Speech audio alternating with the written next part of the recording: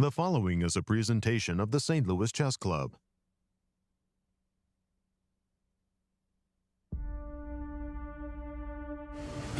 There were fireworks over the board at the Super Rapid Blitz Croatia in Zagreb. Praggnanandhaa Ramesh Babu came out swinging, racking up 3 wins in a row to catapult into a 2-way tie for first. A pair of front-runners sit atop the standings with a plethora of blitz specialists hot on their heels and ready to shine.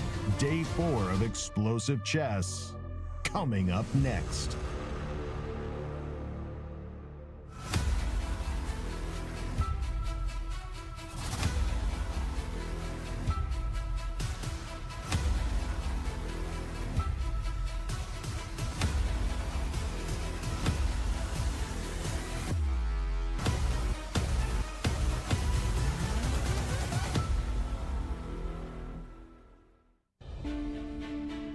Hello, everyone, and welcome to Day 4 of the Super Rapid Blitz here in Zagreb, Croatia. Well, the tale of the tournament took a dramatic turn yesterday when Indian superstar Praggnanandhaa won 3 in a row to join co-leader Alireza Firouzja atop the leaderboard.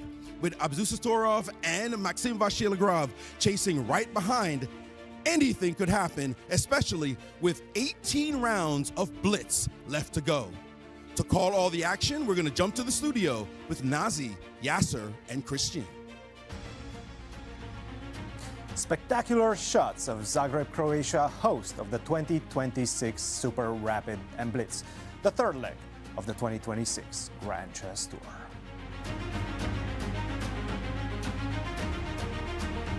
Welcome back, everybody, and happy birthday, America, as we are entering the final stage of the 2026 Super Rapid Blitz. The Blitz portion begins right now, and alongside my co-commentator Nazi Paikidze and Yasser Seirawan, we will be providing all the action for you today.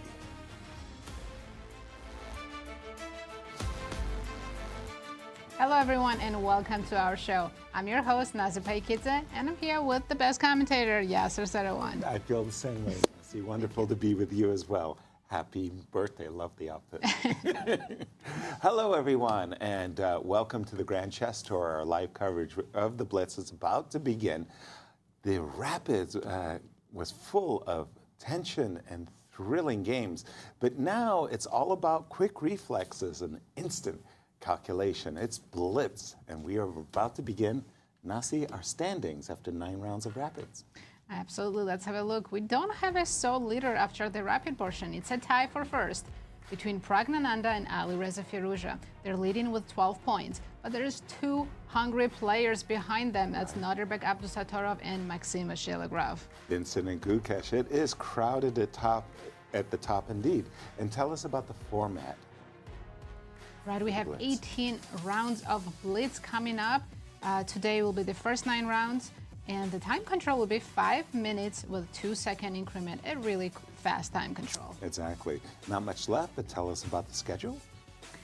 It's the weekend of Blitz chess, total of 18 rounds, as we mentioned today, first 9, tomorrow the last 9, and if there's no clear winner, exciting playoffs. I may have to ask you about that.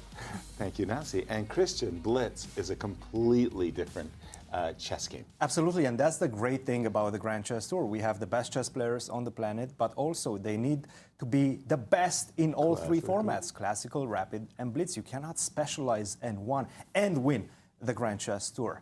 So let's take a look at the standings and see where they stand in terms of World Blitz rankings. And take a look at this. We have the second best player in the world right now in the competition, 28-20 for Nodirbek Abdusattorov. He's just a few points away from that #1 position held for so many years by Magnus Carlsen. With a good performance in this one, he could potentially surpass Magnus. In 4th position in the world rankings, Alireza Firouzja, Maxime Vachier-Lagrave at 27-30. And guess what? Maxime Vachier-Lagrave, well, he has an accolade that we should definitely mention. He is the only World Blitz champion. He got that title in 2021. We do have a World Blitz champion in Rapid. That was Nodirbek Abdusattorov in 2016. So definitely a who's who in this tournament of greatest chess players on the planet that we have right now. And for more on that and for more on the atmosphere in Croatia, we will go to Anastasiya and Maurice. Take it away, guys.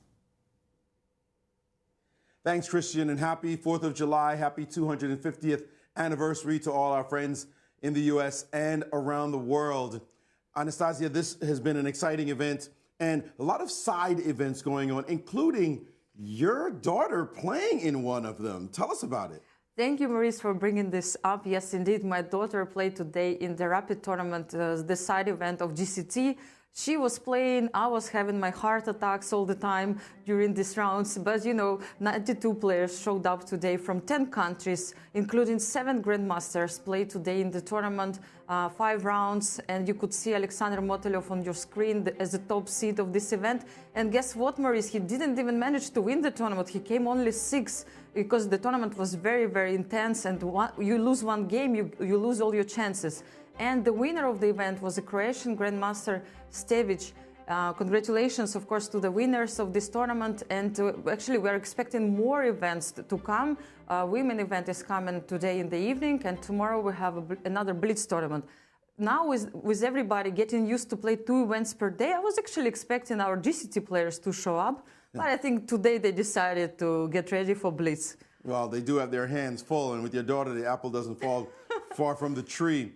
Well, this Blitz portion is critical, but actually, historically, the Rapid portion has been more critical. And the fact is, if you don't do well in a Rapid, you're in big trouble trying to win any GCT event. And look at this. No player, not named Magnus Carlsen, has ever won a GCT Rapid and Blitz event while finishing below 2nd place in Rapid. You've got to be in the top 2, or at least in 2nd, to be able to pull this off. Could be a big tie for 2nd as well. However, Magnus has done it 4 times. That just shows why he's the #1 Blitz player on the planet. And let's take a look at the players who have positioned themselves to have a chance. And we see there, it's Pragg and Alireza and 1st, and let's just call it 2nd place for Nodirbek and Maxime. They are just a point apart in these standings, and clearly they are favored. They're the 4 highest rated Blitz players left in this competition as well, are sitting atop the competition. And there you see Alireza Firouzja, who was leading throughout the event, but he got clipped by Nodirbek. And so now he's back down to earth with the rest of the superstars. He will try to show his incredible Blitz skills, but it's going to be an absolute show, as 9 rounds today, 9 rounds tomorrow. Who'll pull it off? Well, we'll tell you more here from Zagreb as this exciting tournament continues. Back to you in the studio. Thank you, Anastasiya and Maurice. Indeed, as we get started, tell us the pairings, the first round of Blitz coming up. Let's have a look. I did see players already set and ready to play, so let's have a look at the pairings. Bogdan-Daniel Deac against Ivan Saric. Praggnanandhaa against Vincent Keymer. That'll be our marquee matchup right there for this round. Follow the leaders. Then our backup will be Alireza Firouzja against Maxime Vachier-Lagrave. Another huge matchup, Gukesh against Nodirbek. Absolutely, those are fantastic.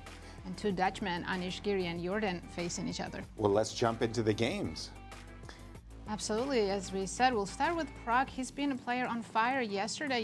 He got 6 out of 6 points, 100%. No other player has done that in this event. That's Can the way. anyone slow him down? I'm actually curious if we've ever seen, in all GCT events in Rapid portion, if we've ever seen a 3 out of 3 day for any player. Must have happened. Yeah, Must have I happened. think But I don't remember it from the top of my head. So it is that impressive. I think Firouzja had just. We have a special guest today making ceremony on first move. That's not Grandmaster Natalia Zhukova from Ukraine, 2-time European champion. She won the Olympiad with the team. Chess legend. Absolute legend as well, yes. And she makes E4 for Pragg. By the way, the wife of our own Alex Onishuk, who will be playing in our seniors championships coming up very shortly here in St. Louis. As we see the players getting ready again for the first round of Blitz, getting started here. And this will be our featured marquee matchup game. And again, Pragg is very, very well known as a great Blitz player. Vincent, still an unknown quantity for me, at least as a Blitz player. But because he's had for so many years Peter Leko as his trainer. And I got to tell you something. Peter loved playing blitz chess. I bet you in their training sessions, that's what they did all the time. So I got to think that Vincent's no slouch. Guarantee he's very good. Yes. Yeah. And we know Pragg is good as well. I don't think blitz is necessarily his specialty. At the same time, all of these new players are good in pretty much every format. Exactly, yes. The And 4 knights, knight d4, that was the move I chose. throughout the year, they have so many events, but they are used to now playing all formats. Yeah. Yeah. Yeah. So switching from rapid to blitz, it's no problem for them. They adapt very Making quickly. the adjustment. Here, bishop c5. By the way, this is what Pragg played in the rapid portion against, I'm trying to remember against who? Was it against Vincent? I think it was against Vincent. He played 4 knights with bishop b5. He did something else in that game, but it does. The pawn. This is a very dangerous line for white. You got to know what you're doing, and he's played it very But quickly. also for black. d5. Yes. Vincent's trying to remember And the bishop lines. d6. And bishop d6, I think, is Yeah, the that's the main crucial move move here. at this moment.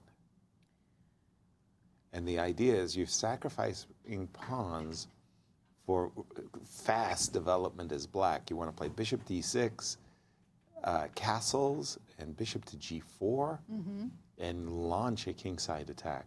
One of the things that really impressed me about 2 players in particular, Pragg and Nodirbek in the rapid portion, was that they were able to get an edge out of the opening with all these ideas. And they were forcing their opponents to spend a lot of time. If they manage to hit their opening preparation like they did in rapid, they have a great chance, because right now in blitz you have no time to think. So it's much more likely that you're going to make a mistake and allow your opponent to get there. Vincent didn't play bishop d6, the most critical move. He went with c takes d. There's less than 10 games in the database in this position. Right. And as you can see, Pragg was maybe not expecting this. He was prepared for that bishop d6. Exactly. c6 it takes d5. You don't want to just simply drop back with the bishop, because again, bishop d6, bishop g4, I think you got to go bishop b5 check, although I must confess. He dropped down all the way e2. to e2. Okay. I was about to say, I have to confess that this line is not been on my radar. Queen e7. Pragg quickly with f4. Whoa, queen e7. Yes, sir, if Vincent goes queen c5, which he has done, how does white castle? Not easily. It's going to take It's going to take a of while. preparation. Yes, exactly. And that was the point behind queen e7, wanting to provoke f4. Unless, since we started with a pawn sacrifice, let's do it again. Let's go b4. I like it. Actually, that makes a great deal of sense. I probably wouldn't capture the pawn. I'd keep There we go. It's on the board. It's a very sharp game already. any games. This new territory, right? Where this is novel stuff going on here. Well, for sure. And we're only on move 10. And the players, especially Vincent, he spent a minute or so getting into the position after c takes d5, and he's definitely slowed the tempo down after this move b4. Both players spending a lot of time in this opening. Yeah, he's definitely considering to take the sacrifice or stay on the diagonal and go queen b6. What would be your choice, Yasser? No, I'm a pawn grabber. That one's easy. I knew Queen the takes answer b4. before Yeah, I asked. yeah. Queen takes b4. Castles. Bishop c5. King h1. Castles. It's a mess. It's a mess. There is a knight d3 sighting, though. I would probably play queen Surprising choice b6. by Vincent. He drops all the way back to c7. Okay, that is a surprise. Did he miss this idea? Pragg can play knight b5 right now. I'm sure he did. I mean, it was the very first thing that came to my mind. Wait a minute. Wait a minute. There's a knight Pragg b5. finds it, played it quickly. Pragg also has already a minute advantage on the clock. That's huge in blitz. Yeah, I don't think that move queen c7 was well considered. I think knight b5 is actually just a refutation to it. That is not. Suddenly, black's king is the one in trouble. You don't want to play knight takes b5, bishop takes b5, check. But you probably have to play that. Yeah, if you go queen b6, we'll trade If you go queen b6, the problem is I exchange on d4, and then I keep hitting that queen with c3. let's not forget, I'm a pawn up right now. Yep. And I have some development advantage also. Exactly. So for example, if you go queen b6, knight takes d4, c3, you can take my pawn on f4, but then I'm going to continue hitting you with d4. Protecting the knight with the tempo. Yes. And We're taught do not move your queen a lot in the opening. Yeah. Black queen has been all over the board. And then I'm going to start giving you those checks on b5, which are going to create a big, big issue for your position. in I rapid think Vincent chess. realizes he's in trouble. Look at the time management. He's below 2 minutes now Now this has gone completely. and loses the castle. Again, Pragg hits his preparation. Absolutely. It's incredible how he does it. There is a check on b6. The desirable castles, just tucking our king away, leaves our bishop high and dry Good after start queen with- b6. You could develop the dark square bishop first, maybe bishop b2. I probably, but sorry, bishop b2? Yes. Bishop takes b4. I did not. I forgot that pawn was hanging. The shame. You must be. I'm thinking queen e2. Develop to protect the bishop. Prepare castles long. And Pragg listened to you, Yasser. So I guess queen takes c2 is not a good move. Wow. I see that the engine bar, my chess thermometer on the border, did not like queen e2, which I thought was a very natural move. Queen takes c2. There's a knight f7 sighting. Oops. Better be careful on that one. Vincent has taken on before and castles now. This is a huge success for white, I want to say. Absolutely. Practically speaking, white's king is safe. Black's king is open in the center. White has achieved a lot in this opening. Exactly. That's a good question, where I wanted to put the bishop. I would have found the square d3 rather attractive, because I would be thinking in my mind's eye, my bishop on d3 is flexible, and my bishop is going to come to b2. I think he's provoking b5 because Vincent wants to put the rook on e8, right?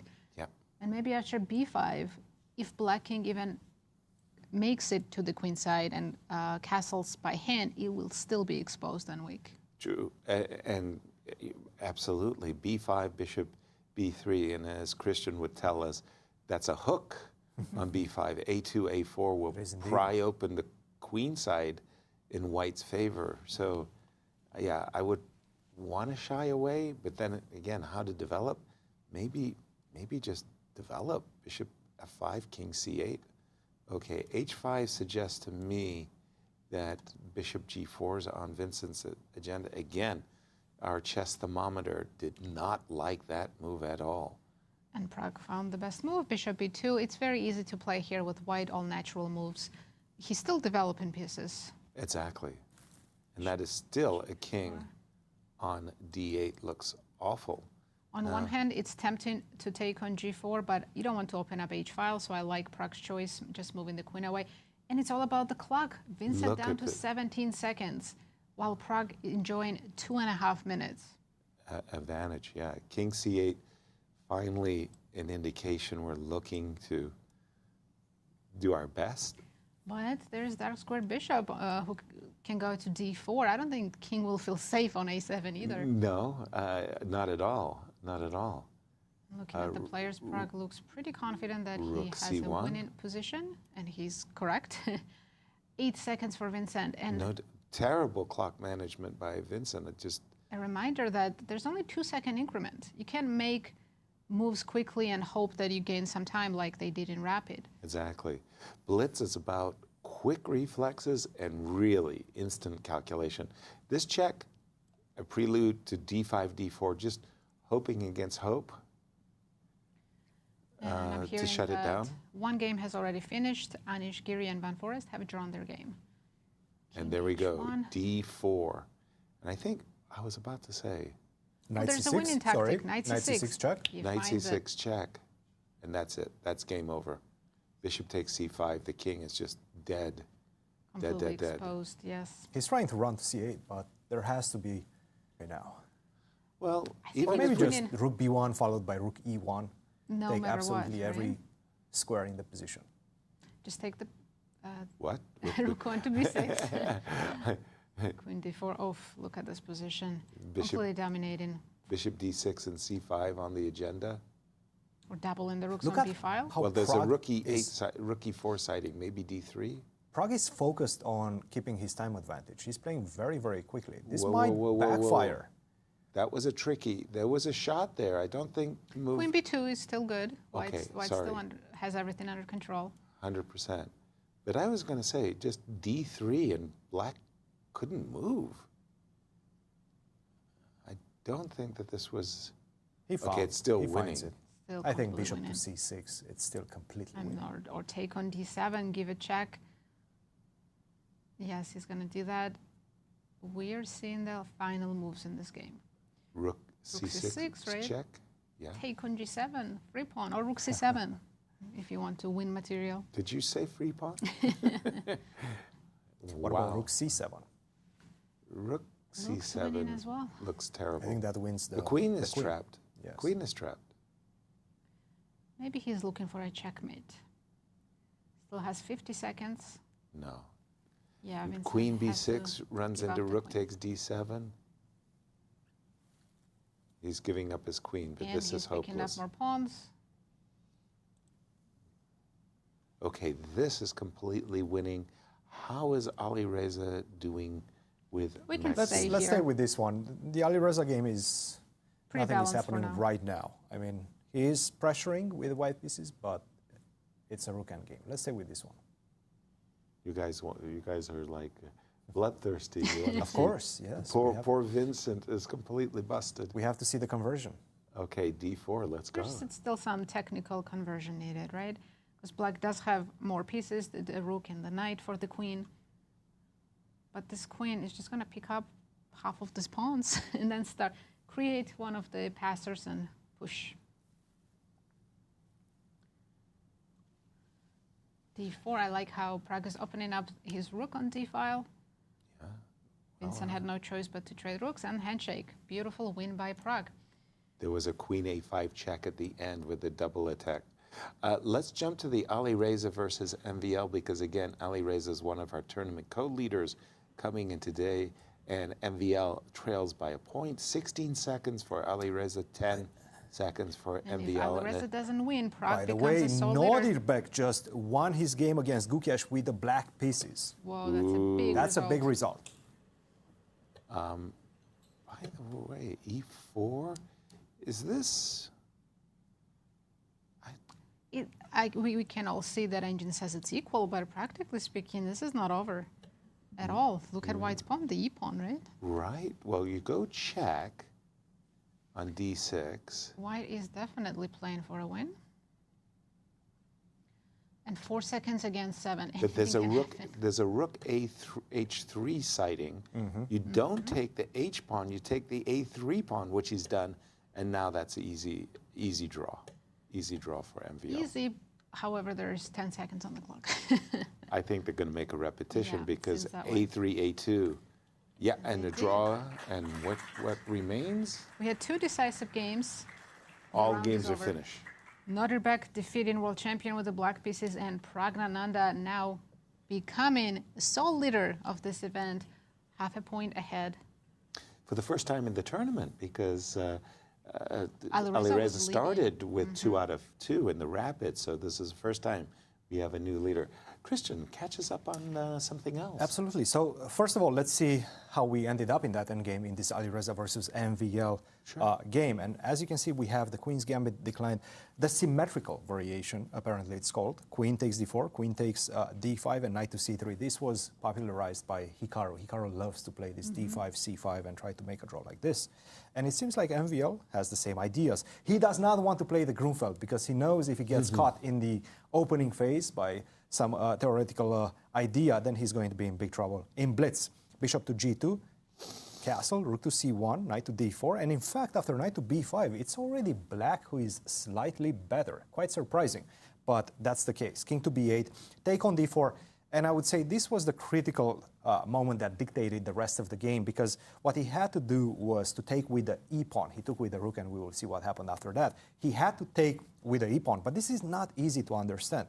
It's all about the speed in the position. Knight goes to c4, this is the most natural choice. Sure. And now you have to follow it up with b5, excuse me, now rook to c8 first. You force b3 first, and then you go b5. It's all about allowing the knight to go to c6, but after you play the move rook to c8 so that you exchange the rooks in the process. Knight to a5, this is not easy to calculate, by the way, because after bishop to d2, the only move in the position to maintain the advantage for black is bishop to c3. From afar, this is so difficult to understand and assess as well.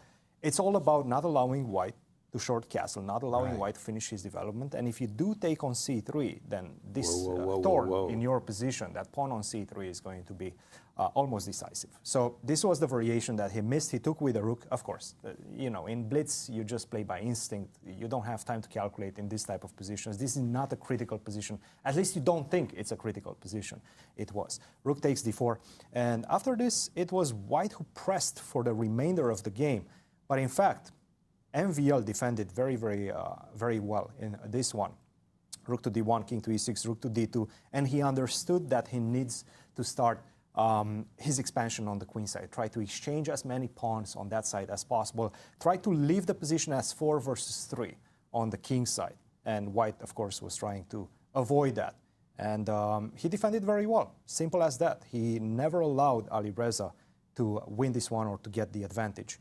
After e4, rook to h1, and this is the position that we've seen. Now, another game that I was following was this one, Anish versus Jorden van Foreest, which was a story of just simply Van Foreest playing very well in the opening phase and knowing exactly what to do, and that allowed him to equalize out of the opening.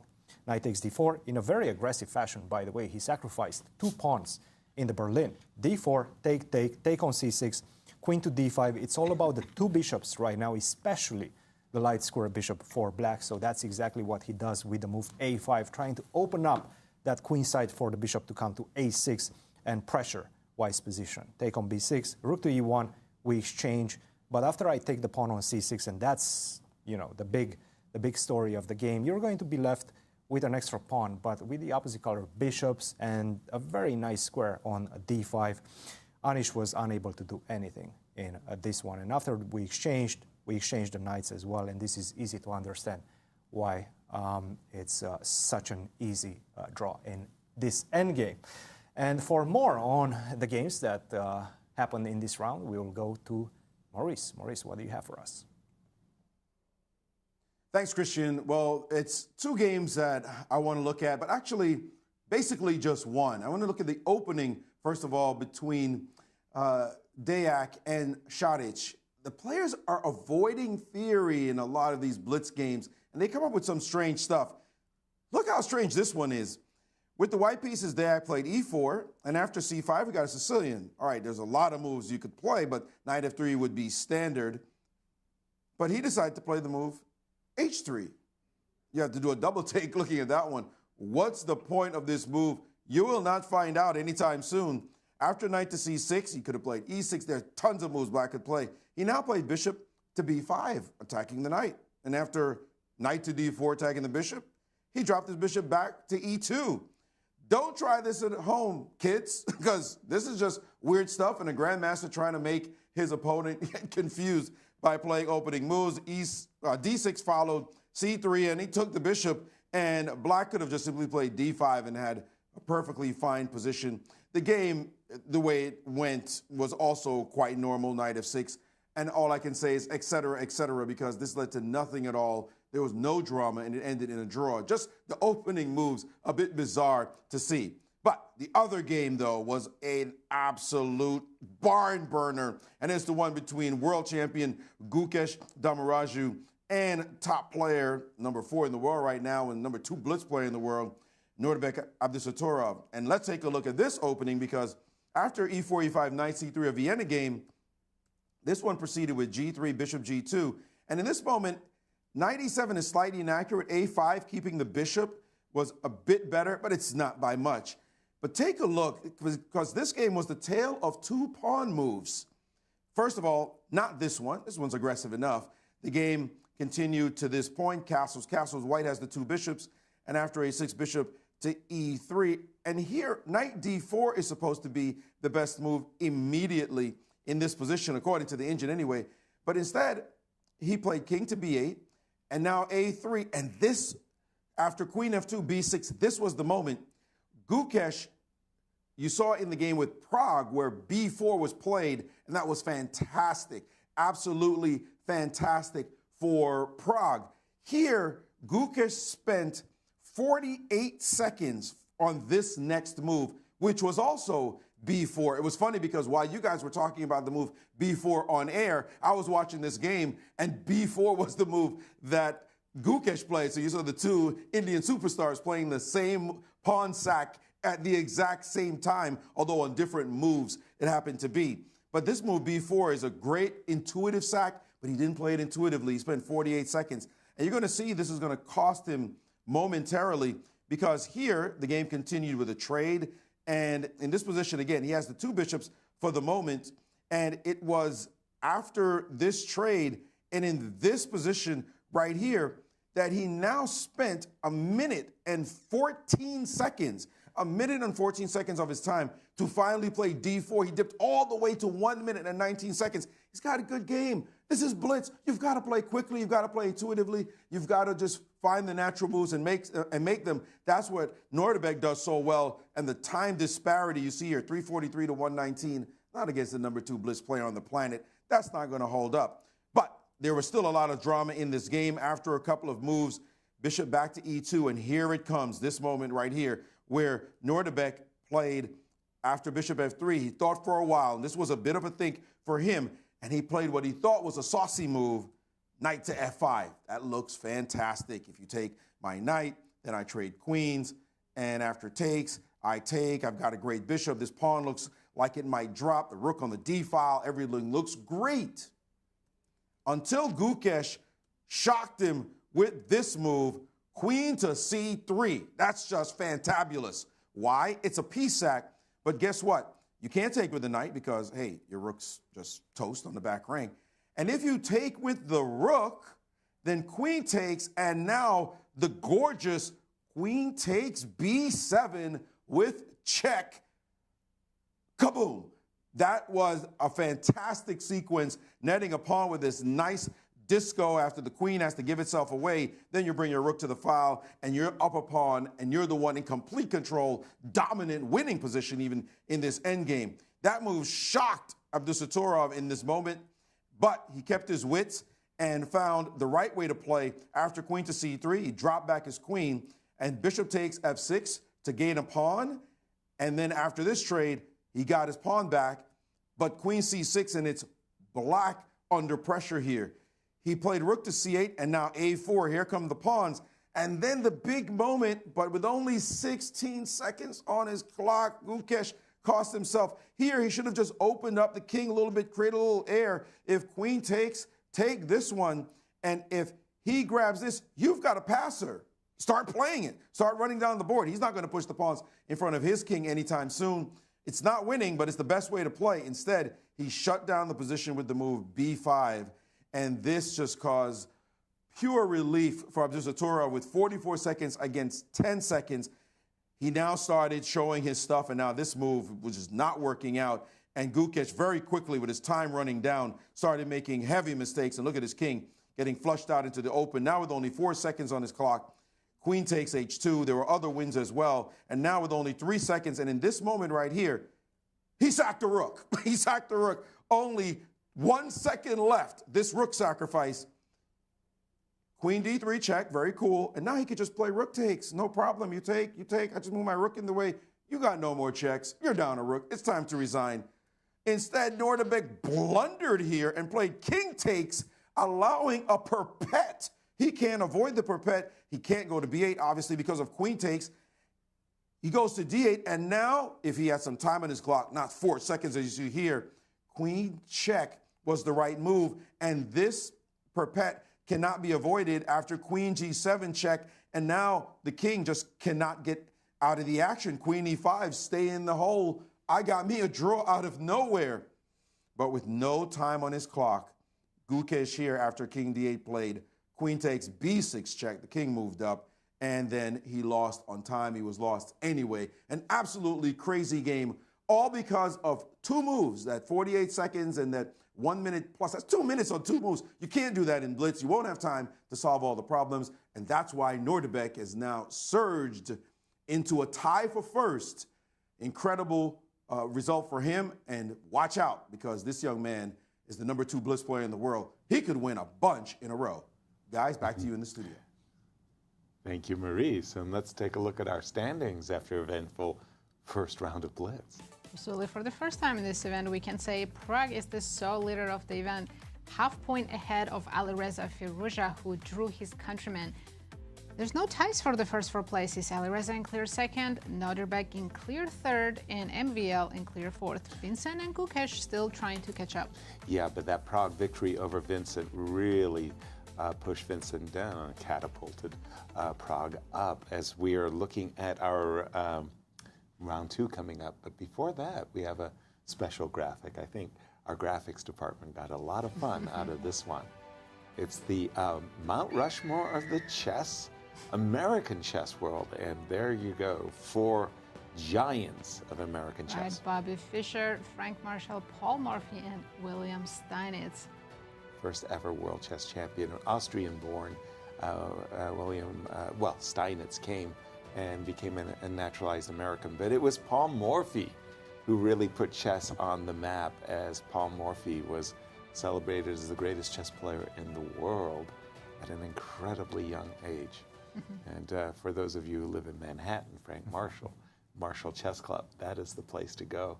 If you Somehow want a good I game still of chess. have never been to Marshall Chess Club. How did you? I mean, you I've got to been there pay your once. respects. It's a beautiful building. Yeah. Yes, and I think at some point there were talks that it's going to shut down, and I'm glad that it continues and that didn't happen. To save it. Yes. Yeah, I mean, again, the scene of many U.S. championships, and that was where Frank Marshall lived. And, Have you played there? Yes, I did back in the day a number of simultaneouses and But never played an lectures. official game. Yeah. The tournaments that I played in New York City, like the New York Open and things like that, I played Blitz at the Marshall, but not a tournament game. They'd already kind of moved to other venues. And Maurice, this is your neck of the woods, Brooklyn, just down the street where Bobby Fischer grew up as well. But the Marshall Chess Club played a role in your career.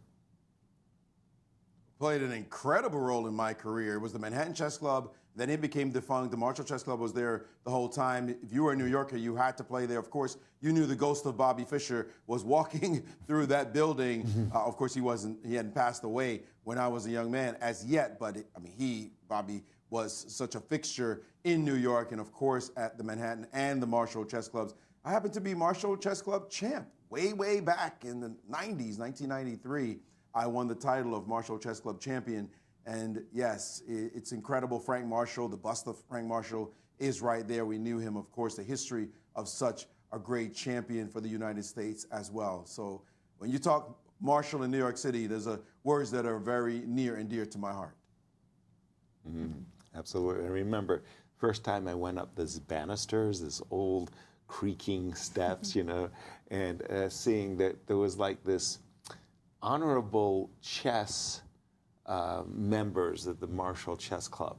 And it was like the who's who of chess. It was Bill Lombardi and Bobby Fischer and Samuel Reshevsky and, like just these giants of the chess world. And I thought, okay, let me imbibe it, let me take it all in, breathe deeply, and it was fun.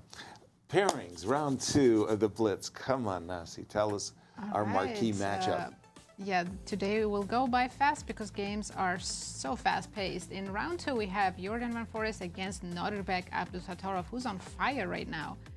Ivan Saric against Alireza Firouzja. Alireza needs a win to try to catch up with Pragg. Vincent against Daniel. Our marquee matchup will be Anish Giri against Praggnanandhaa. Right. We have to follow the leader. Absolutely, follow the leader. And MVL against Gukesh. Let's keep that Nodirbek as our backup. That will be our plan B. But yes, I like staying with our tournament leader, and Pragg will be with the black. 4 games in a row now. 3 rapid and 1 blitz. 4 games in a row. That's a streak. you can be proud of. He matches his Norway classical streak, where he actually won 4 classical games in a row. Last To 4 finish. Last 4 games to finish first. And take the title as well. I think he was at the bottom of the standings before that. But and it was amazing comeback. you get 3 points every time you win a classical game in Norway. They're so Exactly. valuable, and he had to do that. He did that. He did what he had to do and won the event. Just an incredible performance, and he continues that right now at the Grand Chess Tour. Well, check this out. We had, it's a Cambridge Springs. I was about to say, we had a Slav defense. It was going to be a Slav gambit, but no, G5 and knight H5. And obviously, these players know exactly what they're doing right now. This is a battle of wits, battle of theoretical knowledge. Definitely in my day, this was a crucial line, I want to say. And a lot of players didn't like weakening the F5 square, but the 2 bishops, it's a very nice compensation indeed. And the whole idea behind knight B6 literally is to try to discourage the... I was actually going to say that B4 was played before, but a rook E1 is a novelty. Yeah, the idea is to discourage the minority attack, because at some point the knight is going to settle in on the C4 square. But okay. I think Black could almost completely shut down the minority attack with A5, right? In this position. And White's rook is on C1. Probably. Don't want to. It's tricky, because even when you play A5, sometimes I can play B4 anyway, and you'll go A B4, and I'll recapture on B4 somehow. Okay, this one Anish makes it very simple. We're going to go for a battery on the diagonal. We're going to try to play Queen H7. And now Pragg says with rook E8, go ahead. I have F8 square for my king. I'm not scared. I remember I did this against Viktor Korchnoi in one game, and I got my queen to H7, and his king was on F8. I didn't have a follow-up. It was like, I achieved the best I could, and I ended up having to play an E4 break. Do you think Black should play for C5 now? And I think Pragg's last move is an indication that he is going for a C5 plan. I saw it a little bit differently. I saw it as maybe trying to bring the knight in order to kick the queen out. Like the queen goes to H7, the king goes to F8, and then I've got knight F6, right? To just kick the queen all the way back. If you didn't do this, if you'd made another move like A5, there's queen H7, bishop F5. I'd like to get rid of that. I mean, this bishop appears to be doing nothing, but it's kind of a gel. It is, yes. It's defending very well. It defends F7, but it also defends a nice square F5. And here we go, the minority attack. B4, knight C5. I think Black should still try to play like B6, queen E7, C5, right? Yeah, most definitely, especially with the bishop now on G7. Whoa, A5. These players are so ambitious. I would have been a little bit worried about knight C5. Like, I think knight C5 right. is Knight C5 and white is already if you take better. Yeah, knight takes B7 and C6 is a big weakness. A long-term weakness. And I would be afraid to have played A5, knight C5, knight takes C5, B takes C5. Why did I put my pawn on A5? I think knight C5 is a nice follow-up. He's played A3. Well, now we can just trade and still go B6 and go back to the original plan we talked about. I think A3 is a mistake that justifies the move A5. Players don't have a lot of time to figure out the nuances of the position. They're just playing on intuition. I see Giri just played the move Queen H7, like just a spy check and then come back. Let me get that in there. And Queen is on E7. Yeah, I think we're going to see C5. Black has 2 bishops, and he wants to open up the diagonals. Yeah, I think Giri missed his chance.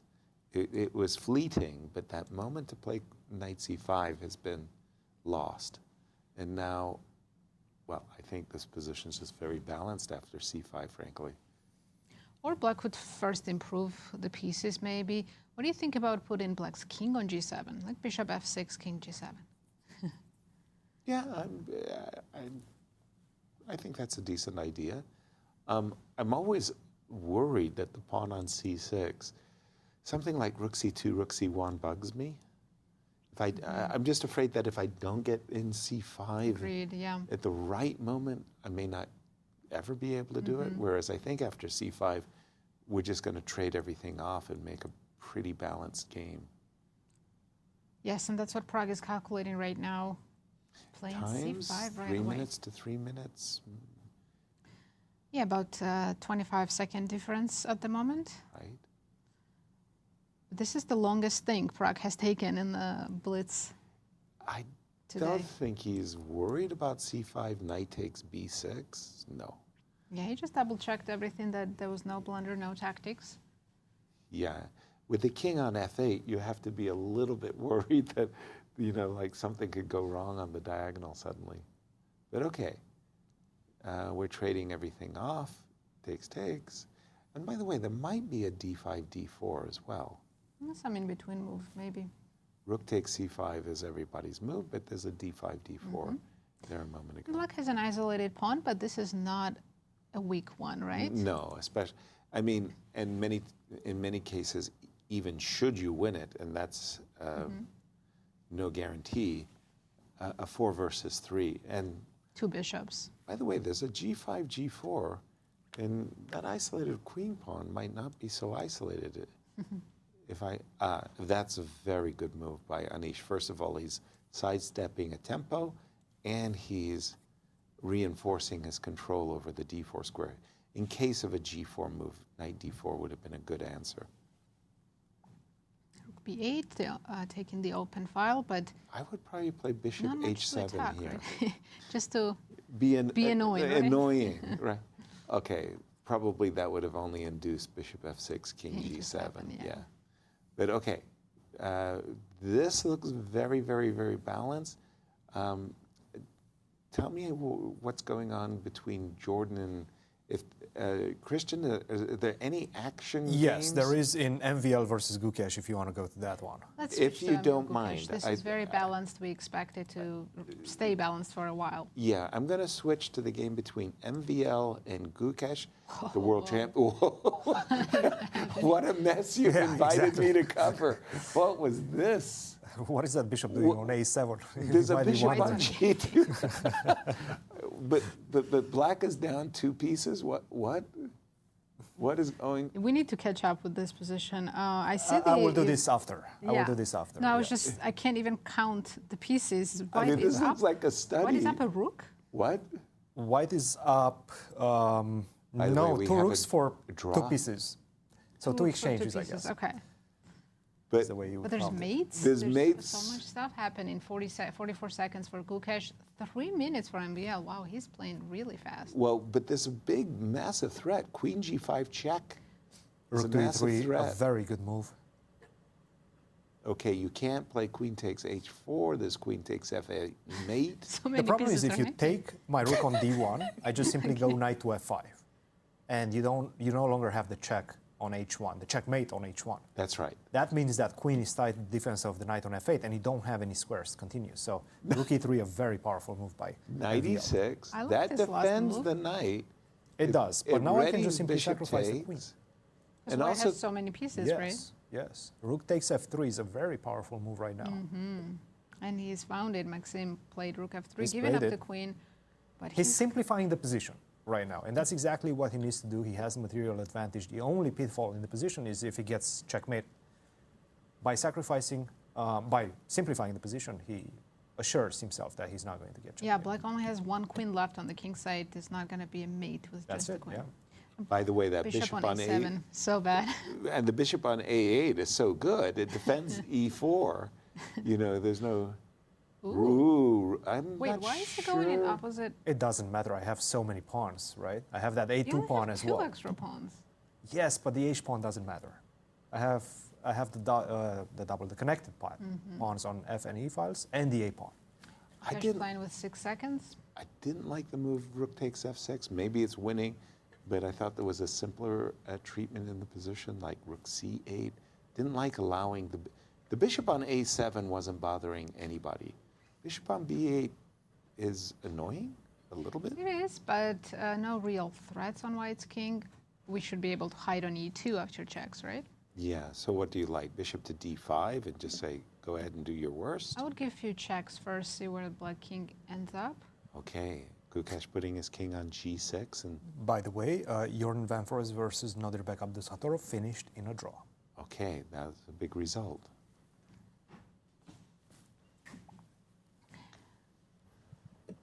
And he's chosen rook f5. Rook f5. 4-3, check. Well, once I play, Kind of easy once to play MVL for Gukesh, plays right? bishop to d5, Yeah. now he's secured everything. The pawn on c3, but this is the problem. The bishop on b8 is playing a role. Stopping you from giving the checks on g-file, right? Yeah. And you gotta always be careful with the perpetual checks whenever you're playing against the queen. But now I think you found a good square for his king. King's gonna stay on g2. I think that's a great idea, actually.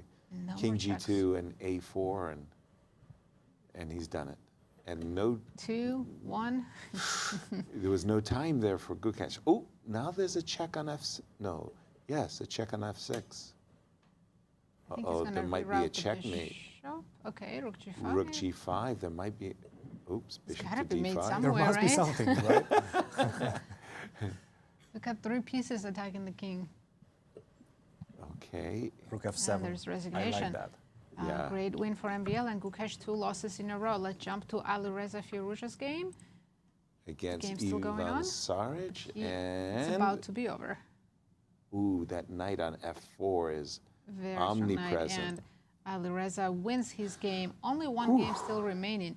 It's Vincent against Daniel. And Vincent fo- down to 4 seconds, Both. both of them actually. And now now it's all about Kind of a balanced position, right? reflexes and well, Ooh, I it's an think extra pawn. Daniel blundered, but Vincent didn't find it. Again, they're playing on 2 seconds, so blunders are expected. Trade queens, but now we've got knight to d3, cutting off black's rook and attacking the b pawn. He didn't do that. Yeah, I would still say Vincent is has a better side of this endgame. Rook Oh, is on for the 7th sure. rank. He's got an extra pawn in the pocket.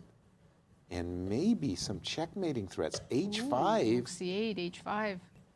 But you do have to be careful because the knight is coming to c3, right? And I picking like up your your pawns as checkmate well. ideas. Yeah, sir, with rook c8 and h5. And he's done it. But what did he do with this? Oh my gosh. Suddenly Pawn on a3 is so strong. yeah, Bogdan Yes. is winning. I don't think he's winning because he can take on c3. Let's not Oh, forget and you have to about give that. up the rook.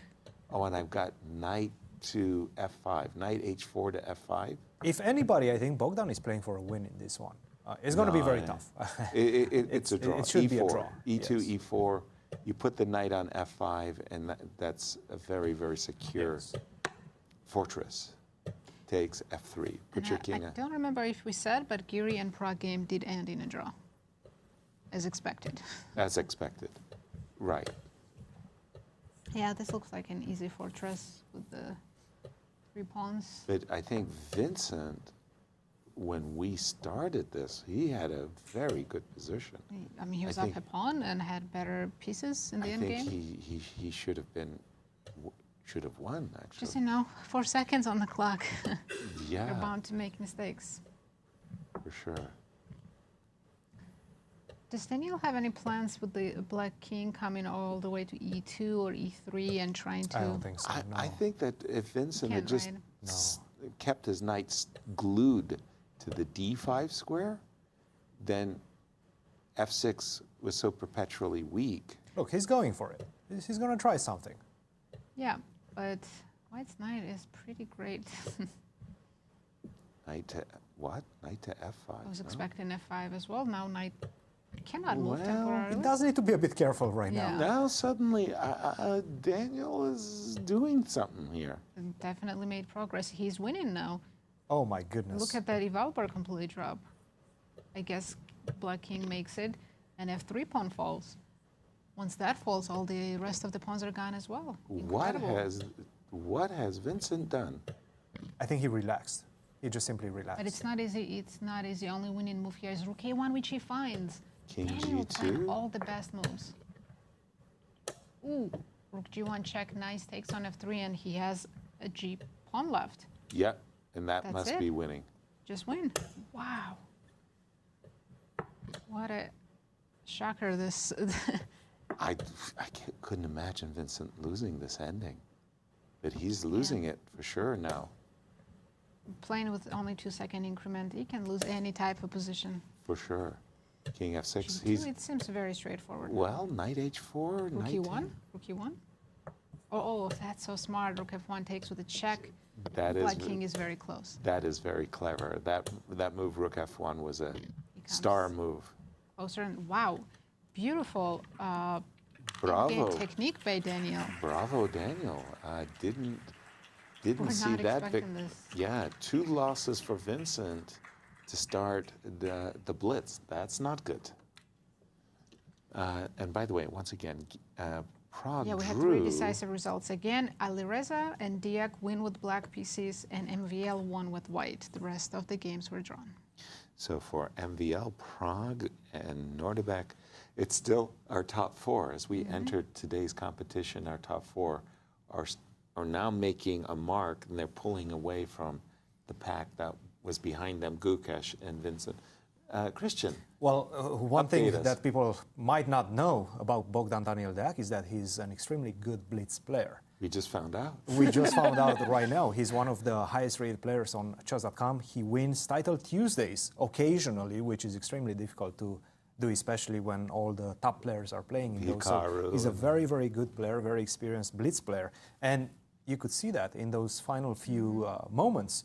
I mean, this was not easy. At least it didn't look like it was easy. He made it look easy. Yeah. Now, let's see what happened in this one. Vincent, once again, repeated what he played against Bogdan in the rapid portion with his knight f3 and c3, basically signaling the fact that he just wants to get a game. He wants to get a game, a long game, in which he's going to be able to put pressure on the clock, take advantage of the fact that his opponent is spending so much time generally, and try to convert like that. g3, bishop to g2, c5, b5, and we got to this position. Bishop to e4, bishop to g5, queen b7 and c4. Now we have a very imbalanced pawn structure, especially after this last move, c4.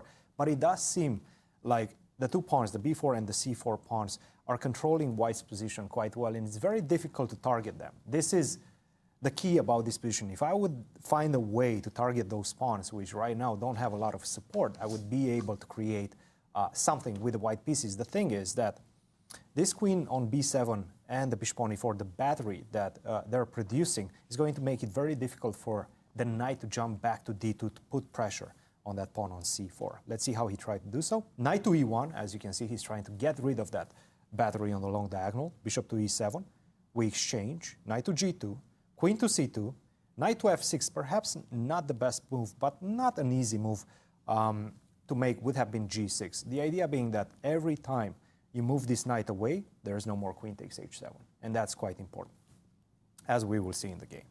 He played knight f6, knight to e3, queen to b5, knight c5, sacrificing the pawn momentarily, taking it immediately on c4. King to f8, rook to d5, and this was the critical moment. Vincent had a golden opportunity, because after queen takes h7, he allowed the knight on c3, which gives black enough compensation, at least enough compensation to fight for equality in this one. What he could have done was rook to d1, a very nice intermezzo move. Now I'm threatening to go e4, and you're pinned. You have to get out of the pin, and then I take on h7. Now knight to c3 doesn't really work as well, because first of all, your rook is on pre. I'm going to take it likewise. After king to e7, queen takes c8, knight takes d1, and after queen to c7, you can understand. You're losing at least one more pawn on a5, but perhaps I will even take the pawn on f7. So this one is completely winning for white. Missed opportunity, he took on h7. Anybody would take on h7 with just a few seconds on the clock. It's so difficult to find that move, rook d1. And we got into this position where, once again, I think this is already something we've seen. Bogdan was trying to defend, and he defended very well. Unfortunately for Keymer, he took too many chances and relaxed, specifically relaxed in that exchange down position with the pawn. exchange for a pawn, but unfortunately for him, he just wasn't able to keep contact in that one. Now, another game that I was following was MVL Gukesh, and I promised you that I will show you how they got to that crazy position. Yeah. And we'll go from the beginning. That just looked like the players just dropped the pieces Exactly. on the board. Scattered all over the place. Yeah. That was hilarious. And it was, the Ruy Lopez, bishop to c5, c3, knight to e7, and this is already an invitation to a wild brawl. Knight to e7, c3, d4, bishop a7, bishop g5, and f6. Very unorthodox opening choice by Gukesh, but of course he's trying to get something out of the opening. He's trying to get a fight, and he believes that he knows the opening better than his opponent, which he did. c4, take, d5. Whoa. Forget about the engine. In fact, I was looking through the variations. This is a very good move, and I think Gukesh probably has knew it. Because the engine is saying that after d takes c5 is really good for white, but it's not that good. After take, take, take, as you can see, the drop is, the bar is dropping. And it's a very complicated position. He decided to go knight to c3. MVL, take on b5, and c5. Perhaps this was a wrong step. He had to play c6 to solidify his center. And then after bishop to f5, I'm going to try to open that center with the move f5. And once the center opens, you can see all of my pieces, especially like this, trying to get to your king. Mm-hmm. And this is what Gukesh wanted out of the opening. He played c5. The game is still not over by any stretch of the imagination. And now we get this crazy position. Take on c3, take on f8, take on c3, knight to f4, knight to g6, bishop to c6, and he decided to take on h3 and sacrifice the house in the position with the hopes that he's going to be able to deliver the checkmate, but he did not. After knight to f8, this was the critical move. Knight to h4, stopping the checkmate. You cannot take my knight because I take your knight and I checkmate you first. He played the move bishop to f3, and this is the position that you guys saw. And you guys were wondering, what in the world is happening? But in fact, it was MVL that was already winning at this point, and he converted it with ease. Now, let's go to Maurice and see what he analyzed for us. Maurice, take it away. Well, I didn't have anything that looked that crazy. That looked absolutely insane. The games I was able to look at were a lot more smooth, a lot more tame. And we could take a look, if I just jump now to the first game. I'm actually going to pull up the game between Jorden and Nodirbek because this had a lot to do with the standings. You could probably guess the opening was a Petrov.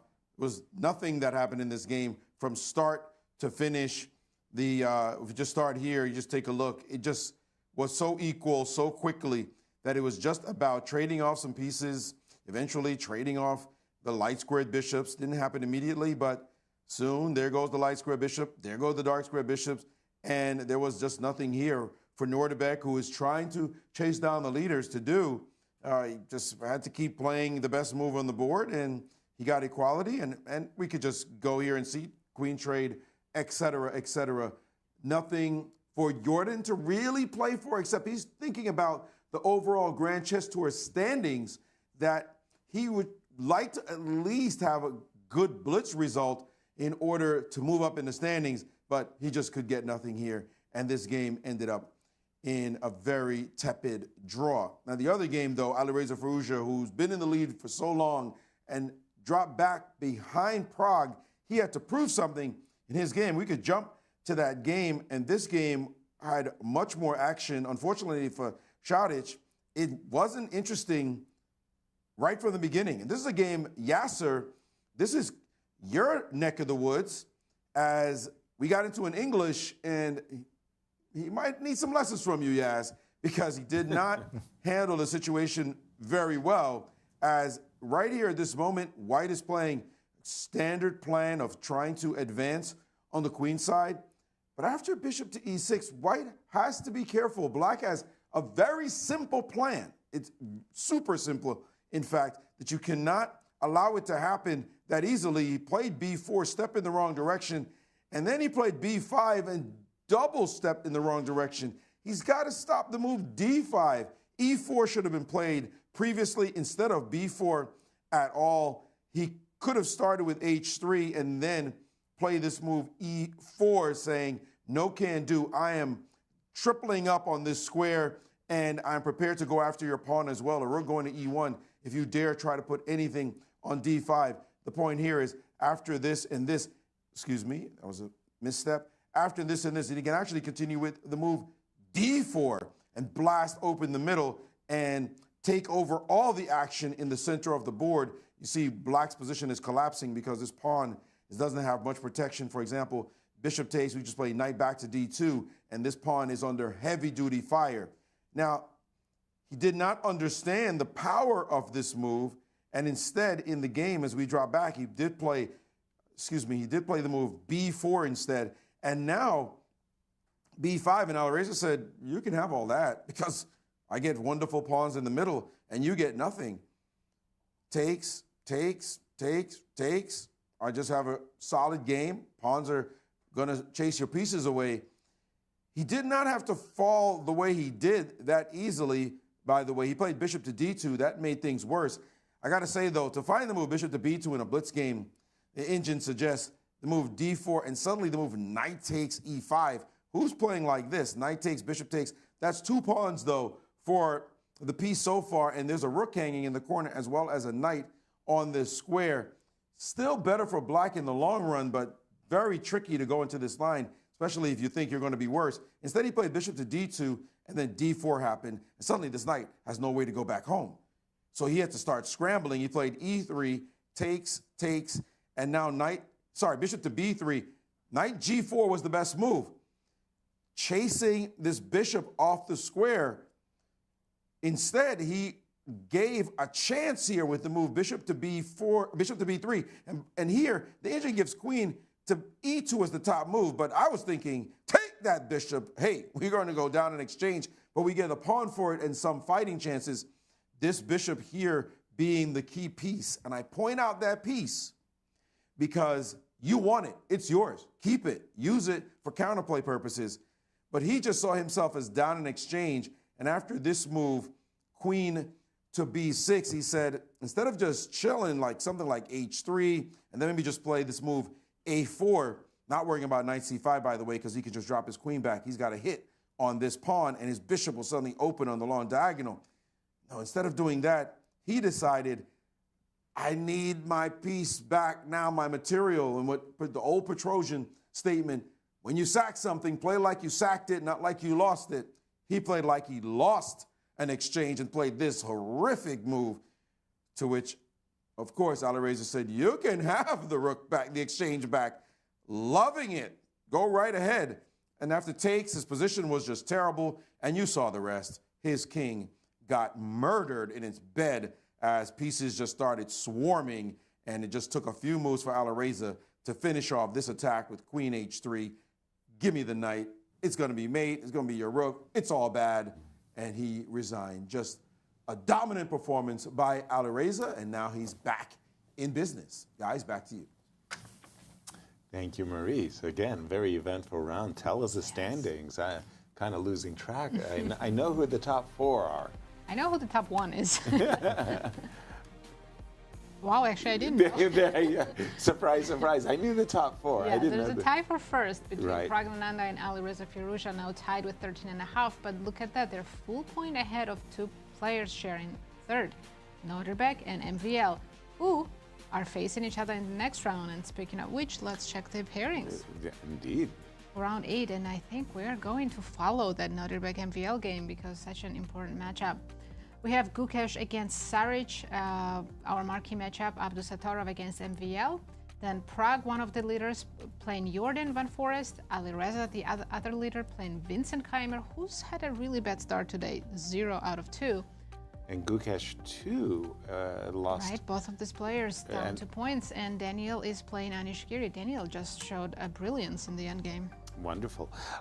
That game of Nodirbek, once again, will Nodirbek versus MVL will be our marquee matchup. But I'm going to ask for Prague as our backup, just in case. Or this one, we'll keep an eye on interesting games, right? Well, this one is a game between 2 players that are so confident, especially when it comes to blitz. They play fast, they trust their intuition, and they trust their calculation very, very well. And it shows in the results. It shows in the results up to this point in this tournament, but also in the world rankings. They're both part of top 10. MVL in 10th position right now, if I'm not mistaken. And of course, Abdusattorov bringing all the excitement in number 2 position. Hong Kong was just a dream tournament for him. He won about like 40, 50 rating points. Wow, that's a lot of points. Yeah. And MVL still undefeated after 11 games he's played in this event. Indeed. And we expect Najdorf. Najdorf. That's Bishop b5 check variation. Takes with the queen. Okay. Haven't seen this in a while on the top level. Yeah. Usually these positions, white is playing c2, c3 with the idea of, getting the center pawn duo, and instantly d5. Now if we play e5, we're in a French defense where we traded light square bishops, and black is doing very well. Hence, we see the move d3 and not the immediate e5. So the idea from white's point of view, of white's playing for the win, playing for an advantage, I should say, is he wants to slow play the position, develop his bishop to f4, and maybe on a good day follow it up with knight e4, e5. Ooh, look at this. Whoa, Ooh, this is ambitious, hyper ambition. In d4 openings, I see h4 played in every opening now, but in e4 openings, it's more rare. But look at the response, h5. Well, the king, especially on g1, when you're playing h4. Okay, what was the idea? The idea was to stop the knight from having a safe landing on g6 square. He would play h5. By the way, we're not in a novelty territory. There's still one game played in this position. No way, really? It was an online game, but by strong players, I believe. So they're still following some. H4. Knight g6, bishop g3. Knight g6, bishop g3. Now, the desirable bishop to d6 would have been met by e takes d5. And oops, there's a problem along the file. So he had to play bishop e7 instead, but that's not a bad idea. There's a Peshki over here.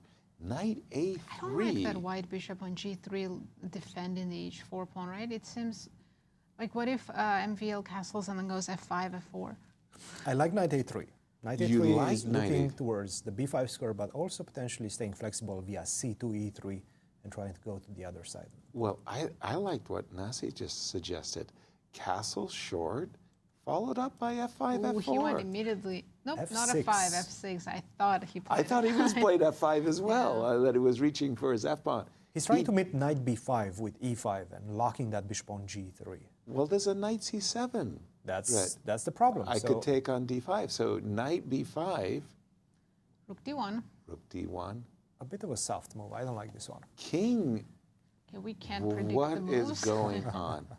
Why? King f7 is a choice. A choice for what? What? A special type of choice. I Okay, think it's so time to close knights. things up and play d4 for black, right? And then hope you get e5 too and completely kill that dark square bishop. I would do it only on invitation. Knight either. Clearly, what MVL was afraid of is that if he had castled, the knight would have H5 jumped pawn. away and the h5 pawn would have Right. been captured. So he wanted to leave his rook on h8, but this looks a little contorted. Ooh. I would That's have, why I want to play d4 Yasser for black, because I was worried about this.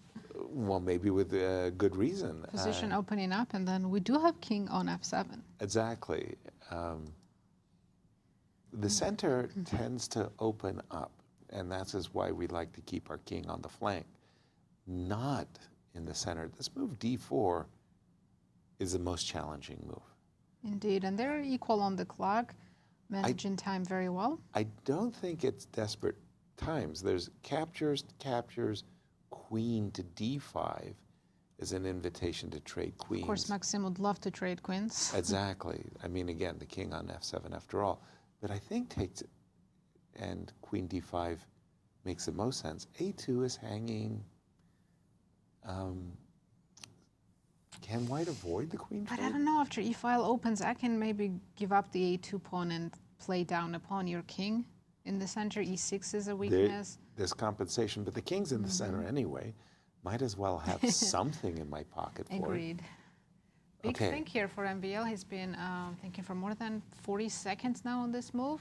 By the way, we've been talking about fast reflexes. A minute think is not what you Not want to do in advised, 5. but this is a very critical moment in this game. If you make the wrong decision here, you might not need the time for the rest of the game. So, what has he chosen? C4. C4. Okay, that's a relief for white because now I've got rook e1 and b3, and I feel that white is the player that can open up the position on his choice. It feels like it's going to become a one-sided game, right? You can actually do that right now by Rook taking on E1, d5, right? Because that B3. forces e takes d5. Yeah. And then you don't have these ideas of f5, f4 to lock my bishop up. I have ideas of knight e3, get that knight on f5. He decides rook e1. Okay. That's crazy. Rook d2 e1. Yeah, He can rook still D- take on That makes no sense. He plans to go f4 in the future. That's why. Yeah, because otherwise I would be playing b3 and rook to b1 and the other rook to e1. But rook, now there's rook on f1 is so passive. That makes no sense to me. He's taken on d5 and knight e3. I like this. Knight might end up on f5. Queen Whoa, c2, whoa, whoa, knight whoa, f5. whoa, f4? That's the plan, and it's very difficult Pardon me, f5? to stop it. Oh, from black f5. f5? Giving me e5 and g5 scores? Well, I want to play f4. I want to trap your bishop. Probably knight e5 would work. He played bishop. Sorry, what would have worked? Knight e5 check. Bishop d6. Okay. And then I take it. It would take with the bishop. Oh, okay. So sacrificing a pawn. Okay. Queen c2, he's looking at that f5 square, as we predicted. And Maxime is looking at the f5 square as well. He just protected it with the move knight g6 to e7.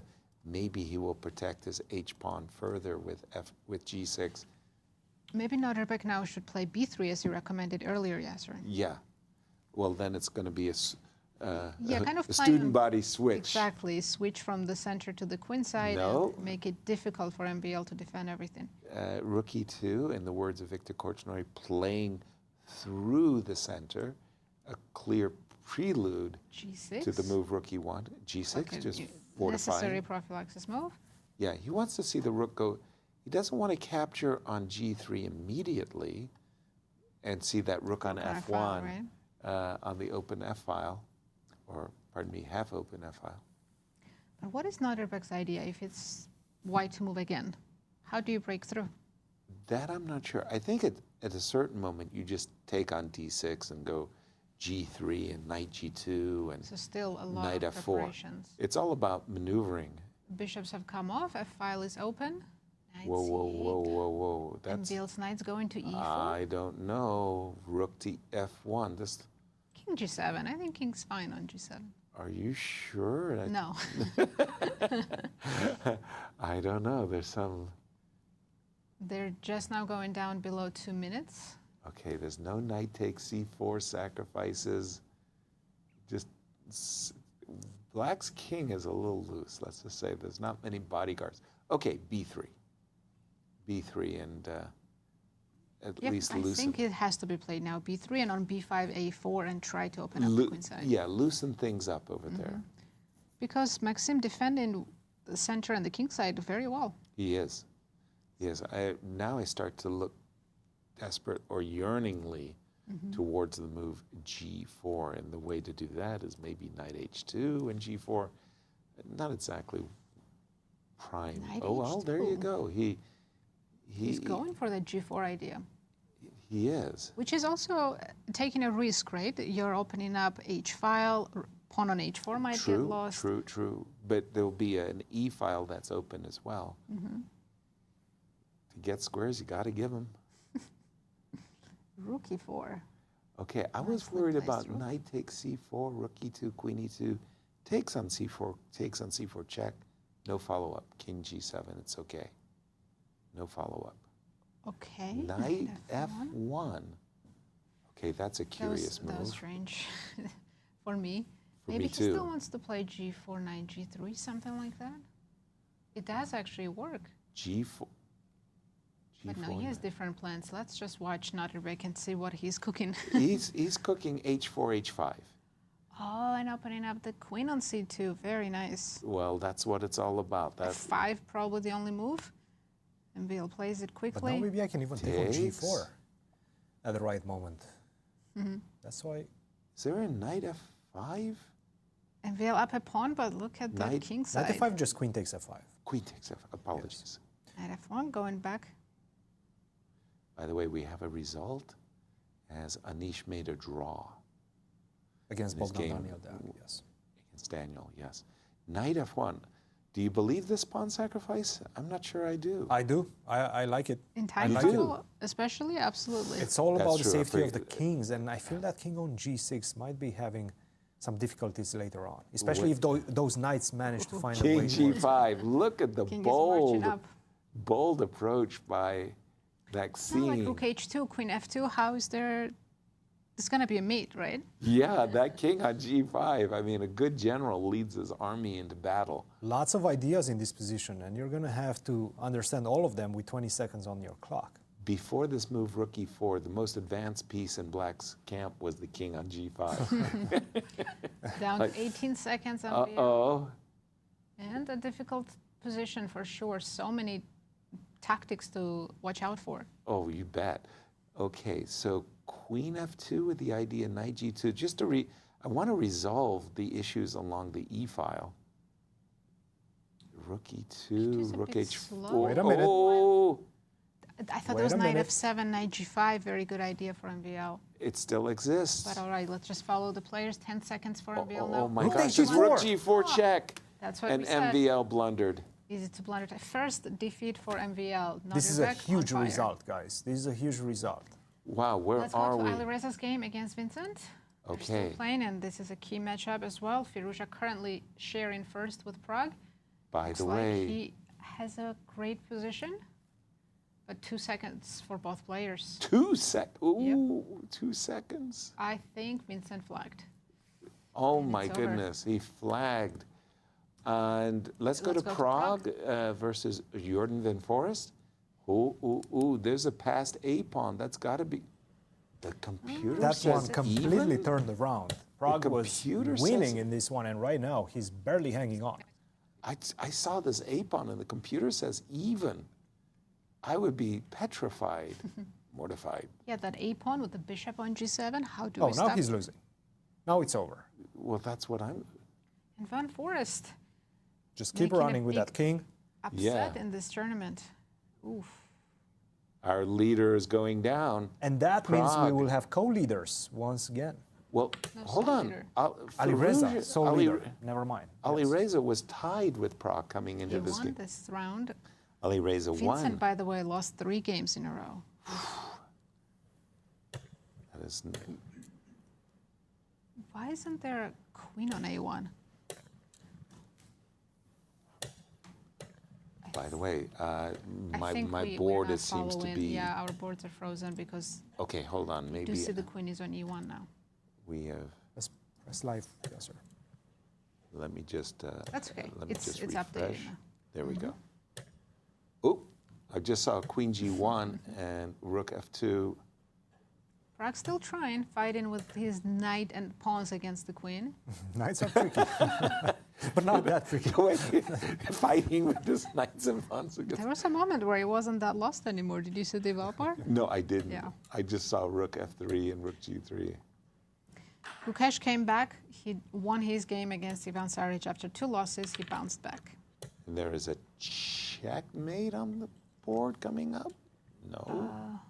It's to be very close. 10 Queen. seconds for both players. Oh, this is not something. Jordan 5, 4. Jordan not messed over. up there. Wait, what? I think he forces a trade of pieces. Or he played Rook F6 and then No, down. Queen G8, and you're threatening mate. Yeah, now there's That's going to it. be a mate. Game over. Okay, Prague keeps finding ways to not get mated. That is Incredible. crazy. How was that not game over? How is that not game over? guys are too Rook good. takes C6. Yeah, that's You gotta enough. trade rooks now and recover. Ooh, Van Foreest takes down the leader. But he made it difficult on himself, didn't he? He Oh did. my goodness. Wow, we had 4 decisive results in this round. Most blood drawn in the Blitz today. Well, that sure shook up our standings. I must say, what a round 3 that was, and maybe we have our standings ready for this Yes, I'm one. trying to count now. Yeah, I've got my ongoing now has a report point as well. lead because Prague lost. Prague Yes. lost. And MVL. losing for the first time. Here we go. We do have the standings. There we have it. Alireza, 14.5 points. Sharing second. Nodirbek jumped up and now sharing second with Prague. Because Nodirbek beat MVL with that rook takes g4. That was huge. And MVL now falls back to the 4th place. Cristian, catch us up with the other game.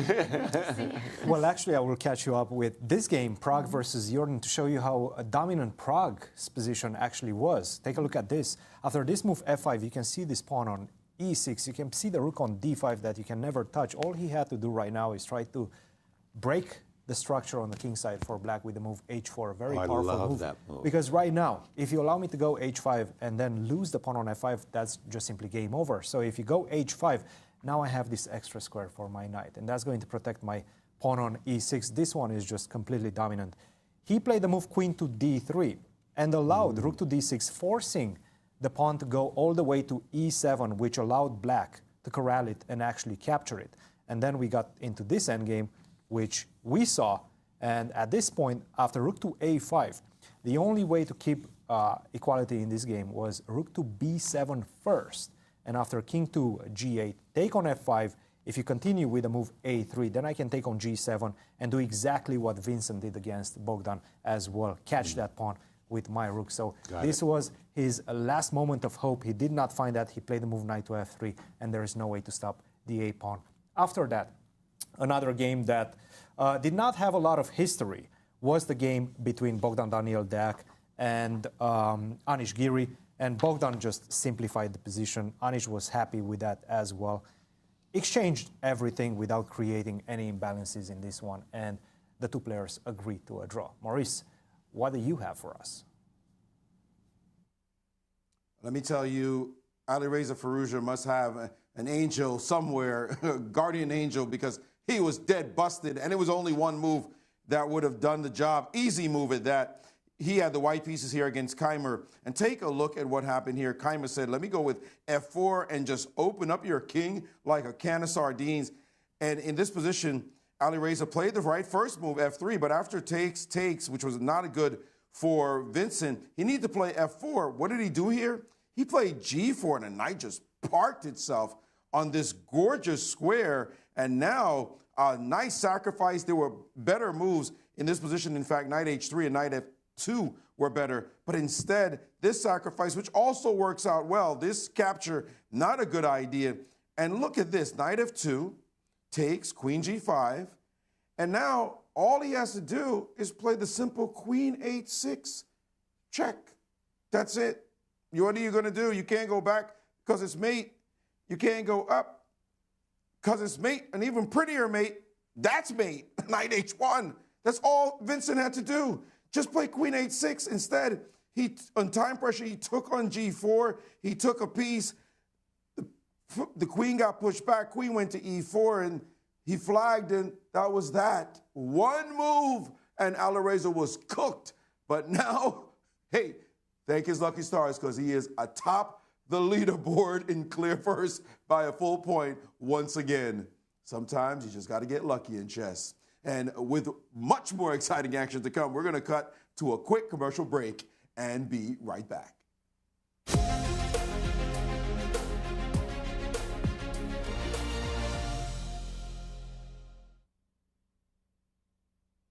When you visit someone in Croatia, you'll always be welcomed with the warmest hospitality, because that's the kind of hosts we are. What's ours instantly becomes yours. And everything that makes life more beautiful, we love to share with you. The finest local food, our stories and traditions, our customs,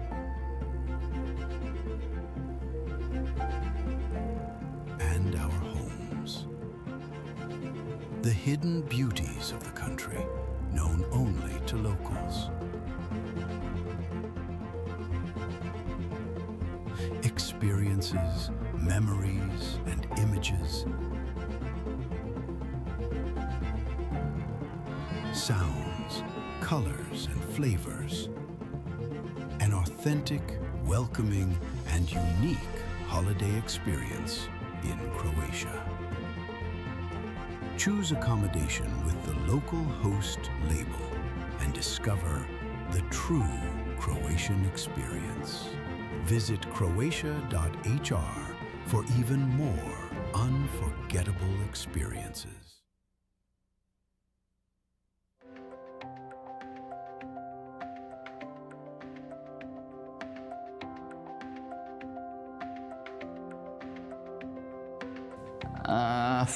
I would say more about good play. Intuition makes a big part in faster time control, so most in bullet than blitz, but I guess rapid is still kind of slow. You have to still calculate a lot, and it helps you make quick decisions, but it's not the crucial one, I think.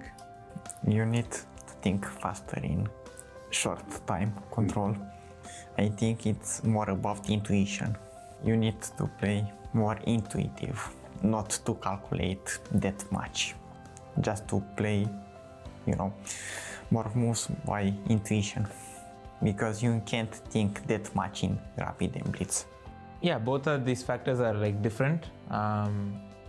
If you are good at both, it can certainly help in a huge way. But I think preparation doesn't matter so much as it does in classical, but it does play a role. Like if you know a few moves in advance, then you do save time on the clock. So if both are good, then it's great. In rapid, I would say intuition is more important, but it's borderline. So like in classical, I would say prep is really important, and in blitz, intuition for sure more important, but in rapid, it's a little bit of both, but I still think that intuition, like once you both get down on time, then the player with the better intuition, emerges victorious. I mean, for a long time I would have said intuition, but now opening preparation has been taken to a whole new level in the past 10 years, and I think now without good preparation, even in rapid, you cannot get away with it. As usual, chess is a combination of a lot of factors, I think. Intuition is a huge part of it, preparation as well. And staying sharp, spotting these little tactics within a second or two, I think makes all the difference. Yeah, I think rapid is still, preparation is important. It's less about, I think, intuition. Still, it's especially in GCT, we played 25 minutes, so it's semi-rapid, kind of classical actually. So I think preparation is still very important. I think intuition is the most valuable skill in the faster time formats, in the rapid and blitz. Obviously, the opening preparation is also, is extremely important, but if you ask what's the most valuable, I would say it's the intuition, because opening preparation can give you advantage, but to convert, to develop your advantage, you have to be like a good skilled player. So intuition is the most valuable skill. It's a good question. I think preparation plays the most role in classical chess because you have more time to prepare for one game, and you have more time to memorize what you've prepared, and that means that you will spend more time preparing, essentially. Intuition, I guess the intuition is more important the faster the time control. Yeah. Very difficult question, I think, for if you include training games and preparation, maybe still preparation, but of course the less time you have for the game, the more important intuition gets.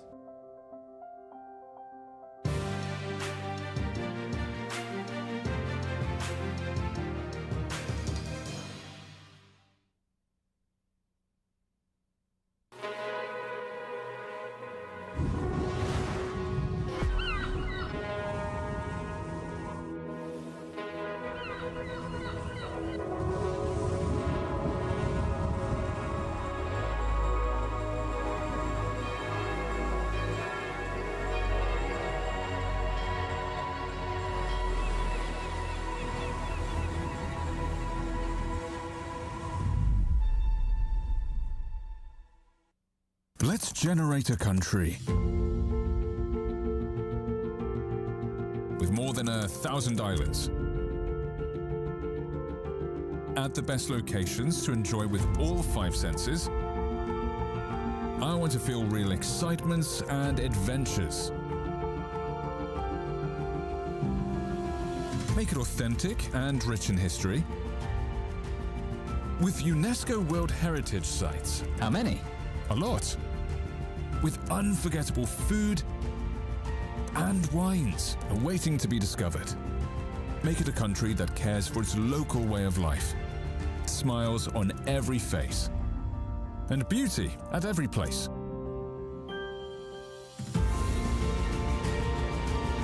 Oh, come on. Even AI can't create this. It's Croatia, and it's full of life.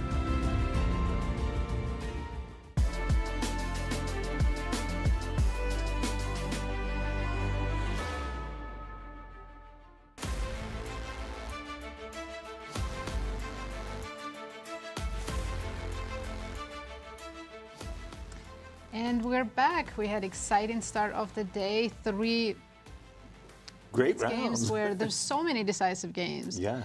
We're catching our breath. And let's take a look at the standings. What happened after 3 games of Blitz?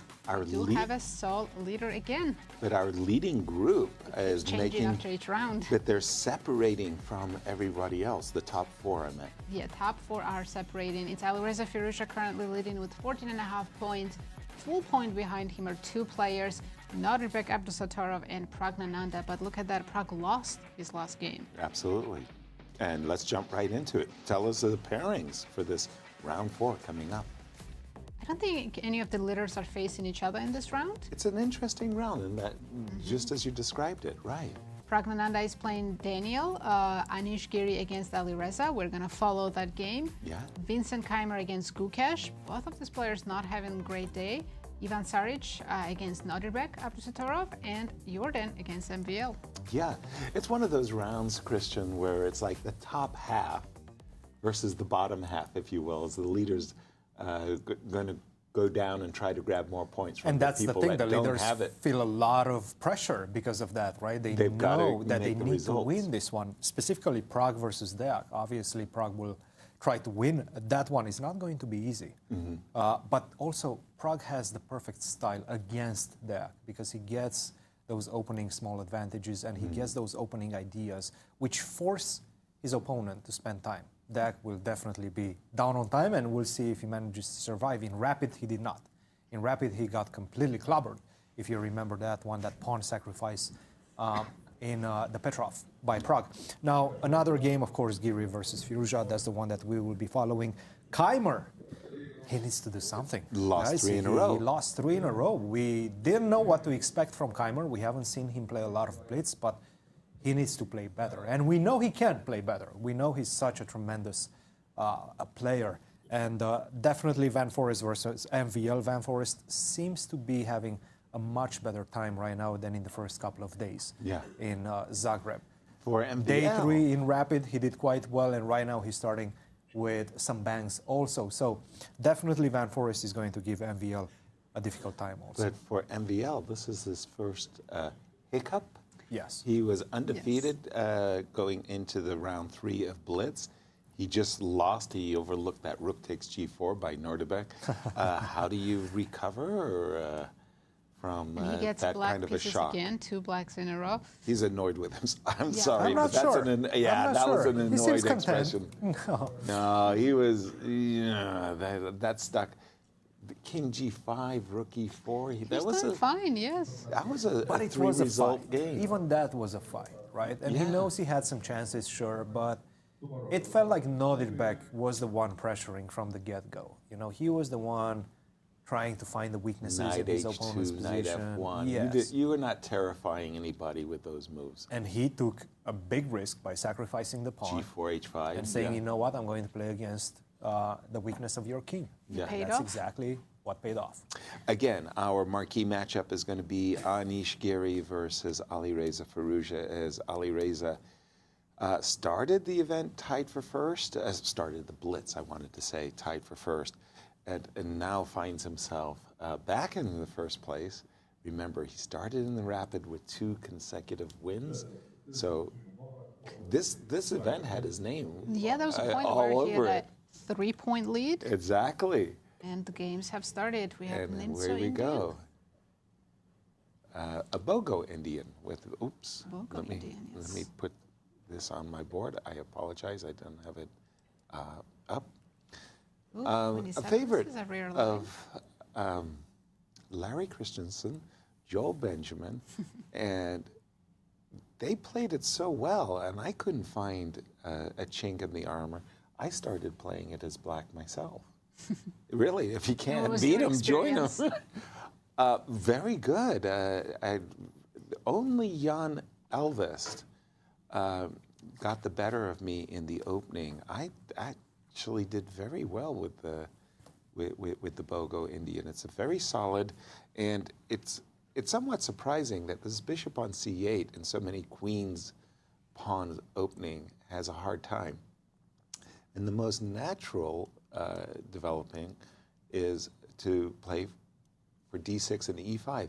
Trading the dark square bishop is actually helpful for black in this process of developing his bishop. Normally, before I played e5, I more often played castles myself before playing the move e5. I think the idea with early e5 is to go bishop g4, trade the bishop for the knight, and get your knight to d4. Oh, absolutely. If you can ever achieve that, that would be an enormous success. And This is interesting. Knight d5, forcing some trades. knight takes d5, pawn takes Could d5. Alireza follow it up with e4 after that? Ooh, Instead that's of calculated, right? Yeah, well, okay. Probably this is one of the reasons why I like to include castles in bishop g2. Mm-hmm. And then the move knight d5 doesn't frighten me that much. But okay, let's just imagine knight takes, pawn takes, e4. Okay, so takes. That's a very unusual line of play. Can get, Exactly what we want for the blitz game, right? Oh, for sure, for sure. Let me just refresh. Knight Yeah, Alireza's e5, and taking a long Alireza is stuck because he's thinking about takes and e4, as well as knight takes d5, followed Down by a the full minute now on the clock, and this is only move 9. knight takes d4. And he He has chosen decided- queen d8. Whoa. Okay, that's not a great sign. For him, bishop g2. Actually, it's rather terrible because it feels like you've lost at least a tempo. if not 2. It's very desirable to have our knight in the middle of the board. Queen? Rook e8. Rook e8. Okay, how to punish this? I'm assuming we bring our rooks to the center. But I Rook think e1. Alireza is prepping e4. I think he wants to go e4. So that's why maybe Anish just took on e5. Followed by rook. Rook's I wasn't afraid of e4, funnily enough. So I was thinking of rook to d1, and in case of e4, knight to g5. Mhm. Okay, we do have some trades. And this actually, it's a relief. This knight on c6 is a bit misplaced. Now you can go c6, and if you force... I think black is not too far from equalizing. Agreed. The only reason they're behind right now is the development on the queen side, right? The bishop is still on c8, but it's temporary, can be easily fixed. Bishop e6 is certainly on black's agenda, followed by rook to d8. Should white play c5 here? Yes, and also queen to b4. What? b4? I was going to say, the one thing I don't want to see is bishop e6, so queen b4 was intending, obviously, to pressure b7, but also to play rook d6 and to bring the rook over. But I liked your c5 move. Here, he's obviously intending b5, but, okay, once again, Alireza is saying, well, if I get to play e4, I'll shut this bishop down. I think that's why queen c3 was played, just to not allow e4. You don't want to have doubled up pawns on f-file. Exactly.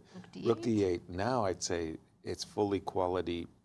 Maybe you mess around, and I start to like black. Agreed. Black would even try h5, h4 if you let me. Yes. Bent Larson. He loved playing h5, h4. So many of his games featured that maneuver. I almost called it bent. And Vladimir Kramnik would always play rook e1 when he didn't know what to do. He'd put his rook on the e file. Okay. What's your signature move? Maybe king d2. Oh, which is spicy one. Yeah. Trade and b6 just to clear the diagonal. e4. He wants e4, to allowing close the up trade. Bishop, but yeah, this is you're giving white small edge, long-term doubled pawns on a file, right? Yes. Quick update on Pragg versus Bogdan-Daniel Deac. Guess who has a 3-minute advantage? Of course, Pragg. Pragg has a 3-minute advantage. You didn't even wait for the correct answer. No, no, I did not. And a very wild position, probably slightly better as well, but it's such a difficult position for Bogdan, so we're expecting Pragg to potentially convert in this one. And how about Saric? Ivan is having a bad tournament versus Nodirbek. Ivan is pressing.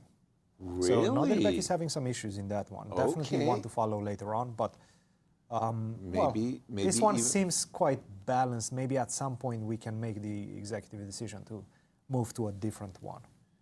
Yeah, I do see this as being, but on the other hand, not to take anything away, the doubled pawns kind of have given Anish an idea that maybe on a good day he could play g4 and bring his king to f4 and just cozy up to this e-pawn and say, you know, that's a weakness. Yeah, there's some small thing to play for. As we mentioned, the double pawns and e4 pawn could be a weakness in the future. And here we go, king h2. He spotted a very clear idea. Again, if I could put my king on f4, my pawn on e3, Alireza's in trouble. We say that, engine says the opposite. Don't believe the Engine says engine. it's black who has Believe in yourself. tiny advantage, which is crazy to me. Rook a2. Didn't want to allow rook b2. I didn't see it as a problem. I thought I was going to play e3 and king g3, just defending f2. I mean, after all, white also has a rook on an open file. So this is an objectively equal position, but because pawns are so weak and separated, it's very easy to make inaccurate moves here and end up completely lost. From either side, honestly. But black has more weaknesses. Black has more weaknesses. Black has a passive bishop. Imagine Anish plays e3, puts his bishop on f1, and says, my bishop on g2 versus your bishop on g6. Ooh. Yeah. You could get stuck with a septic bishop. I mean, players who can't see the eval bar, I think evaluation would be white is better here, right? For me, I would rather have white. However, Alireza's rooks are more active, and I think that's Big the time. reason why white is not better. And he's going after that a pawn. He wants to go rook a5 and win the pawn on a3. Okay, I want to go rook to d6 and win the pawn on c6. But first, king g3. Okay, I'm down with that move. You defend pawn on f2. You're just We can go back to this one. Should we take a look at Pragg versus Bogdan? I think he's putting the finishing touches. I'm switching to Praggnanandhaa. Whoa, whoa, whoa, 6 whoa, seconds whoa. for Daniel. There's an open King on c file. king. And I'm looking at, for Pragg, knight e5. And knight e5 is very convincing. And in case of a trade, take with the pawn and put the knight on d6. Yeah. And by the way, Jorden and MVL game ended in a draw. Jorden and MVL ended in a draw. For MVL, that's actually a pretty decent result after you're just coming off a loss. You're in black, another black in a row. So much more time for Pragg, but I don't think it affects Daniel at all, having 5 seconds. He's used to it by now. To be honest, this queen c2 move was Not very good. convincing. No. This You're giving was- me one move to Right? hide with my king. It's crucial in this position.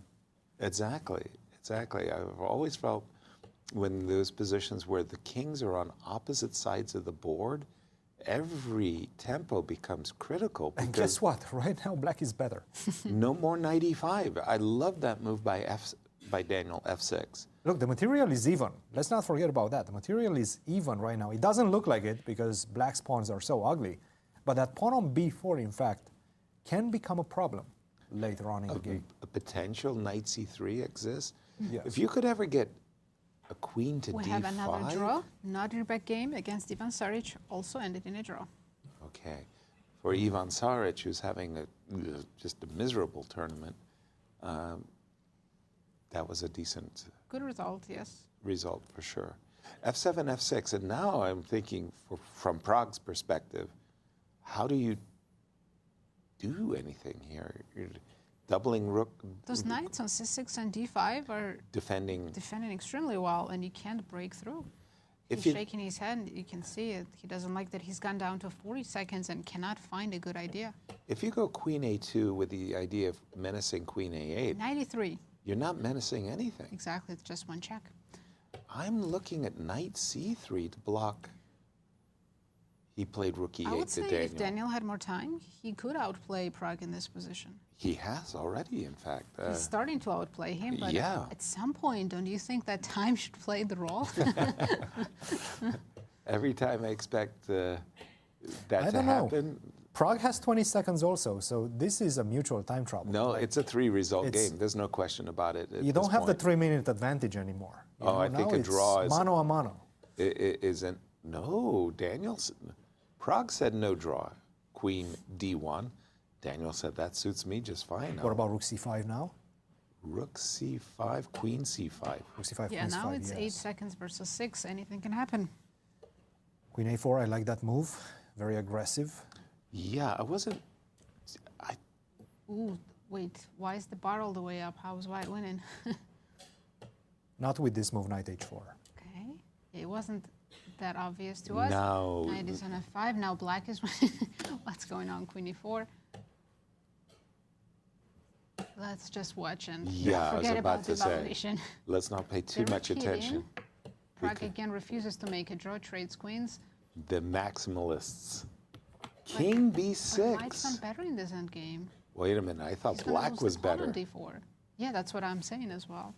Well, I don't know. That pawn on the b file looks very, very damaging for white's position. Oh, he flagged. Prague did not make the move in time, and Bogdan wins on time. Ooh. Bogdan is dangerous. Dangerous. He's a dangerous young lad. Vincent and Gukesh. Gukesh?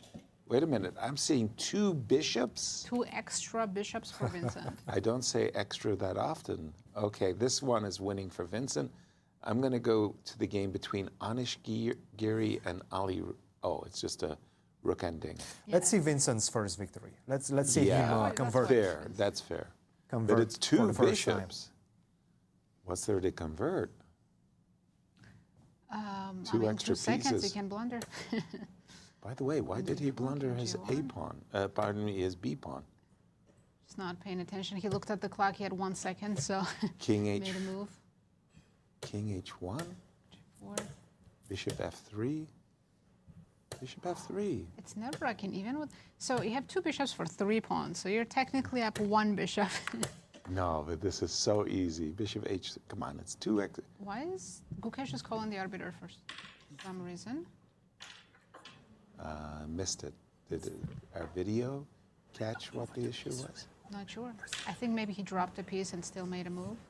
He pressed his clock with the piece. I think that's what happened. You might get an extra time for Gukesh, but the position is so bad. You see behind them, Alireza and Giri game ended in a draw. That was a rook ending with the extra pawn. So I think Gukesh is asking Vincent for is some extra explaining. pawn, extra time. I apologize. And I think Gukesh says it's okay.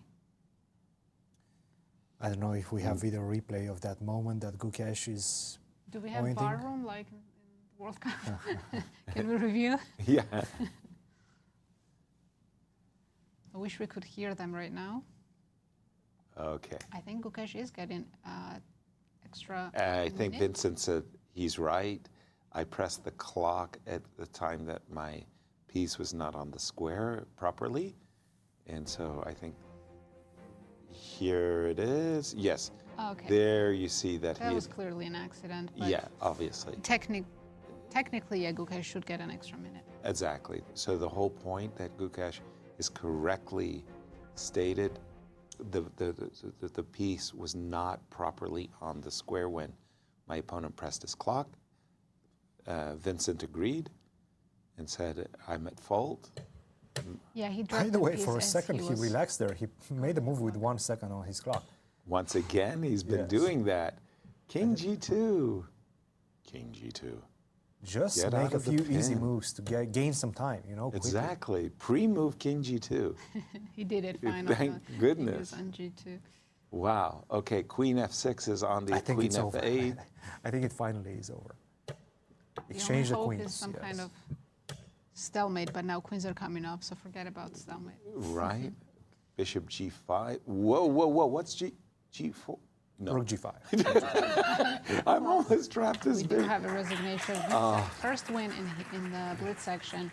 After 3 losses, that's you feel so relieved. Yes. Whoa. All right, we had 2 decisive results in this round. Prague losing to Deac and Keymer taking down Gukesh. We'll have our standings prepared soon.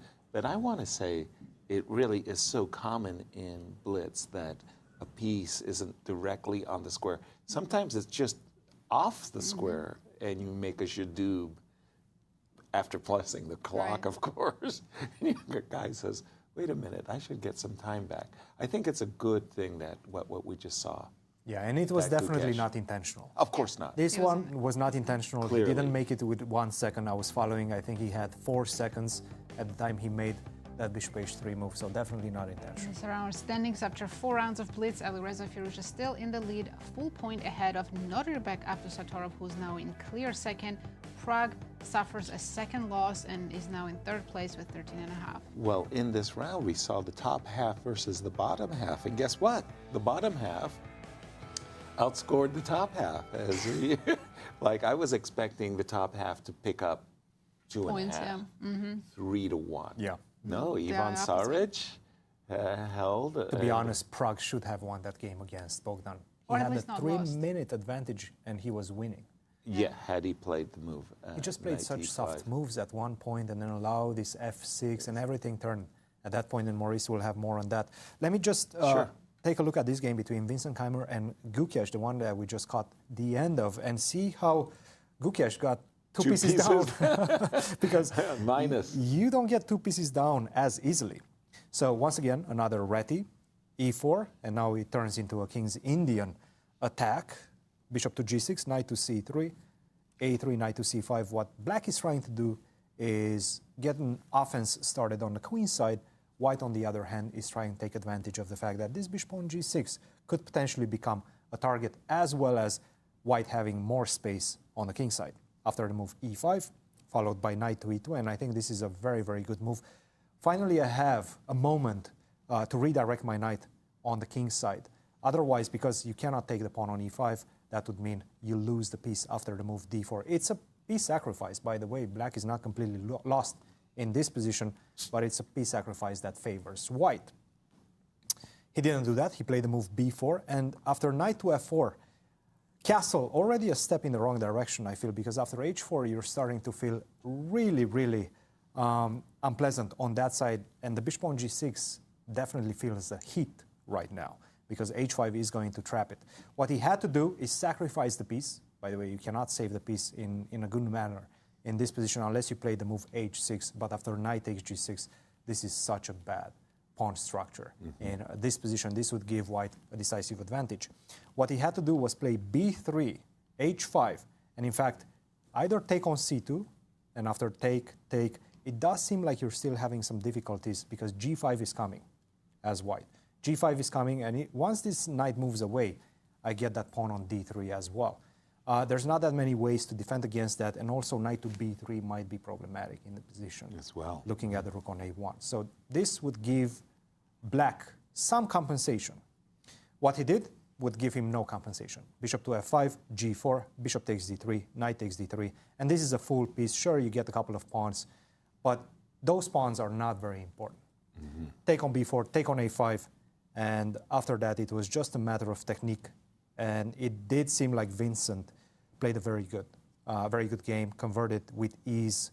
Take on c4, and let's see, there you go, bishop to c5. How he won the second piece, yes. And by the way, that's a beautiful diverting move, because if you take on c5, I just simply pick up your rook on g3. So you have to give me the second bishop, and of course, the rest is history. Now, let's take a look at another game, and I was looking at this one that finished quite quickly. This one was Jorden van Foreest against MVL. MVL with his pet Najdorf, and Jorden van Foreest very happy to see the Najdorf because he always has cool ideas against it. f4, e5, and knight to f5. Bishop to b3, g6, take on e5, knight to e5, and we get into this position where we exchanged the f for the e pawn, and now a lot of strategical differences arise in the position. Black gets the e5 square, which is a very beautiful square, but white gets to put a lot of pressure on this bishop on e6. Now you have to react to that. So he played bishop to g4, castle, castle, queen to f2, h6, and after h3, bishop d7, rook to d1, queen to e7, perhaps queen to h4 right now, which he played. Was a good moment for white, good moment for Jorden. He's building up an advantage. Queen takes e7, knight e7, knight to f3, knight to c4, take. I'm taking on d6. It feels like I'm getting somewhere, right? For sure. Rook to e8, knight to e5, bishop to e6. Let's see where he lost his advantage. Knight to d5, and this was it. Why not just a simple bishop to d4?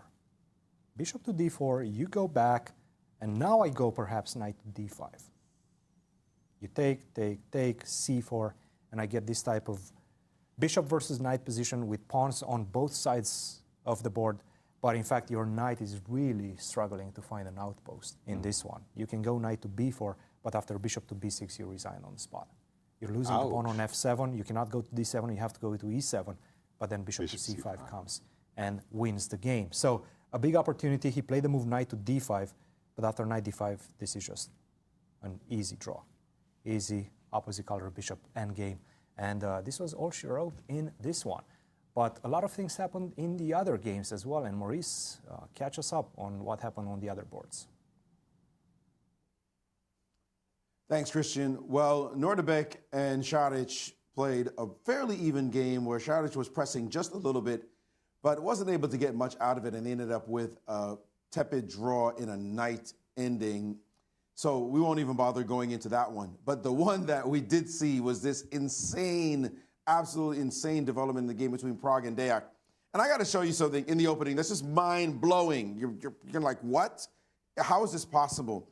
They're playing this line. We get this position, has been seen many times before, and we're now at this point where Pragg has 458, Bogdan has 433.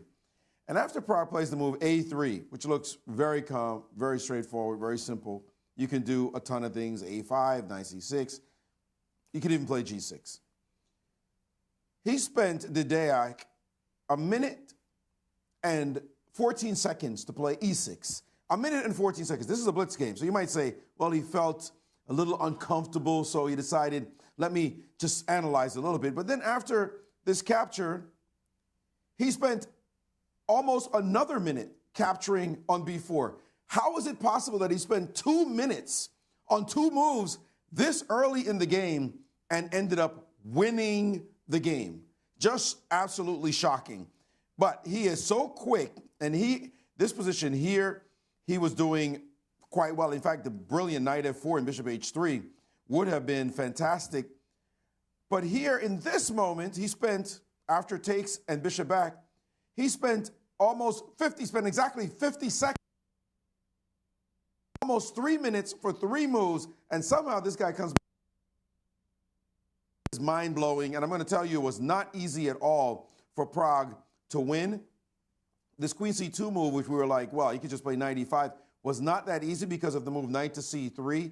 And if your queen is hanging and just trading queens doesn't do the job, and you had to find after queen takes d4 the spectacular knight to c6. What a shot. That would have been a fork on the queen and the rook, with this rook having this file as well. So this was the move he had to find.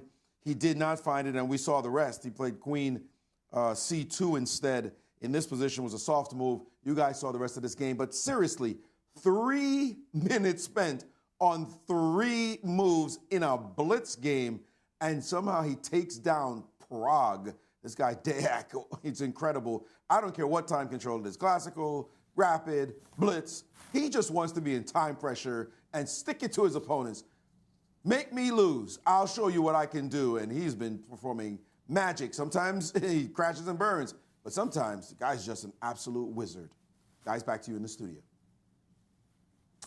Thank you, Maurice, and very eventful. Tell us about the standings, because I get caught up in the games. I don't know who's leading can't keep anymore. up with the points. Let's have Here a we look. go. Alireza Firouzja is the sole leader, full point ahead of Nodirbek Abdusattorov, who is in clear second.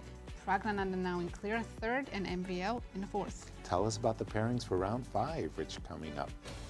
So we have one absolutely key pairings. I'm talking about Alireza Firouzja playing Praggnanandhaa. We're going to watch that game, but all the games are exciting. It's Gukesh versus Anish, Bogdan against Jorden, MVL playing Saric, and Nodirbek against Vincent. Who's going to win? I don't know, yes. But statistically speaking. Yes, let's have a look at the pie charts. Pre-tournament favorite was Nodirbek Abdusattorov, and it's mostly because of his blitz abilities. He's world number 2 right now, and he's showing it today. Yeah, he's performing. However, he had a slow start in rapid, and it was Alireza Firouzja who was dominating most of the rapid days. In fact, I want to see after day 2, because Alireza was building up an even this was bigger where lead. it was a 3-point lead for Alireza, and we just thought, okay, he's just going to put his name on the tournament. But how big was his victory margin? And MVL was in second with 14. After day 3, it was Alireza at 40.5, Abdusattorov at 21. Why is Prag so behind? Wasn't he sharing first? Yeah, I was about to say. Perhaps his blitz rating is not as high. I think he's one of the lower rated players out of the elite when it comes to blitz ratings. Well, he's just had a slip and another slip, right? He lost 2 in a row. Yeah. Ooh. And, for me, Alireza is kind of surging. I just want to say he's looking good. It almost feels like one of those final bosses that, he starts off well, then he takes a break in day 3, he allows the other guys to catch up, and now he's back in action. Now he's back to his best self. He knew that after the rapid, the blitz comes, and he understands that his powers in blitz are just as good as Nodirbek's. He's number 4 right now in the world in the live ratings. Right. So definitely he feels very confident, and he knows when it comes to speed, he has it all the way. Over the years, watching these Grand Chess Tour elite players, Magnus and Hikaru were those 2 players, to my mind, who felt like, I just need to be close. I need to be close and give me the blitz, and then I'm. Well, there's this thing called the Speed Chess Championship that happens on chess.com, and I think nobody outside of Magnus and Hikaru ever won it. Like, that's it. That's it. Magnus and Hikaru have been, mostly Magnus, to be honest. Right. But they're so good. And then they have the bullet brawl as well. That was where which Alireza had some difficulties against Nihal Sari just a few days. First time Nodirbek is in clear second? I believe so, right? And he needs to win a couple games in order to be able to catch up with Alireza and have a chance to win the whole event. Absolutely. But this is the game, our marquee matchup, Firouzja versus Prague. And as you just said, Prague losing 2 in a row, black against Firouzja. He doesn't want to let the tournament get away from him. Do you remember the last time they faced each other? I forgot. That crazy end game with the blunderfest that you called the blunderfest. No, I take it back. I'll never forget that. That was, everybody makes 1 double question mark move per tournament. Prague made 3. in one game, and he almost survived. And he still almost survived. Very, very tenacious player, Pragg. Big game is the one between Abdusattorov and Keymer as well. Abdusattorov, obviously a favorite when it comes to Blitz, but Keymer, after losing 3 in a row, defeated the world champion, Gukesh. So, that you know, felt he's definitely feeling much better than he felt before last game. For sure, for sure. And, you know, in Blitz, you're going to have those ups and downs where, you know, you get on a tear, and then you don't understand it, but you lost 3 in a row, and you're wondering, how do I get it to stop? As they're off, Firouzja, borrowing a page from Keymer's book, a reti. I'm seeing a lot of retis in the Blitz, especially in this tournament. And I'm seeing this setup for black as the way to go. I always like the d5, bishop f5, knight f6 setups, the It's Londons. by far the most annoying. This a6 bishop Are we going to end up castle. in Catalan? Yes, we are. Yes, we are. Okay, this is where you take over, Nazi, and tell us what the queen c2. I don't think I have more games than you, Yasser, in this. But these days, the Catalan, as you know, it's a strange way of saying it, but it seems to be gaining in popularity. More players. Yes, it's always been popular, but nowadays especially. Exactly. Queen d3, that is a very provocative move, because I think black wants to play b6 and bishop a6. In any case, once you've played the move a5, but putting the queen on d3 is just begging. Well, yeah, once you put the queen on d3, your plan is to just go e4 right away. But and Alireza could have done that on the last move, but he's still making the typical Catalan moves, rook d1, b3. But I do sense that e4 is coming. Right, okay, but here's my question. Can I get away with b5? You take twice. I like that move, b5. And then I play knight c6. Very, very good. And Pragg, of course, finds it. Right. And again, the queen on d3 is just, it's a magnet for this type of tactical opportunity. Yeah, I don't think white got any advantage out of the opening. Maybe I would he had even to play prefer black a e4. little Yeah. bit. Maybe that move rook d1 was badly timed. But okay, there is knight e5. You could also play knight d2 and still focus on playing on e4. Knight d2. I know, it's an so unhappy passive. move. Yeah, exactly. You're not going to the World Chess Hall of Fame Not with that move. with knight d2 as your signature mark. And he's taken the pawn sacrifice. Okay, and after knight c6, the question is, how do we deal with knight b4? Do you not want to include queen b6 for black? Provoke a4? Not really, no. You don't Well, need in any case, provocation, yeah. right? And I'll put my knight on b4, my rook on c. I'll have a good compensation. It'll be compensation. It's not necessarily advantage. But I think that this is easy for black to handle. Yes, both of his knights now, Pragg's knights are going to be pretty on e4 and b4. White lacks space. Yeah. I'm starting to think I need to bail. I'm looking at knight e5. Try to start trading pieces, right? Exactly. I feel like things have not worked out. The opening has not gone in my favor. Knight e5, as we suspected. Do you trade or go knight b4? Key moment here. Good question. Well, knight b4, by the way, where does the queen go? Probably back to b1. Well, that leaves c3 hanging. He does. Bishop takes b5 and knight c3. We're about to find out. That's an exchange. So queen f3? No. He's inviting a knight c3. How do we deal? Bishop e4 in between move. Maybe that's what he wants to do. Oof. Otherwise, it was curtains. I didn't see bishop e4. Good in-between move. Should bishop takes Pragg b5. go aggressive here and play f5? Or maybe start with f6, actually, and then f5. That's very sensible. But bishop takes b5, bishop takes e4, bishop takes e2. I'm assuming h7. Bishop takes h7. That's a mess. King h, it is a mess, agreed. He's going We're for going it. to see it. And he's gone for this line we were just about to investigate, bishop h7. It's all forced. I like it, yes. It's a very concrete calculation. Now, who has judged the resulting position better? Question is, how do I get to the h file to checkmate you? Or, how do I rescue my bishop from h7? It's another good question. On the other hand, I'm not threatening to win that bishop. I don't have f5 or g6. No, but moves like bishop f6, rook c8, these are Slow happy play. moves. What about rook e3? Try to go for g4. G4? Yes. Rook e3, try to go for g4, maybe even try to go for rook f3 as an idea. Well, I was going to put my bishop on f6 in any case. Your rook on f3 bishop d2 won't scare me. He's not thinking in those terms right now. So rook c8, bishop f6, those are standard-looking moves.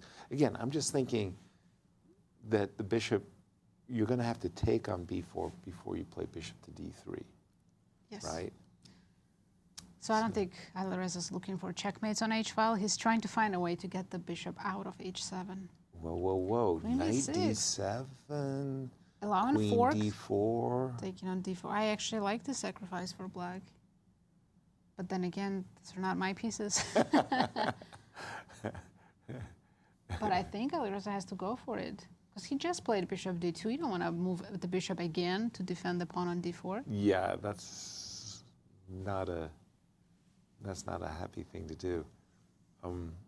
Queen b6, they find the most challenging, maximizing moves. They do, and there's one tactical move, yes. Bishop g6. What do you think of that? Good move. I like it. No, seriously, because the e7, that was why I wanted my bishop on f6, because if you take on g6, knight takes g6, and I take on e7, and I've solved my bishop on h7 dilemma. Wow. It's a plain Christian's move, rook e3. Wow. So queen He's going for it right now. Queen takes the d4. idea is bishop c3. Queen a7. Something on the king's side. And let's go. Some kind of sacrifice on the king's side. Exactly. Well, there is bishop g5 move maybe, provoking f4. I like that. Bishop g5, f4, bishop f6. But I also like bishop f6 immediately. And I like queen d4. You haven't scared me. Queen takes d4, bishop c3, queen a7. I'm threatening d5, d4, and you're right. Go ahead and kill me on the king side. Knight g6, bishop g7. You always takes on bishop f6. Queen, yeah. You're sacrificing the house, but I don't think it's lost. They're both calculating all this line, and Pragg goes Here for he it. goes. Sharp He line, says, queen d4. Prove it. Prove it. Maybe it's g4, yes. g4 and rook h3 is the What idea. a move. Now, the only move that doesn't lose immediately for Pragg is bishop h4. Not an easy move to make, but it makes sense. You want to close up. But then after rook h3, Yasser, yes, you're going to have to follow it up with... Okay, I don't have rook h3 right away, because f2 is hanging. Right. But if I play bishop e1, you have to play g5 at some point. Well, at least your bishop won't be on the long diagonal. The best move. So bishop h4, so rook h3, highly desirable, of course, but as you pointed out... Maybe I can still play it, sack the pawn on f2, go king h1. But then I've defended the bishop on h4. For now, for now. Well, I'll go like, rook I'm h3. throwing knight f3, for example. Yeah, I'll go d4 to block the bishop. Such a mess.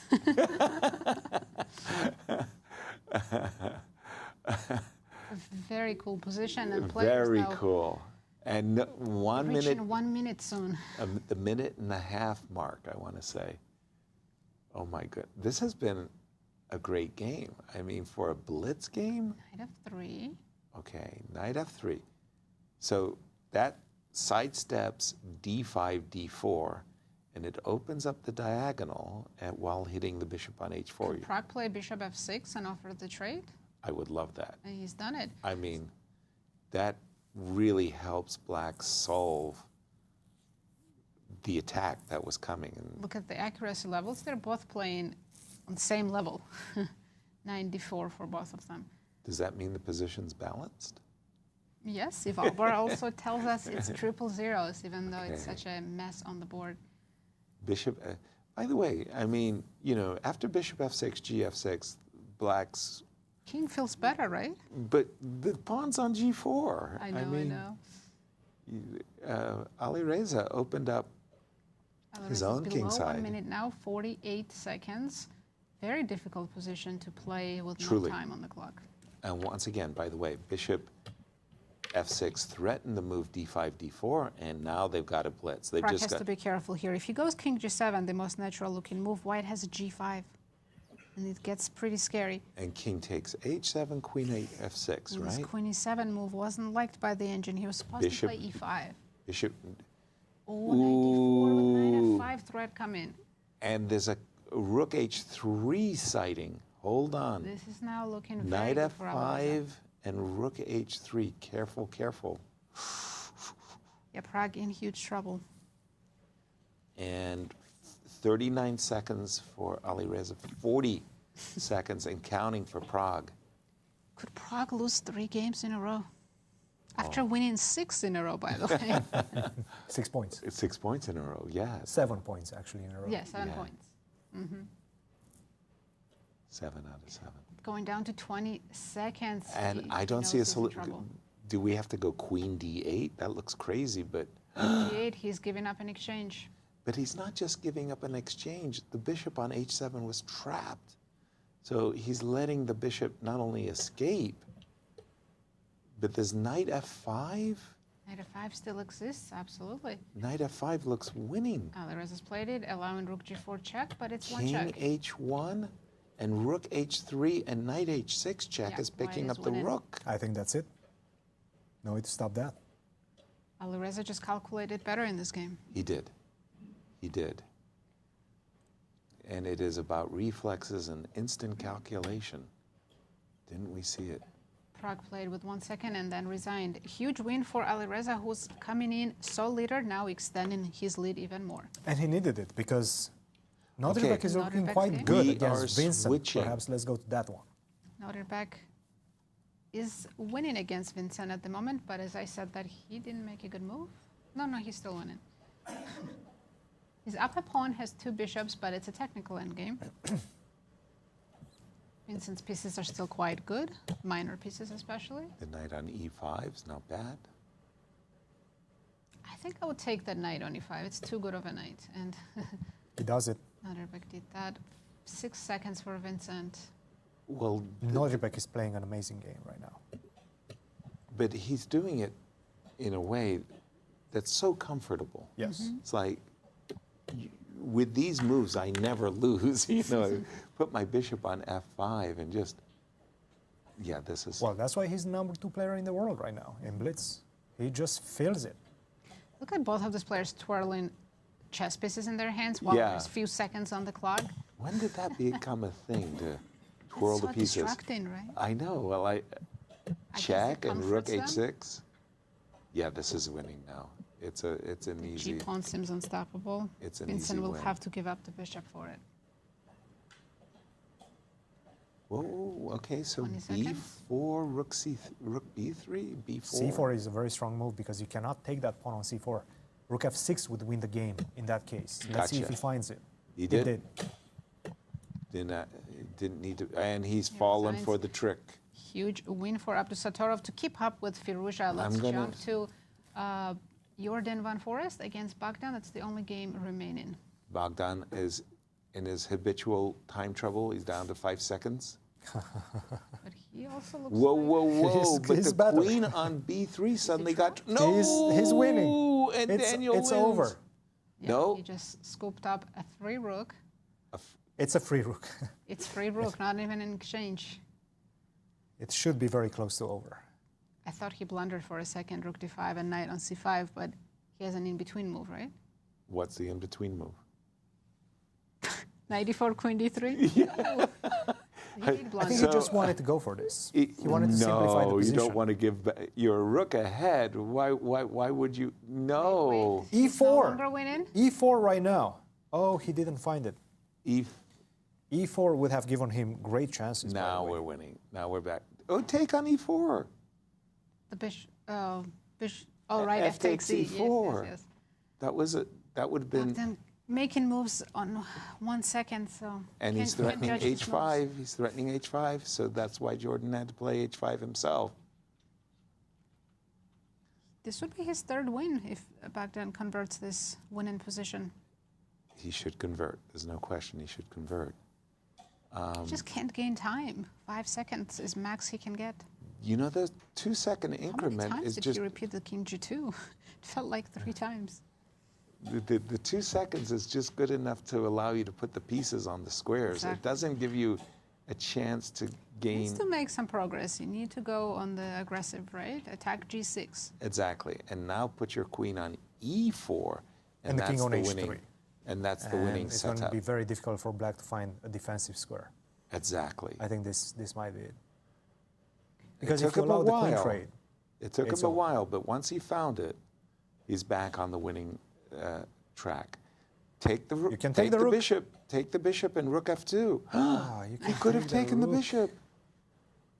And now again, He has to not so find it easy. again for the 2nd time. Uh-oh, but we do have rook F2, and we're threatening queen F8 and a mate. You can't move the bishop. Oh, actually, you can. Turns out. You must move the bishop. Queen C6. At some point, white should probably play D4, right? Yeah, why not? Okay, Take the bishop. He did. He did it. He finally did it. He finally did it. That's a winning king and pawn ending. And Daniel. Yeah, he's doing great. He's in the Blitz. upsetting. He's 3 upsetting wins out of 5 games. our tournament leaders. And in this round, we had 3 decisive games. Whitewash, Deac, Firouzja, and Nodirbek all winning with the white pieces. For Firouzja, it doesn't get any better. You win and you push one of your key rivals down. That was a big, big win. And also for Nodirbek. That was a good win. That was an important win. He keeps pace with Firouzja as we Huge get ready victory. to look Huge at our victory. standings after 5 rounds of Blitz. This And is for going Prague, fast. what a disaster this has been. Last 3 games. There you see He it. was doing so well that after 3 losses, he's still sharing 3rd. Yeah, and Maxime, who needed to make a big push. Sorry, go ahead. And But yeah, Alireza is in the lead with 16 points, but Nodirbek is keeping up the pace. He's only a point behind him. but those two, it was the 4 leaders that had the gap, but now it's Now 2. those 2 are separating themselves, yes. It's a 2-horse It race, almost Christian. feels like the live ratings are actually quite accurate, right? You have number 2 versus number 4. Something about those ratings. Something about that- those ratings. Guys, let me show you what happened in these 2 games. Bogdan-Daniel Deac versus Jorden that we just caught the end of. Take a look at this. Jorden won the fight out of the opening. He played the Sicilian. Bogdan played the move H3 to H3. This is definitely a title Tuesday opening. A G6, knight to F3, C3, D5, and I will speed a little bit because we will get into a much more complicated position in just a little bit. C4, now everything is locked on the queen side, and I have a bit of a space advantage on the king side due to the pawn on E5. H6, H4, I'm trying to cement that space advantage on the king side. And knight to B1, I like this move because that knight on A3, once everything is locked on the queen side, no longer has a job. So you have to reroute it. And he's looking at this E4 square. He's trying to go knight D2, knight to E4, if he can, of course. First, he has to solidify the defense of the pawn on E5.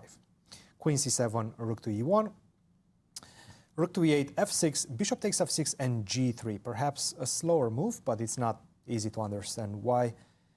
King to G2 and knight to D2. Now, it's all about that E4 square in this position. And what he had to do, what Jorden had to do and understand in the position is that he needs to sacrifice that pawn with the move E4.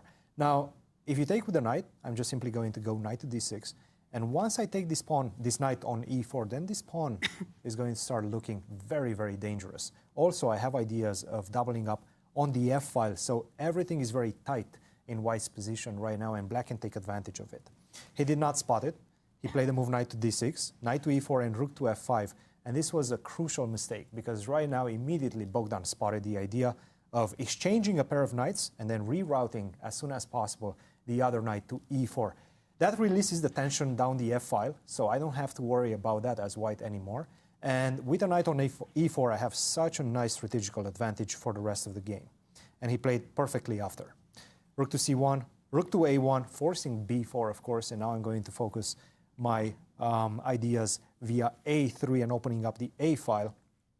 And that's exactly what he did. Bishop to c1, repeated a few moves, doubled up on the a file, queen to e2, and as you will see in just a second, knight to e3, rook takes c5. I'm defending the f3 pawn, defending the d pawn, rook to d5, and this was the moment. After take, rook to a5, rook to d7, crucial mistake, of course, and after knight to c5, it is game over. To be honest, even if you go rook to d8, the position is still winning for white. After rook to d1, even rook to b5 is winning. This knight on e4 makes the whole difference in the position. So Bogdan defeats Jorden. That was a huge, huge victory for him. And another one that we caught the end of was this one between Nodirbek and Vincent. And I'm going to take it from the beginning because, because Nodirbek found some cool ideas in the opening. Once again, knight to c3, knight to f6, and h3. We saw Bogdan play 2h3. Now we see Nodirbek throw this h3 idea as well. And bishop to d3, take, d6, castle, rook to e1, and knight to h4. And it's a very unpleasant position for black to deal with because with the inclusion of this pawn on h3, now you no longer have ideas of bishop to g4 and make it uncomfortable for my queen on f3. So I'm perfectly safe. I will maneuver my pieces and I will tie everything down to that idea of going g4 first, supported by the pawn on h3, and then getting the knight to f5. And that's exactly what happened. Knight to g8, and the pressure is on right now. g5, h4, take, knight to f5. But the king side has opened for white in this one because I'm the one bringing my rook after rook, king to g2, rook to h1, and setting up the attack against your king on h7. Queen to f6, black is saying, you know what, take my pawn. At least I'm not getting checkmated in this position. And Nodirbek said, sure, I will take your pawn. And after that, I will convert. And that's exactly what he did. King to f4, perhaps some missteps along the way, but it was never out of his hands. Bishop to e3, rook to d8. Now that he created this pawn on d6, the weakness on d6, I'm going to focus my attention on that. And I do believe that we caught the end of this after this exchange on e5, very well timed, by the way, followed up with a move bishop to g4. It was never easy for Vincent to get back into this game. It was all Abdusattorov. He kept on the pressure and he delivered the goods. And right now he's only 1 point, continues to be only 1 point behind Alireza. And more importantly, I think he's separating himself from the pack, from the rest of the pack. Maurice, what do you have for us? Thanks, Cristian. Well, what happens when a grandmaster just takes a pawn from you? Just straight out the blue. Well, what should happen? Grandmaster wins the game. Well, I'm going to show you 2 examples of a grandmaster, and we're talking about world-class grandmasters, just taking a pawn. I mean, just taking a pawn and not winning the game. And let's take a look here. First, we're going to start with world champion Gukesh Dommaraju. He's playing against Anish Giri. In this position, the position is perfectly fine for black. In fact, it's really good for black if black just castles queenside. No problems whatsoever. There's no mating attack he has to worry about, nothing. Instead, he decided to castle kingside. And Gukesh spent some time on this position and said, wait a minute, there's a problem here because I can hit you in the face with knight takes on e5, thank you very much. There's a queen hanging. My queen is hanging, but your bishop is hanging. You just can't take my knight directly. And Gukesh was rocked by this move, and he stopped to think, well, how am I going to defend this? He decided finally to go into this endgame. And you see here a trade of pieces, and he's currently down a clean pawn. It's a pawn. Count it. White is now much better, if not winning. So now bishop f4. He realizes the counterplay has to be against this pawn. And this is the moment of precision. You need to be accurate here, which Gukesh was not. He could just play the move g3. Like, thank you very much for trying to trade off this piece, because now when you do, my rook takes. When you attack, when you attack this pawn, I just bring it over. My king's coming quite soon. You got no play. You're not getting your pawn back. And that's the end of the story. Technically, this should be winning. Instead, he missed the moment. And instead of playing g3, he played rook to d1. His knight was chased. And now the pawn is suddenly under heavy pressure and no easy way to defend it. He played G3 too late, and after bishop back, the D pawn drops. So much for winning the pawn. Did not win the game. The game ended in a draw. The other game that I want to bring up is this game between Vachier-Lagrave and Saric. We go back to this moment in the game. He's just played queen takes D5 has white, and black could just defend the pawn. There's a pawn hanging on B7, just protected. Queen C8, queen B6, just defend the pawn. Instead, he played knight F6, and MVL said, that's a pawn. You're not getting anything back. Rook B8, I take another one. I'm up 2 pawns at the moment. Okay, you got one back, congratulations. I'm just up a pawn. You'd say, well, of course, MVL is going to win this one. Well, let's take a look. F5, time for some counterplay. Now you should play knight D2. Challenge this knight immediately. Just challenge the piece.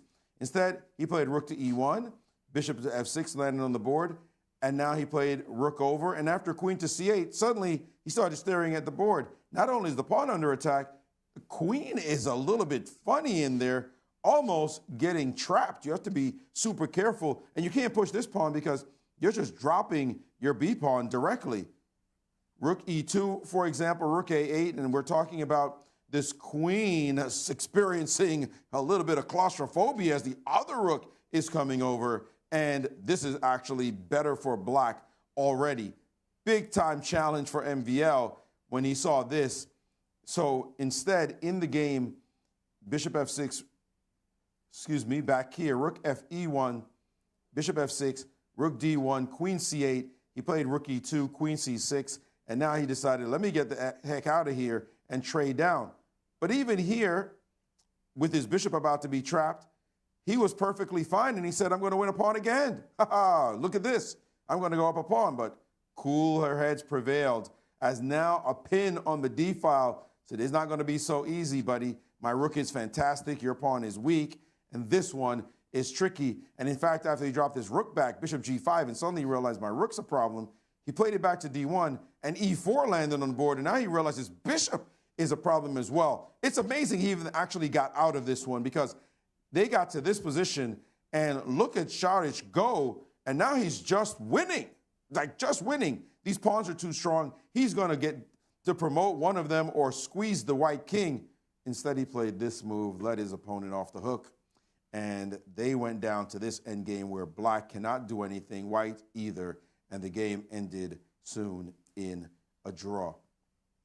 It's not all the time you win a pawn, you win the game, and if you've done the same, you think, how did I not win that game? Well, you just saw 2 world-class grandmasters not deliver the goods either. It happens. Give yourself a break, especially on the holiday. Make sure you drink a beer and have some barbecue.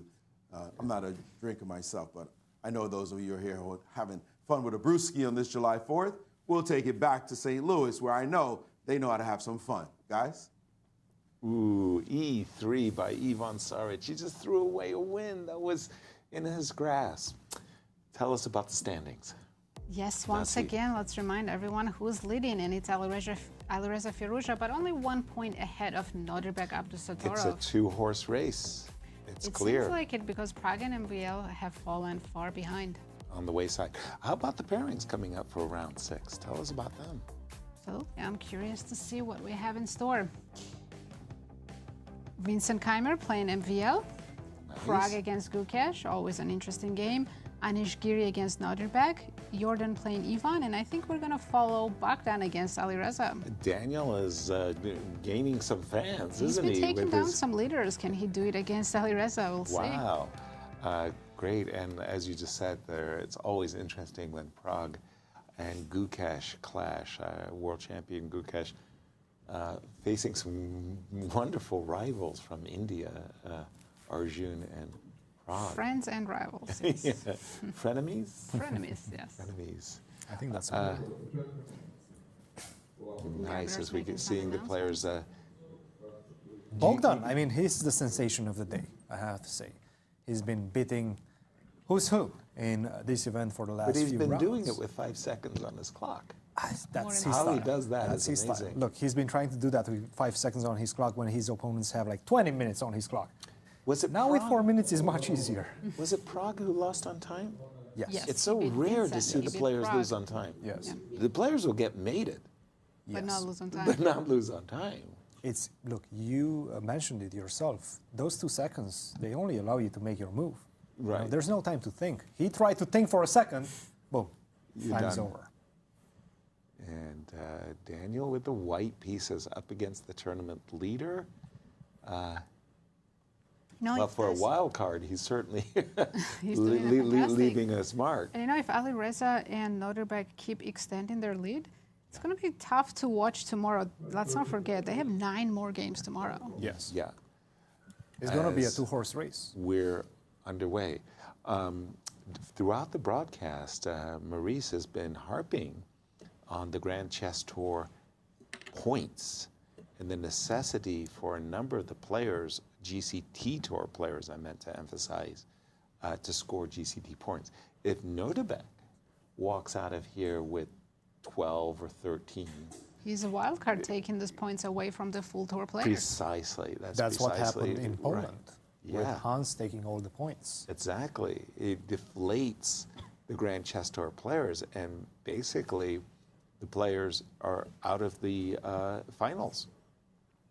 If And Nodirbek... both Alireza and MVL need to score maximum points here to have a chance to make it to the final 4. Exactly.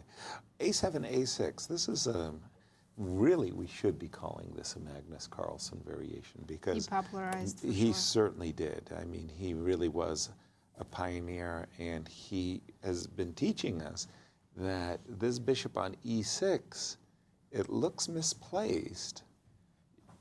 You know, you want the half-open file, but it's a temporary misplacement. And What do you think of this G5, Knight H5, Yasser? well, we saw Prague playing it earlier, and I think it's actually a completely legit. And then line. Knight G7. Okay, that's a little bit off the beaten track, isn't it? Knight G7? Actually, no, there's still about 50 games or so in the database. Wow. Excuse me. And now Hard to keep Knight up eight, with modern theory. well, if he plays Knight H5, is this an invitation to a Repeat, sure. a repetition? Yeah. And it's possible Firouzja will consider this. After all, he's with the black pieces. He was about to play and then shook his head. I don't know. No, he changed his mind. These guys are maximalists. You're not making an easy draw with the white pieces against me. No. But he is slightly worse now. Of course, because So he's choosing this over just... Again, we're not sure Bogdan was going to repeat it 3 times. no. But if you play the move G5, your compensation for weakening your position is you win the 2 bishops, which is the whole idea of Knight H5. Once Daniel played D3, and now I'm assuming Daniel is going to play bishop H2, preserving his bishop, there's no compensation for G5. That's just now bad, Weakness. Mhm. a weakness that... And you know what? Bogdan's going to play Queen C2 and Knight has to go back to probably G7 one more time. this has been... Okay, Queen F6 was a bit of a surprise. Now if I go Queen B3, are you committing to B5? gross. No, Guys, I mean, Bogdan is almost strategically... a minute up on the clock. Okay, that's a miracle. That is a miracle. Don't worry about the position, the advantage in the position. He's up right now 30 seconds or so. Alireza is trying to play ambitiously, and I admire that, but he's strategically lost Busted, after completely Queen busted. B3. Queen B3 is a powerful move. Not only that, to be honest. Rook to C1, any move in the position, because what you have to do is actually go back with your queen after that. You have to go Queen D8 next move. No, he's because not Queen gonna do B3 is that. coming no matter what. Yeah, this is real trouble for Alireza on the board. Well, the problem after Queen B3, if you play a move, for example, like B6, not to lose the pawn, Queen B3, B6, Knight E5. Yeah. And hello, this You're bishop losing on... at least a pawn. Yeah, this bishop on H2, you follow it up with Knight E5 and Knight takes D7 and Bishop E5. That's a winning threat. But Queen B3 and It's a bust. If he finds this idea, and he should find it, because every time you move the queen away, the consequence, the main consequence in the position is that, oh no. Queen D2. Queen to D2, now that's a step in the wrong direction. That is such a passive-looking move, and there was no, wow, I think he queen. wants to castle long and maybe play for E4, something. I think he sharp. wants to play for E4, yeah. Okay, for sure, Queen D2 is castling long. Perhaps But he he was could have fearing. castled long even after Queen B3, right? For sure, no. This is inexplicable. Queen D2.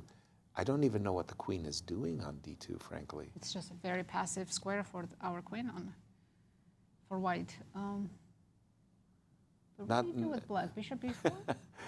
Not that I'm overjoyed by Alireza's position, by the way. I'm thinking you could go Queen G7 with the idea of G4. He's going maybe for H5? No, Bishop G7. Bishop to G7. Whoa, whoa, whoa, whoa, whoa. The Valbar said, no can do. Is there there's a Okay, this is not refutation an easy here? move to find. Engine suggests Queen C2. Okay, well, you just Because play you're Queen planning D2. to win a piece with Bishop E5. Right. I was thinking knight It's very E5 with some kind of similar idea. But you're right. Queen C2, attacking Not the at knight all on obvious. F5. The thing is, you're Threatening. completely stuck after Queen C2. Like, you have no way to go back. Yeah, if someone To tells reroute your pieces in the position. Bogdan right now, you have a winning idea, he'll find it, but he doesn't know it's there. No. So you're He's not thinking looking for castles Queen C2. long. He's looking at castle short. He's looking at knight E5. I think he's going to go castle short. Probably. Frankly, I would have played knight E5 without any hesitation. You would have had to tell me there's a winning move, Queen C2. But knight E5 to me is just such a natural looking move. We'll see if Bogdan finds the winning move, Queen C2. But I believe even after short castle, he still enjoys a nice Big advantage. Oh, yes. I agree with that wholeheartedly. Oh my God, he found it. Queen He found C2. it. After playing Queen D2. Okay, that's just bravo. That is crazy. And by the way, Alireza expected Queen C2 because he played knight H4 But what unhesitatingly. do you do after F4, guys? Sorry? F4 with F5 F4. threat. F4 in the position with the threat of F5. And I can't stop you from playing F5. You go F5 next. Castle. This is crushing. This Black is crushing. knight will has to move, right? Yep. So after F5, you also have Bishop E5. Yes. Oof. Oh, this is winning. Bogdan now also finds F4. Wow, No, can F4. Alireza, the leader, go down against He the has- wild card? He's been a giant killer, Look no at that, question. F4. Okay, he found Bogdan it. is on fire. He truly is Wow. right now. He's finding all the best moves. To play Queen C2 after you just played Queen D2. That's remarkable. That is so difficult. Yeah. There's 100 rating point difference between these two players in Blitz. Is Daniel 180 points ahead? Is that what- Valid question. I mean, Watching so him far play at this game. least. I mean, he's playing like he's the one. Knight. Knight B6. Wow, wow, wow, wow. F5 on the board already. F5. It's a miracle. Well, actually, it's a miracle you're not just winning material, but I Right. think this is just castles, bring the rook in, and then at some point I'm going to go bishop E5 and E4. Also, forget about the pawn on H4. It's just lost. White can take that whenever. Figure Guess me what, in. guys? Yeah. Nodirbek is looking much better against Anish. Whoa. Which would mean if Alireza loses this one, Nodirbek wins his game. We have a tie. Jumps into. Yeah, that's right. Sorry, he jumps into a tie with the lead, and Alireza. Too soon to call it, of course, but that is the way things are standing right now. And that would be just so offensive to me. That would mean that Ben statistically was right at day one. Proving that math doesn't lie. That's not what we want. I'm a deviant. I don't believe in. I will argue against the math. But okay, Alireza needs that, winner's luck in this game to survive. For sure.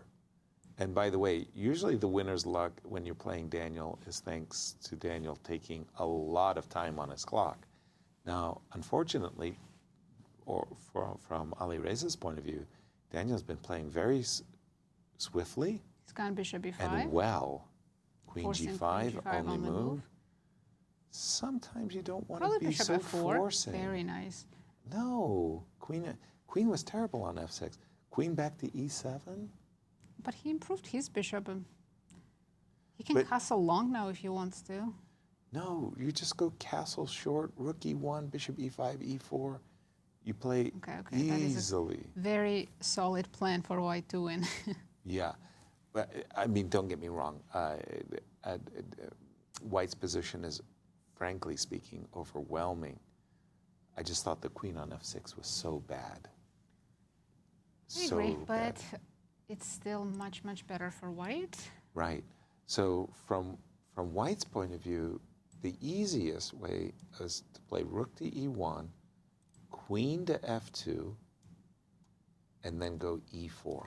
Real quick, could we jump to Nodirbek's game? Because I think that game will finish before Bogdan MVL just won his game against Vincent Keymer. Thank you for that, Cristian. But let's jump to Nodirbek because he is close to winning, and then we'll come back to Alireza's game. Knight h4, look at that attack on white's king side. The queen is eyeballing h3, which explains... You can get the queen on the dark square, queen c7, and that's just mate? Yep. He's just played it. You're absolutely right. Oh, okay, rook e5, you have to block it. But now we come you back have to give up the rook. to kick the rook away. That is a winning move. And Anish Giri, with 10 seconds, gave it up. Let's go right back to Alireza's game. Wow. If Alireza goes down, we have a tie. Wow. For the first place. Wow. And we are on the game between Daniel and Alireza, and it's gone from bad to worse to worse.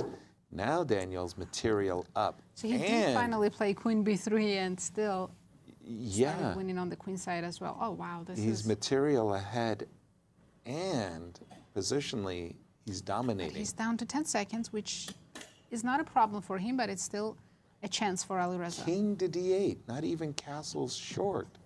King to d8. Oh, that's, oof. Queen to e5. Okay, queens come off. Well, Alireza is going to need a miracle to save this one. This is just terrible. He has a chance because of the clock, right? Always a chance when you're down to seconds. Rook. Bogdan's only up 1 pawn materially, but his position is absolutely crushing. Totally overwhelming. That's the second pawn, by the way. Yeah, second pawn. And well, e5 pawn might... e5 or f5 are going to fall. Knight c5. By the way, should Bogdan win this game? That's 3 crazy. in a row for him and 4 total wins today, which is incredible. Truly. Okay, let's not call Rook this yet. I G8, think Rook Alireza has improved his position a lot. Big time. f6 now? Whoa. Whoa. He's completely back. White's no longer winning. That's a double check. The bishop could... Knight e5, is he better? Knight is jumping to d3. I think he's just simply better right now. For a moment there, I thought Bogdan missed that knight d3, but he had bishop c4 covering. No, he's... I have a feeling Alireza is going to just win this now. He came from a completely lost position to this, and he is playing for a win. Look at his king go. Yeah, he could go king a5, forcing a repetition. That's where he came from, right? He's playing for the win. And he's better. He just won a pawn. Take on a2. He's playing for the win. It's crazy. Unbelievable. Unbelievable. Well, this is how you win tournaments. You don't lose the lost positions, you win them. How did he do that? He should have played Wait a minute. Yeah, his king it's not over. Got kind of stuck now in the corner. There's a knight d3, but now king f3. But the material is very simplified right now. So I think after knight d4, I don't know. Rook d6, rook h7. Whoa, I don't like this. Whoa. Now the c-pawn survives. It's going wrongly again. Now. By the way, after 4 games have finished, and black won every single game. What, really? Holy smokes. And Saric won his first game in the tournament. Oh, congratulations. I'm happy to hear that. Truly, he needed that. Alireza about to win as well. There'll be 5 wins for black. What? That's probably statistically impossible. Rook D2. I mean, we're watching this masterclass. Outplayed Bogdan from a completely lost position. He truly did. F3? No, we're just setting up for a checkmate. He did win. Amazing turnaround. And that's why Alireza is leading the tournament. He did it against Prague. Remember Prague, the blunderfest, if you will. He is resilient. What a round. We just had black won every game. Wow. So MVL, Gukesh, Nodirbek, Saric, and Firouzja win their games in this round. Wow.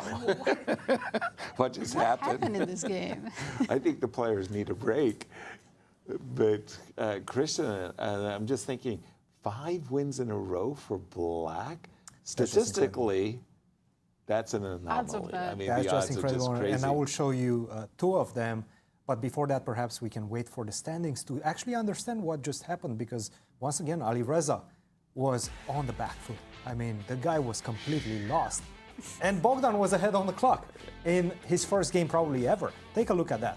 Alireza with a victory, 17 points. Nodirbek with a victory as well, keeping up the pace, 16 points, following closely behind. And pretty much the only one that still has a chance, in my Apparently estimation, Prague is lost MVL. Against That's Gukesh. 4 games in a row he lost. 4 games in a row, that's painful. Yeah, he's spinning. He's in painful cycle.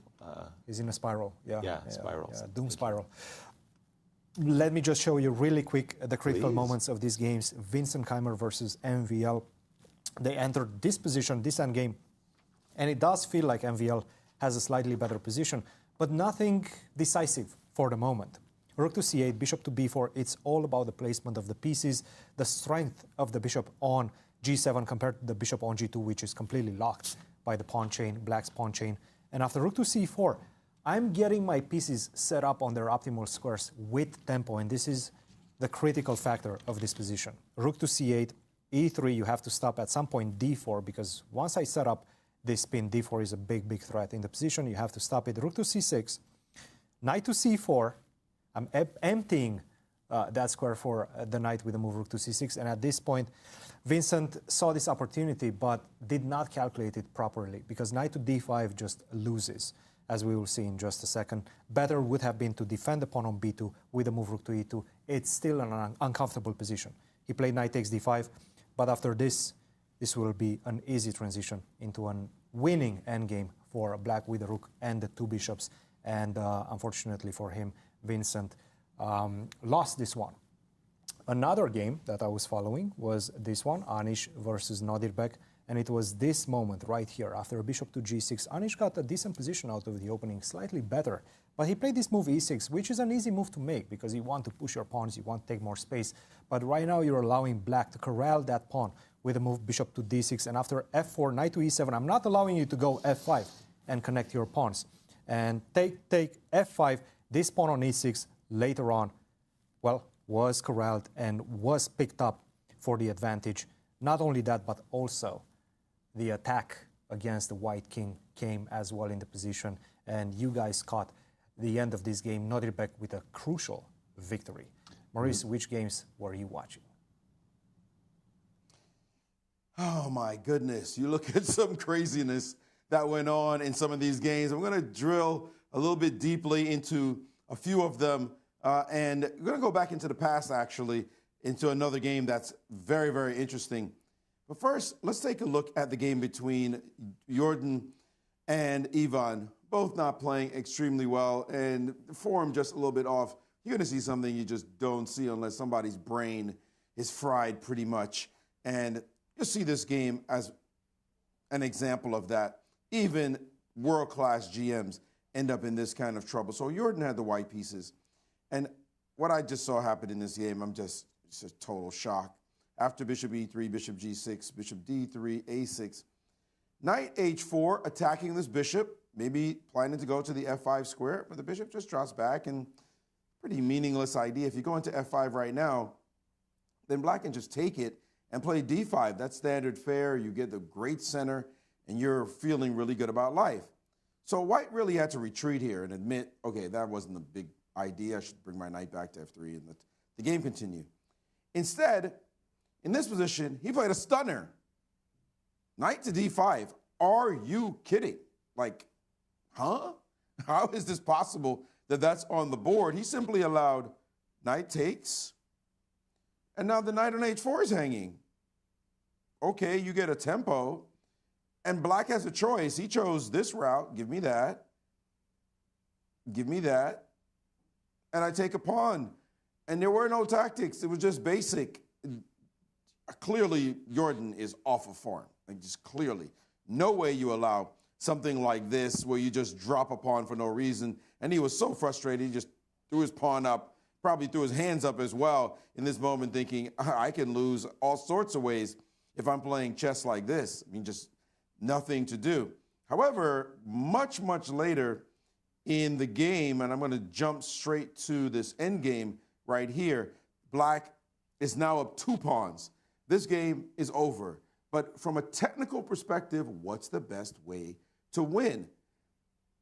This one is really instructive, in fact, for all of us. And I think you want to see this because the endgame is just the kind of thing, rook and pawn endings, where you got to play accurately. If you play a wrong move, you blow it. In this position, the move played was king to g7. A serious error, just waiting one tempo. Because after takes and king up, suddenly white has tremendous counterplay, despite the fact that you maintain your 2 passed pawns. Well, let's take a look at what happened here. Takes, rook move over, and f4, and check. Wasn't necessarily the best, but now the pawn runs. And here it's going to happen that king f4 was a mistake. He should have played king to h6. And why? Because in this line, he gets to promote or threaten to promote his own pawn. If you now take this, the king takes. And as you try to promote here, the king comes back just in time. King to e6. You can play b4, king to d5 or d6. You play a2, and the king comes to c5, and you cannot make any headway in this position. It's a full tempo lost here. What should he have done? Let's go back to that critical moment right here, because that looks so good. You would think that's really, really good. That's what should win the game for me. But the right way, the easiest way to play technically actually is just to take this pawn and give your opponent this one.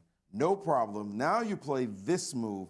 Very nice move, preparing to play the move b4. And what's the plan? Well, let's say white decides to get behind this one and then tries to bring the king up to go after the g6 pawn. You say, you can have the g6 pawn. I'm just going to bring my king over, and that's going to be all she wrote. You take this one. Now, what are you going to do? You can't take this pawn because this pawn is way too fast. And if you were to bring your rook back after takes king here, you bring your rook back, then this king just comes over and says, get off the file. You can try to stay on the file, or just bring the king up. You bring your rook down, and now we can bring the king up, and we're going to go boop, boop. And that's going to be all she wrote. Or even move the rook over first and then bring the king in, and you have no counterplay on the other side. Very straightforward technique. Remember this one. This one's going to be useful for you, not just this exact position, but the idea of it, the idea that you don't need the 2 pawns, you just needed 1 as long as your rook was defending laterally, and then you were able to advance your pawn and then bring the king to the other side, the 3-step process. All right, let's go to another game. This was just mind-numbing what happened in this one. This one was, oh my goodness, let's go back a few moves. They were just playing a game. In fact, it was right out of the opening. I'm going to go to this position. Looks like a lot of pieces still on the board. And white has just played the move b4, attacking the bishop. So black played rook to a8, attacking the queen. And now he took this pawn, and white said, okay, no problem here. I'll get my pawn back. Position's basically level. Knight's hanging. So I'll take that one, give you this one. Again, level position, queen to e6, rook to c6. Not wanting to trade queens. But Prague, remember, is in a spiral, not doing well. But here he's looking for some kind of tactic. Maybe there might be a rook sack at some point, but it ain't there. So rook to b8, queen c7, and now takes. And now the move rook to f6, attacking this pawn on f7, and a bishop here. Move your rook. Rook move back, queen back. And now Prague wants to make it easy. No problem. He just plays queen e5, threatens mate, forces a queen trade. But no, he said, I'm trying to actually mate you. I don't want no stinking queen trade. I want to play queen c3 on the next move and crush you. Well, problem is, your pawn's hanging. Now, if you're a Praggnanandhaa, you're a world-class monster. Seeing a pawn hang like this, like, that's just ridiculous. You have to literally have lost your mind. You just lost a bunch in a row, and you just can't see the board anymore. And it happens. These players go on tilt. It doesn't matter that they're world-class geniuses. They go on tilt, and this kind of stuff happens. He must have been flabbergasted when this move landed on the board. We're seeing video here, but it doesn't account for the moment when this happened, and suddenly there went a full rook, and there are no threats there.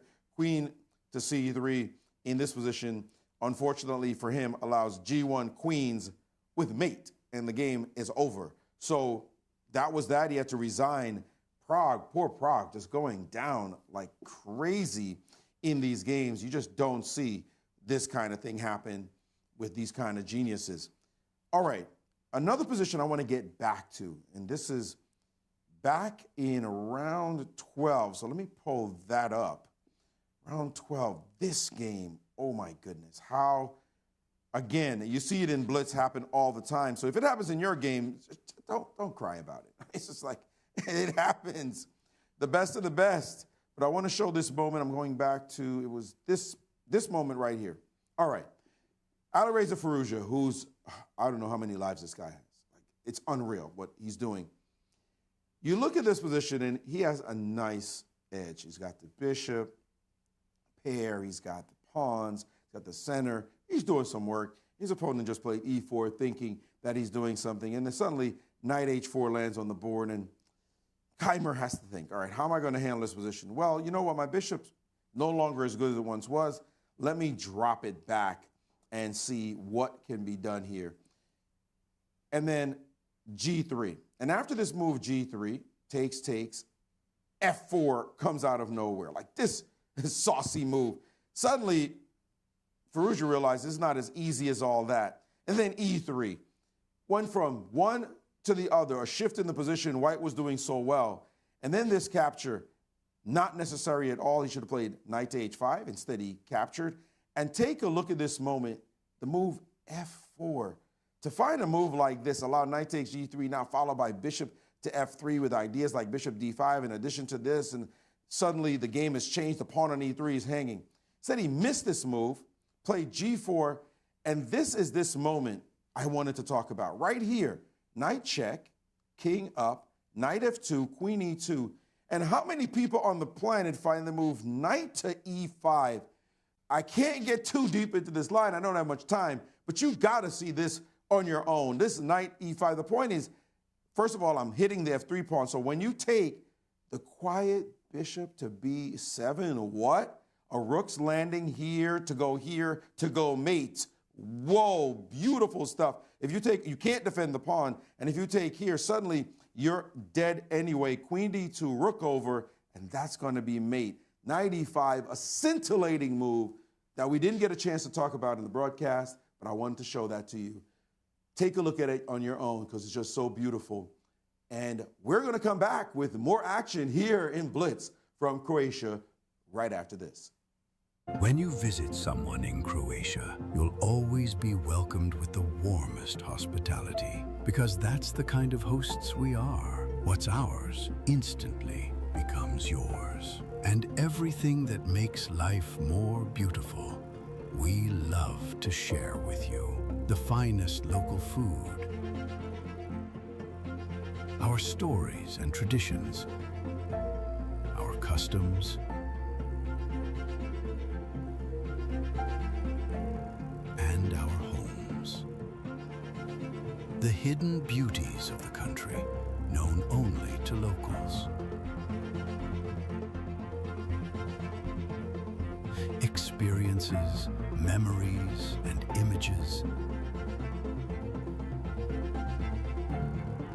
Sounds, colors, and flavors.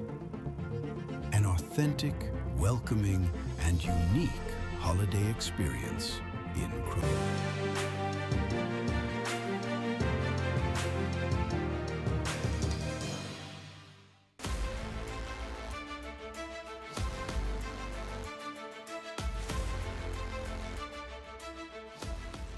we're back. Round 7 of Blitz about to start. Let's take a look at the standings and pairings before we dive into the games. It's becoming a two-horse race at the top. It is Alireza leading with 17 points, only point ahead of Nodirbek Abdusattorov, who's playing Blitz extremely well. The rest of the players falling behind. And tell us about the pairings for this 7th round coming up. Absolutely. The leaders are not playing each other, but of course every game is crucial. We just saw Bogdan almost take down Alireza. In round 7, I think we jumped the gun to round 8. Yeah, that was actually round 8. I saw that. Yeah, but let's just go here we to go. round 7. We are going to we'll see the pairings live. Alireza versus Jorden van Foreest, and Jorden has been using the King's Indian defense and challenging his opponents to do their worst. H2, H3. We have Alireza's game pulled up. This is our backup, Nodirbek and Prague. Or should we go? Let's go to Nodirbek, Prague. Let's go to Nodirbek and Prague, because Nodirbek has moved up the table. He's in second I think it's place. a more interesting opening, so it's good For we sure. switched. Look at this. How did this happen? F7, F6. It started as Caro-Kann, advanced. Yeah, and the quick C5, and Queen takes D4. I don't think I've ever seen this. How about you, Yasser? Nope. I'm playing Caro-Kann for 30 years. Never seen this. Well, yeah. I mean, this is so crazy. A6 and F6 in a Caro-Kann. I feel like I would go D4 here with Black. You give me a chance to grab the center in Caro-Kann, I'll take it. Yeah, but I'm just thinking about the combination of A6 and F6 in the Caro-Kann. You started with C6, so then you're going to go A6 and F6? No, I've never seen this. D4, knight E4. What's your follow-up? You want to take on? Yeah. And then I'll play something like Queen H4 and just play a pawn sacrifice. Not that I'm actually proud. We have the wrong analysis board there on the screen. I do see on your screen, Yasser, we have Nodirbek's game on. Yes, we do, on my screen.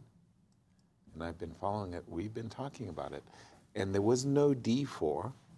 And I'm expecting Nodirbek to simply castle. He's played Queen G3.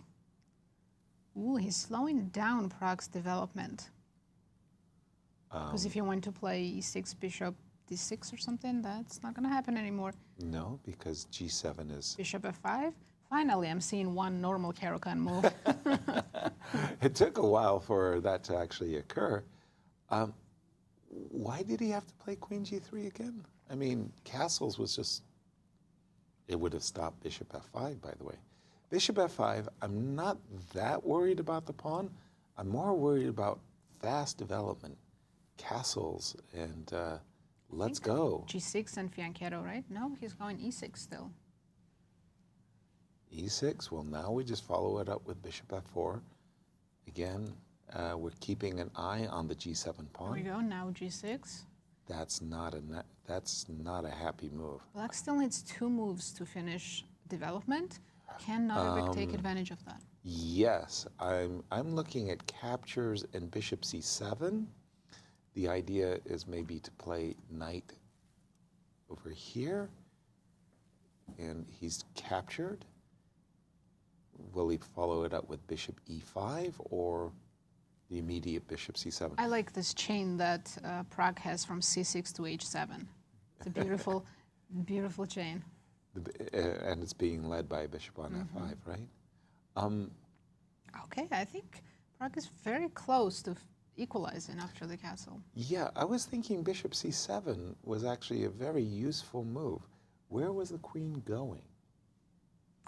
That's a good question. If it goes to E7, Yeah, I then don't when like the that. bishop would go to D6 as a tempo move. If I go to D7, you have knight A4. Precisely.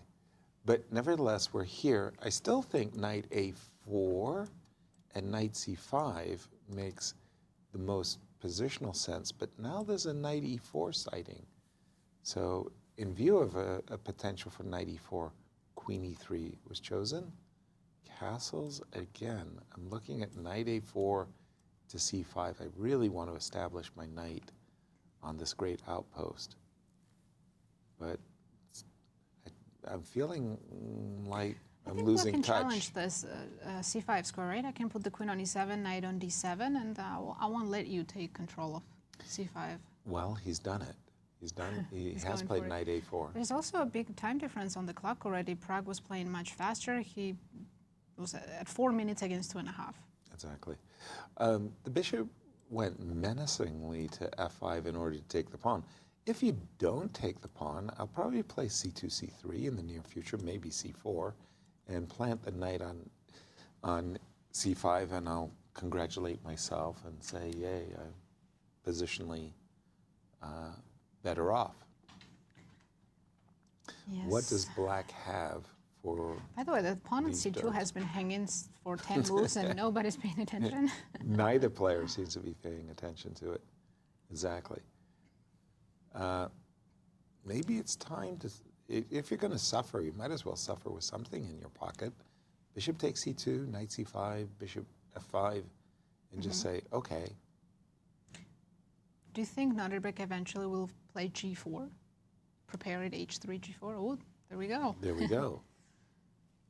I still can't believe that Pragg has lost 4 games in a row. Whoa. Yes. And by the way, knight b6 says the rook is trapped. It is the rook trap. Why is this a good move? Rook a7? What am I can missing? Can we take on d5? Knight takes no, d5. No, that d5 knight... is hanging now. Yes, exactly. Can't Knight do takes that. d5, knight takes d5. Oops. So rook a7 looks a7. fine for now. Maybe rook c1 is Nodirbek's plan. Rook c1, bishop f5. Rook takes c6, but rook a to f7? Yeah, this position's getting sharp. Did he play rook a7? Yes. What do you think? No knight takes d5, for sure. Knight takes d5 would be just an egregious error. Can Pragg play an in-between move, c5 here? I have a plan. He's up a pawn, so he can afford to give one back. c5 with the idea of queen takes b6, yeah? Looks like a good idea. He's now behind on the clock, but still has plenty of time, 2 minutes. I was going back with the bishop, but bishop f5, rook takes c6, and in a sense, rook takes c6 fortifies the knight on b6. Well, it looks very comfortable there. So after c5, if you take, and he found it, beautiful. If you take queen c5, my idea was knight e4. Right. Should work, right? Yes, because f2 suddenly is under attack. After queen d4, you'll trade on e5 and queen b6. I think Nodirbek was surprised by this move. 100%. Rook takes c2. No, he's played queen takes c5. So what's the answer to knight e4? Queen d4, probably? Bishop takes e5. The bishop on c2 is still hanging, so you can trade the knight on b6 for the pawn on f2 is You're hanging. right, you're right. Let's see. This is a very sharp line with a lot of force and moves. Yeah, who's maybe calculated? Nodirbek wants to play queen c6 here. Who has calculated better? I don't know. Queen c6. Or they're Bishop just takes relying on their e5. intuition and hoping it works out. Queen takes e6. Queen Rook to on d4 is on the a7. board. No, he's dropping f2. This is a surprise. Be the case. You can't give up f2. This is a surprise. I mean, you give up f2, you lose the game. I think right now bishop g4 might be the only move. He takes He's on c2, losing but right after now. Knight takes takes f2. f2. Even rook takes f2. Because on rook c8 you have rook f8 check. Of course, yes. Check. What is he thinking about after rook takes f2? Rook takes, There we or knight But knight takes takes f2. f2 also completely winning. What did Nodirbek miss? Because It was so straightforward. Bishop g4 was a good move. This is shocking. This is shocking. He had time to think about Wow. it. He Suddenly, missed something. It's see on unclear his face what, now. but he missed something. but you just, this is his first hiccup. Nodirbek was in cruise mode. yeah, today he's been dominating and keeping up with Alireza. But he's been winning games deservedly so, not Yes, like confident. Alireza, who's kind of gotten fortunate. But knight f2, he's looking at a loss. Oh, he's And- disgusted with his position right now. I think this is just resignable. Like you simply don't have a move in the position. Bishop g4 was necessary. This rook takes c2 just loses. We're threatening the old smothered mate, knight h3, double check, followed by queen g1. This is what Nodirbek is facing if we make a bad move, just any move. I have a feeling he might just resign. I think so too. This was just simply a gift, Oof. an absolute gift Yeah. to Here. Prague. You can read that on his face. Rook takes f4. And he resigns. Wow. Okay, we're going to go back to our tournament leader, Alireza Firouzja versus Jorden van Foreest. And whites for choice? Alireza is definitely pressing right now. He has that weakness on f5 that he can pile on. That's a Alireza massive with weakness. This, he'll be 2 points ahead of Nodirbek, but he does Right. have 16 seconds against minute and 20. Wow. I'm just having a monitor issue over here at the moment. Okay, I think that takes care of it. All right, so problem for Jorden is the hanging pawn on f5. By the way, As well as the Alireza is hanging on pawn 16 on seconds. Jorden on 1 minute, so a bit But of a it's the separation 16 there. seconds, yeah.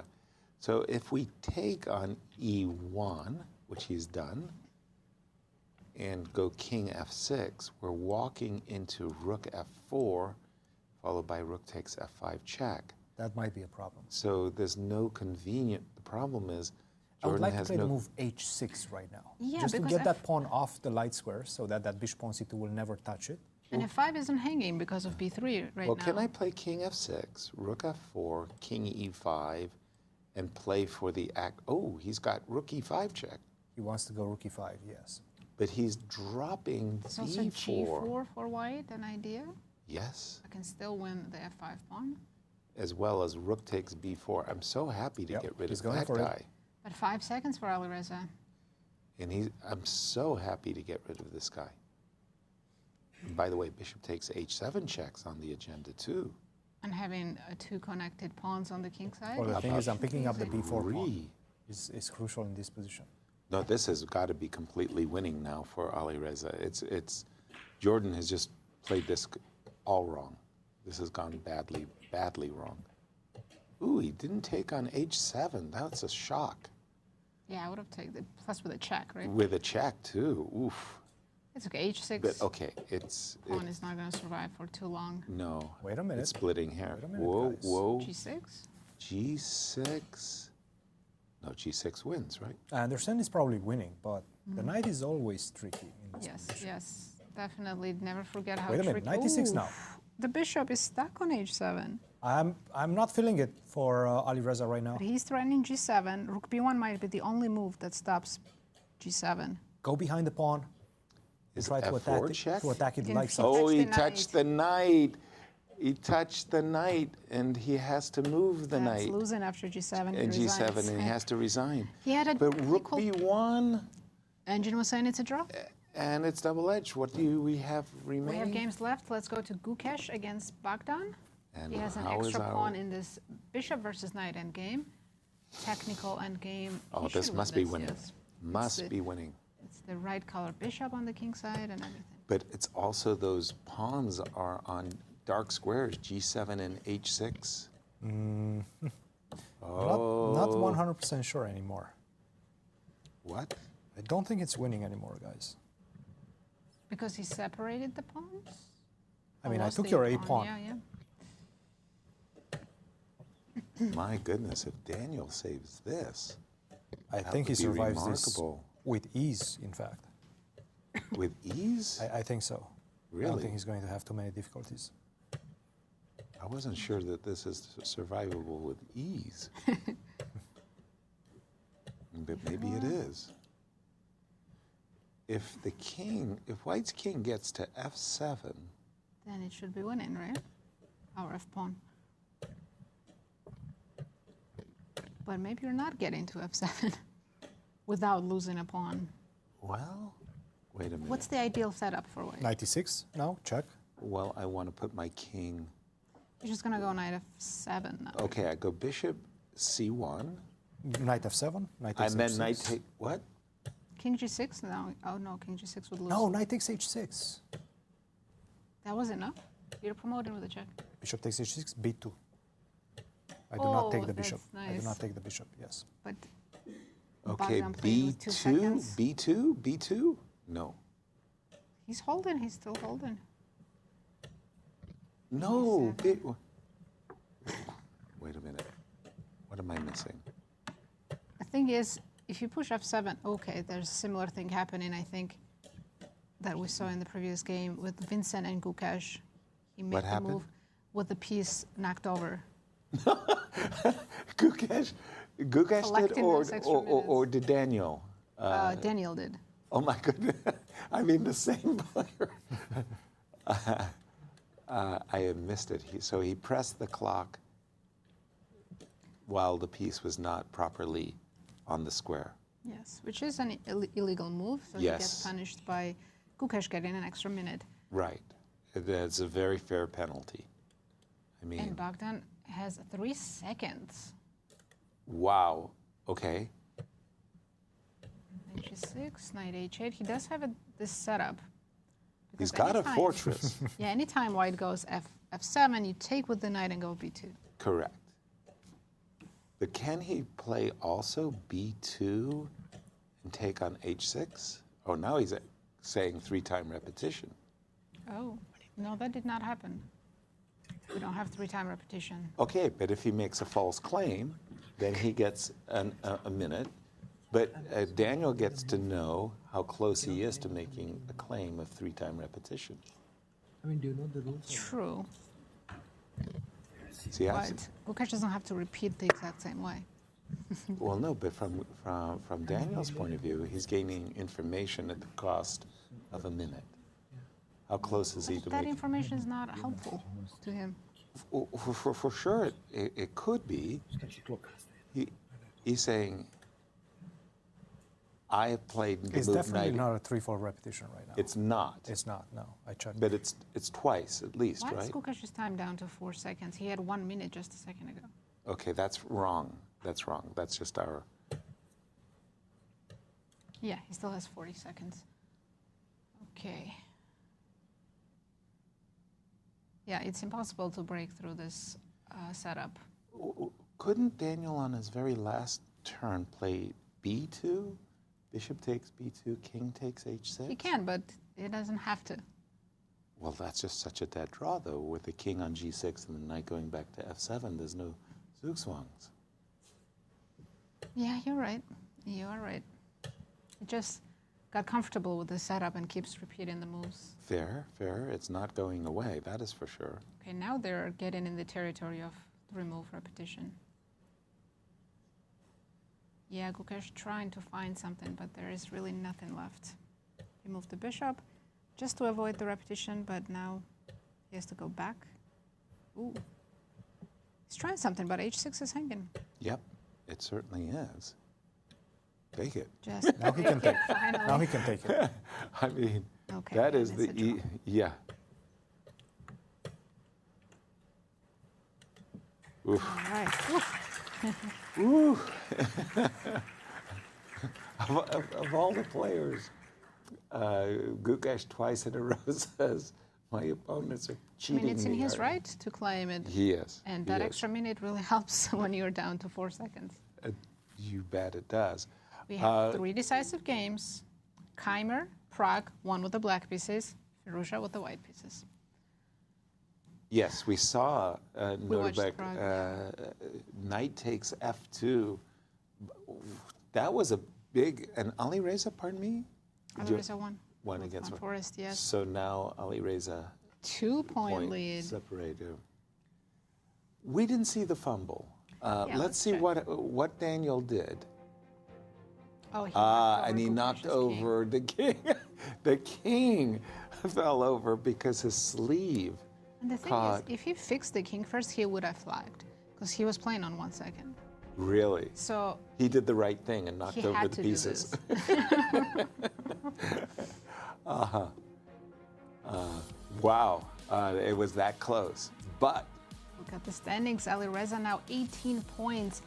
His closest rival going down, and now 2-point difference. Nodirbek clear second with 16. Maxime clear third with 15. Wow.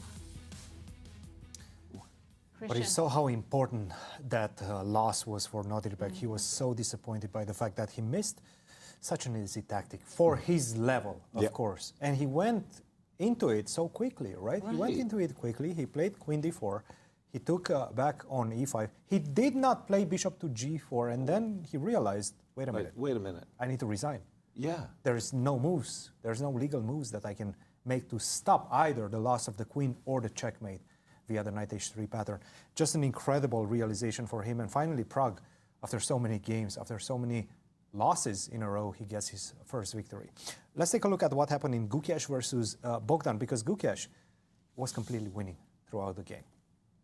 He started with the Vienna, g3, d5, and now it's all about the type of position and type of opening choice where you're not very ambitious as white, but what you want to get is a game. And that game is going to revolve around the pressure in the center and the pressure on the pawn on e5, coupled with the fact that the bishop on g2 is going to provide additional pressure on the long diagonal as well. d4, rook to b1, you see he's setting up some ideas against the pawn on b7 as well. Bishop to e3, take. And now at least what Gukesh got out of this position was an imbalance in the pawn structure, which is exactly what he wants when he feels that he's the better player. He feels like he will be able to outshine his opponent. And that's exactly what happened. d5, bishop d7, c4, queen to e7, rook to e1, bishop, queen to f8. And you can already start feeling that this position is quite uncomfortable for black. Specifically, this knight on a5 is not very well placed. It's a little bit out of play. And as we will see, white had a chance to take full advantage of that. b6, knight to e5, rook to d8. You can see the bar swinging. Huge opportunity for white to finish the game, more or less. After knight takes d7, rook takes d7, and now the great move, c5, in the position. For example, if you take on c5, then I'm just simply going to take on e8, take on c5, and guess what? The knight doesn't have where to go. The knight is completely stuck. I sacrificed the pawn, I'm attacking the knight, everything is pinned, you don't have enough time to create any counterplay in the position, and this is an easy win. You're losing the knight and you're losing the game. So big opportunity missed by Gukesh. He played the move c5, and it was just the wrong order. You have to take the bishop first, because now I can take your knight, and I'm not forced to take on c5 later on with the pawn.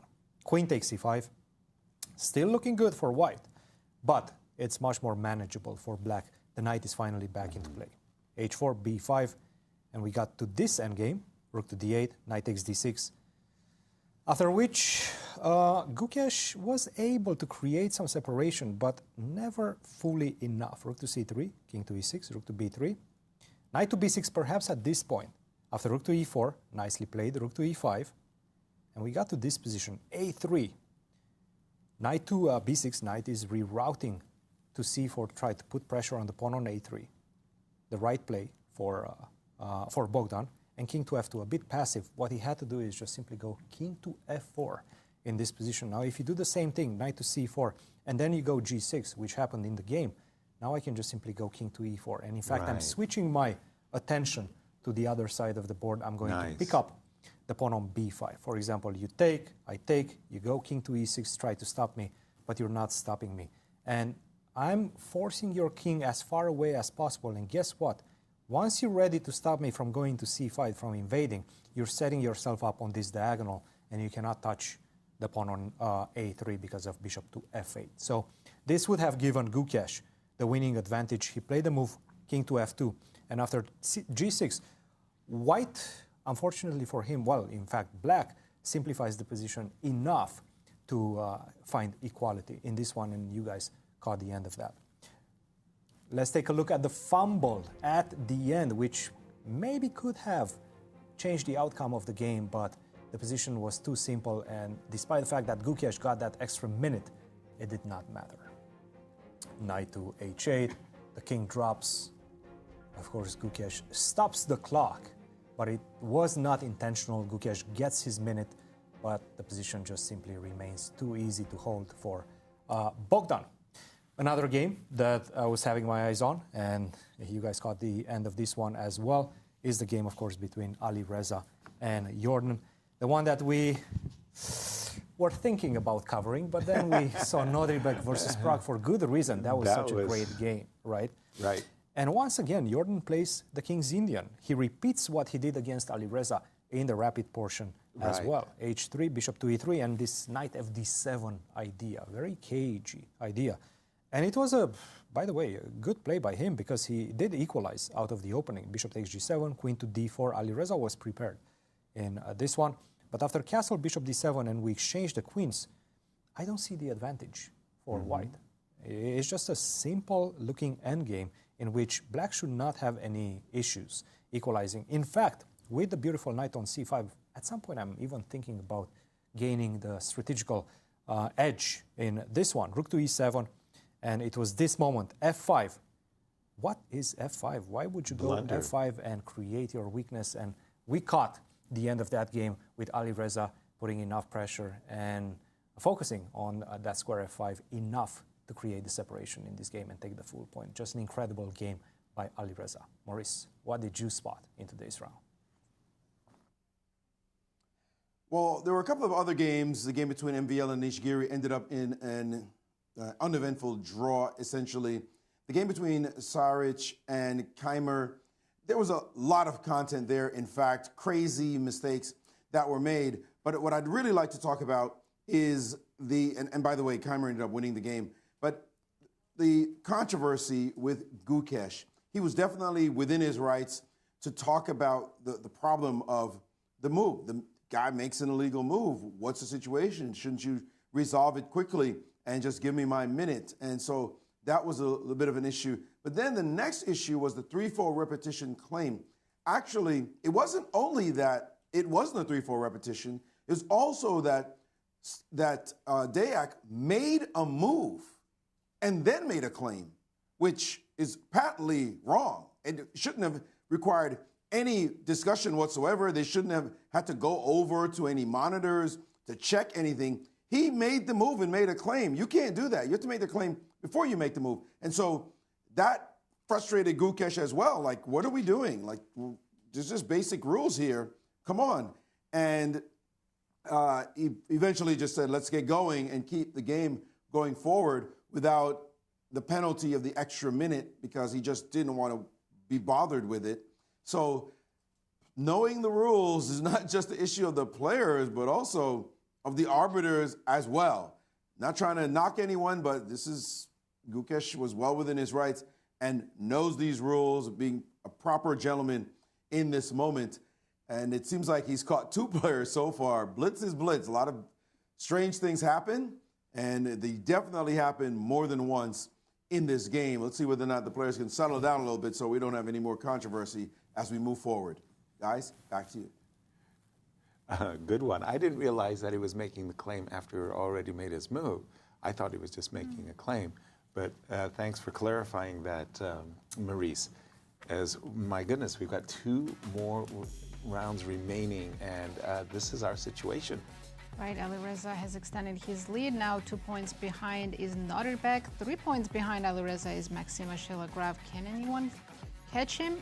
Technically, yes. There's still a lot of games. And for Pragg, that was such a huge game because he had been on a spiral, a downward spiral. He lost 3 in a row. 4, actually. But yeah. He came back defeating Nodirbek. In round 8, we have Praggnanandhaa against MVL, Daniel against Nodirbek, Anish Giri playing Ivan Saric, Jorden against Vincent, and of course our marquee matchup will be Alireza against the world champion. Yeah, with a 2-point lead, with 2 rounds to go, will Alireza be able today? Yeah. Will he be able to both maintain his lead and perhaps even extend his lead? These last rounds, very, very, very key.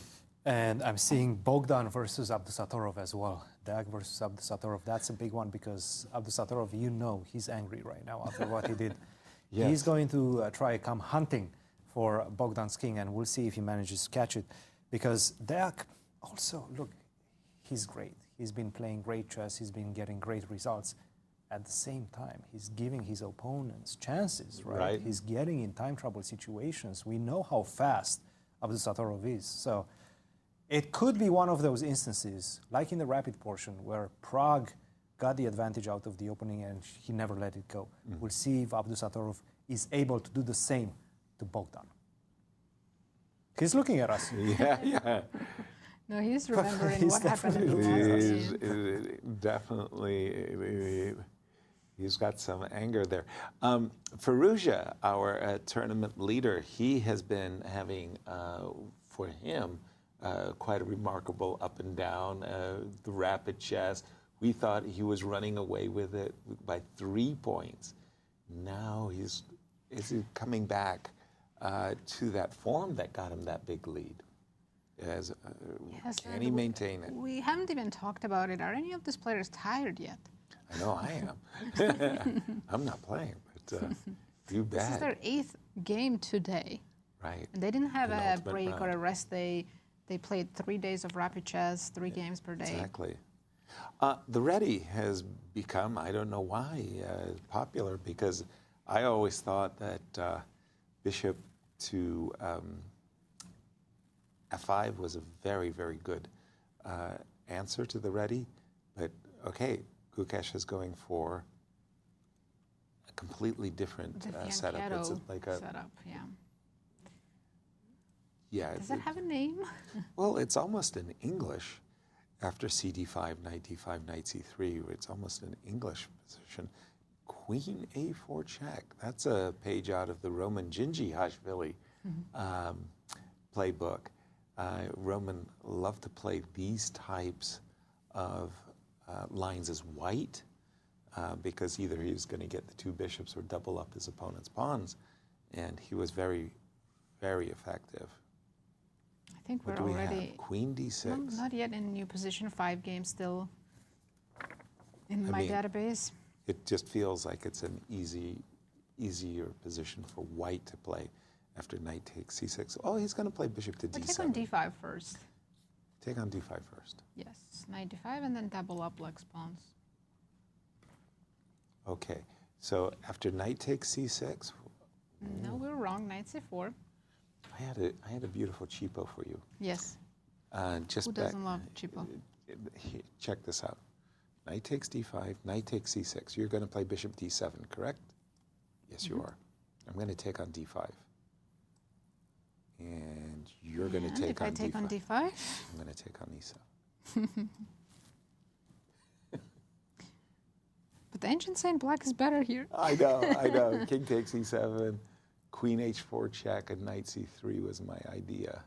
Yeah. But none of this happened. Sorry, it is a blitz game. We can't get too deep into the game. Alireza is still in his prep. He has 4 minutes, 30 seconds, while Gukesh already has spent more than a minute. Bishop takes d5 and knight b6 is wrong, correct?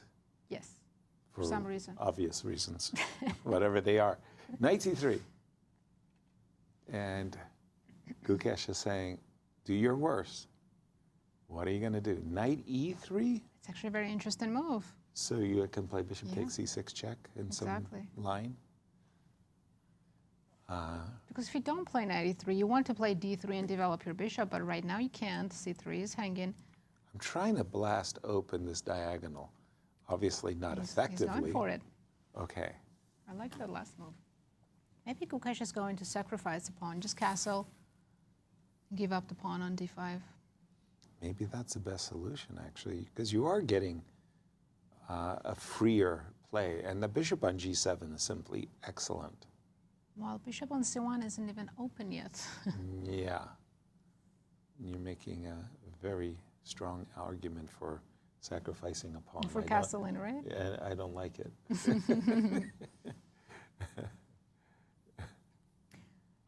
If he doesn't want to sacrifice a pawn, he could just move the knight. Knight on d5 back to e7. Right, yeah. That also looks fine. In this case, are you leaving c5 a little bit tender? I don't know. You're hard to to... knight e4? Queen e5. I mean, I'm losing a lot of He's time. allowing bishop c6. That's a surprise. And Engine didn't like it. I see on my my bar, the I mean, chess thermometer. Alireza is getting what he wanted to get out of this opening. Take on c6, taking on e3, you have long-term advantage. Well, it's that bishop on c8 that's so passive. You know, I've played the move g3. You put the bishop on h3. I hate white's position. But with the pawn on e6, that bishop is going nowhere. It just doesn't have a good life.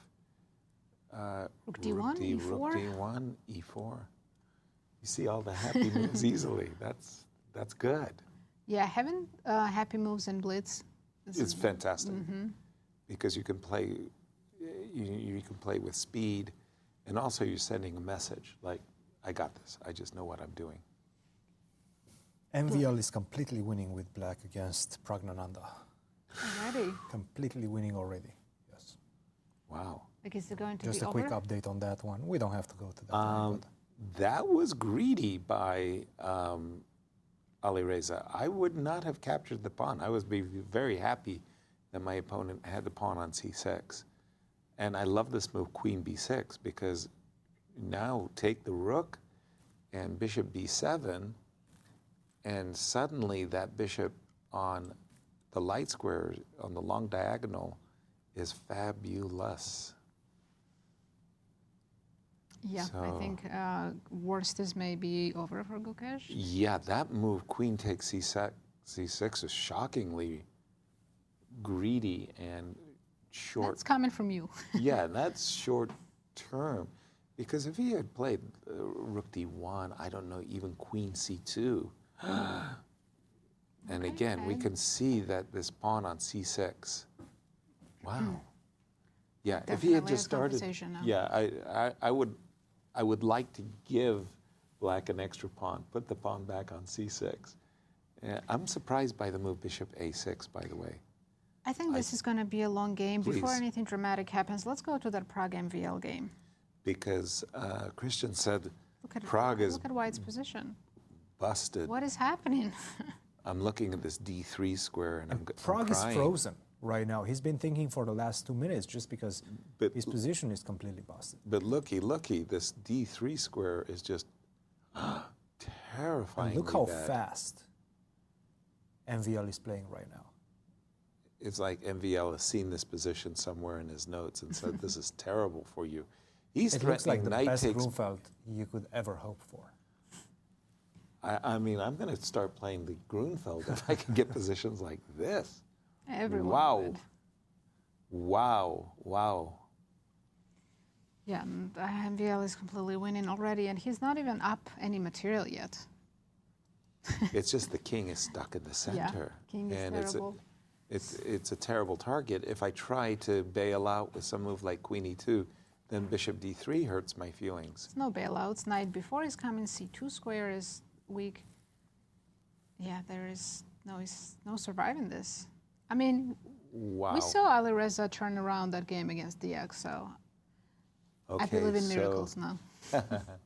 So where is the Just don't knockout? play bishop c2 and blunder a piece. Because of? Queen takes c2. That's a check. I think we already, Then is it we not already win? kind of know what's Or happening in before. this one, right? Yeah, but you win in exchange. But True. I was going to say that you don't have to play bishop c2, but you do win in exchange. And when you said don't play bishop c2, I was like, why not? Should we go back to Alireza's game? Shall we? Okay, but we do because know that this one is not as consequential. Like, look, it's a very important game for the standings, but Alireza is our leader right now. Okay, you're making a convincing argument. We're going to go back to the game between Alireza and world champion Gukesh, as we've just seen bishop g5. Alireza grabbed the pawn on c6, controversially, I should say. And now he's trying to provoke f6 so that he could retreat with his bishop and then make the claim that you've shut down the diagonal. And that's not a good thing. It is not. I like Black's pieces. They're all beautifully placed. Yes. But so far, so good. I am also struggling with finding the right moves. So As you can see, Gukesh was taking his time. So rook D7 invites a kind of a knight A4. Yeah, it's the triple on B file, right? No. Black, I mean, rook B7 is coming. Rook B7 is coming. What did he do? Rook D1. So he is. There's a. Pardon me. Rook knight D1. No, I meant rook D1, rook D1, and there's a rook D8 check in case you play queen takes B2. Correct. So you can't do that. Okay, This this plays rook D4, but invites bishop E3. Bishop E3, or maybe I like bishop E3 C1. very much. You keep an eye on C5, force the black rook to trade. But I'm a little worried about queen B2 and sacrificing an exchange. I thought rook D8 still worked. Bishop E3, queen B2. Oh, immediately. Queen B2, rook B2, bishop D4, CD4, two bishops. Like two bishops, right? An active rook on the second rank as well. Yeah. 35 seconds. Not it, and he's I gonna hate that. Whoa, I'm he even didn't. asking you guys whether we could change, but Bogdan has 5 seconds. He's winning against Nodirbek, All right. who has a minute and 30 seconds. We're going to jump to the game of Daniel and Are we? Nodirbek. Because this is so exciting. Oh no! I just jumped to the game between Daniel and Nodirbek.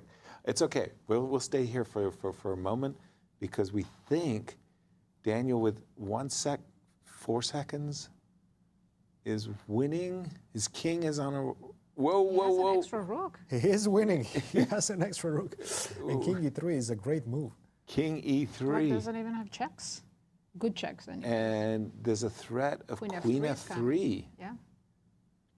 I see a knight takes C5, perhaps. He has 4 seconds on his clock. Did he do it? He did it. It's And rook to five. G1. Queen F3, check. King moves to E2. Takes a pawn on it. Ooh, okay, he got... No, he's not getting He's the doing it with seconds. He's trying to save some pawns. Nodirbek got With 4 A3. pawns for that rook. It's a lot of pawns, yes. That's why he played A3. Losing another one would be quite costly. I still remember a game from a women's championship with Alice Lee and Irina Krush, where it was 4 pawns versus a rook. That ended in a draw, but it was a great in the match. end game, it's so difficult to Yeah. even evaluate. By the way, Alireza is completely winning his game. Is he?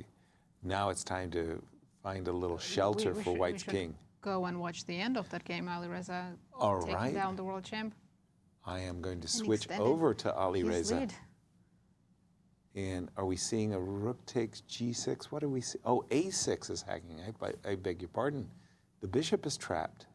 And Already one Alireza win, has isn't it? won the game. Alireza won the game. Oh, Maxime is also close to finishing his game against Praggnanandhaa. let's go there. Back to Bogdan, right? It's equal now. What? Nodirbek So equalized. we're watching this. Maxime is in 3rd place. If he wins, Where do you want to go? You guys have got to make a Sure, we can stay with this one. you're We can stay watching with this one. Maxime is on the screen Okay, now I've got to find it. Sorry. first. First game. Prague.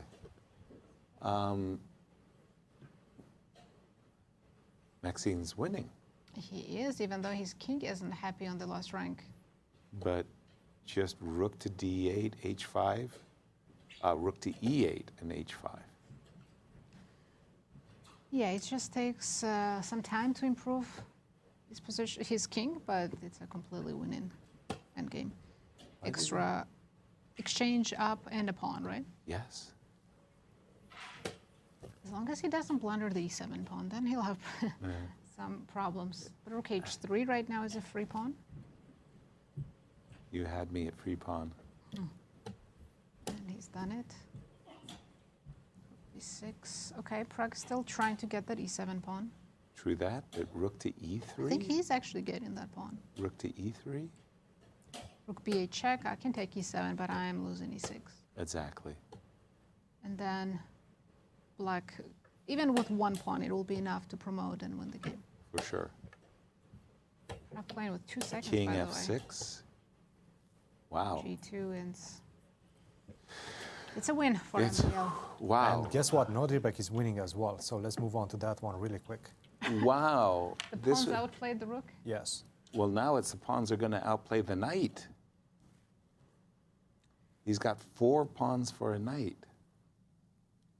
Okay, this is winning, but this is not that straightforward, right? You can easily mess this up and Oh, easily, because there was, in fact, a queen f8 check that Nodirbek had to defend against. And queen b3, yeah, Queen good B3 is move. nice. That should be winning now. a3. Yeah. Okay, he's getting a new queen. Wow. What That a was a- turnaround What a that was. He was a turnaround. rook down. He needed this victory because otherwise Alireza would have went 3 points ahead in the lead. We only had one draw in this round. It was between Giri and Saric. All the other games decisive. Well, catches up, Cristian. That was just crazy that I thought that Nodirbek was going to lose that game 100% for sure. First and foremost, time trouble. let's take a look at Van Foreest versus Keymer. All right. And let's understand what happened in that one, because Keymer got a victory with black pieces in a Berlin, a very dry Berlin, which almost never goes black's way. But in this case, take a look at what happened. Bishop to d6, queen to h4, bishop to f1, knight to f6. Excuse me. Oops. There's something being set up in this position. Knight to f6, g3, bishop takes g3. Look at this. Bishop sacrifice, double bishop sacrifice, by the way, as we will see in just a second. It seems like, okay, if you take on h3, then I just have rook to e3, and in fact, it is black who resigns because you're going to lose the bishop on h3. But what Van Foreest missed after king to h1 is that I'm going to sacrifice another piece with the move knight to g4. In fact, the best move in the position, knight to g4, take, rook to e2. If you move your queen, let's say, to d2, then I'm just simply going to give you a check. I'm going to take, and that's going to force the loss of your rook. Not only that, but a rook and 3 pawns, and this dominance on the back rank is decisive. So he played the move rook to e2, rook to e8, rook to g2, take, and we got into this endgame. You can have 3 pieces for the rook. The problem is you're losing one of them. After rook to e1, you can hold on for a second with knight to e3, but after rook to e8, coming up with this deadly threat of rook takes e3, you're just simply not going to be able to hold on to all of your pieces.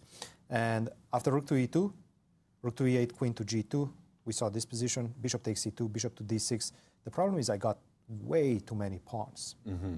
And we got to this position, knight to c3, bishop takes f1, rook to e3, and the pawns are just simply deadly.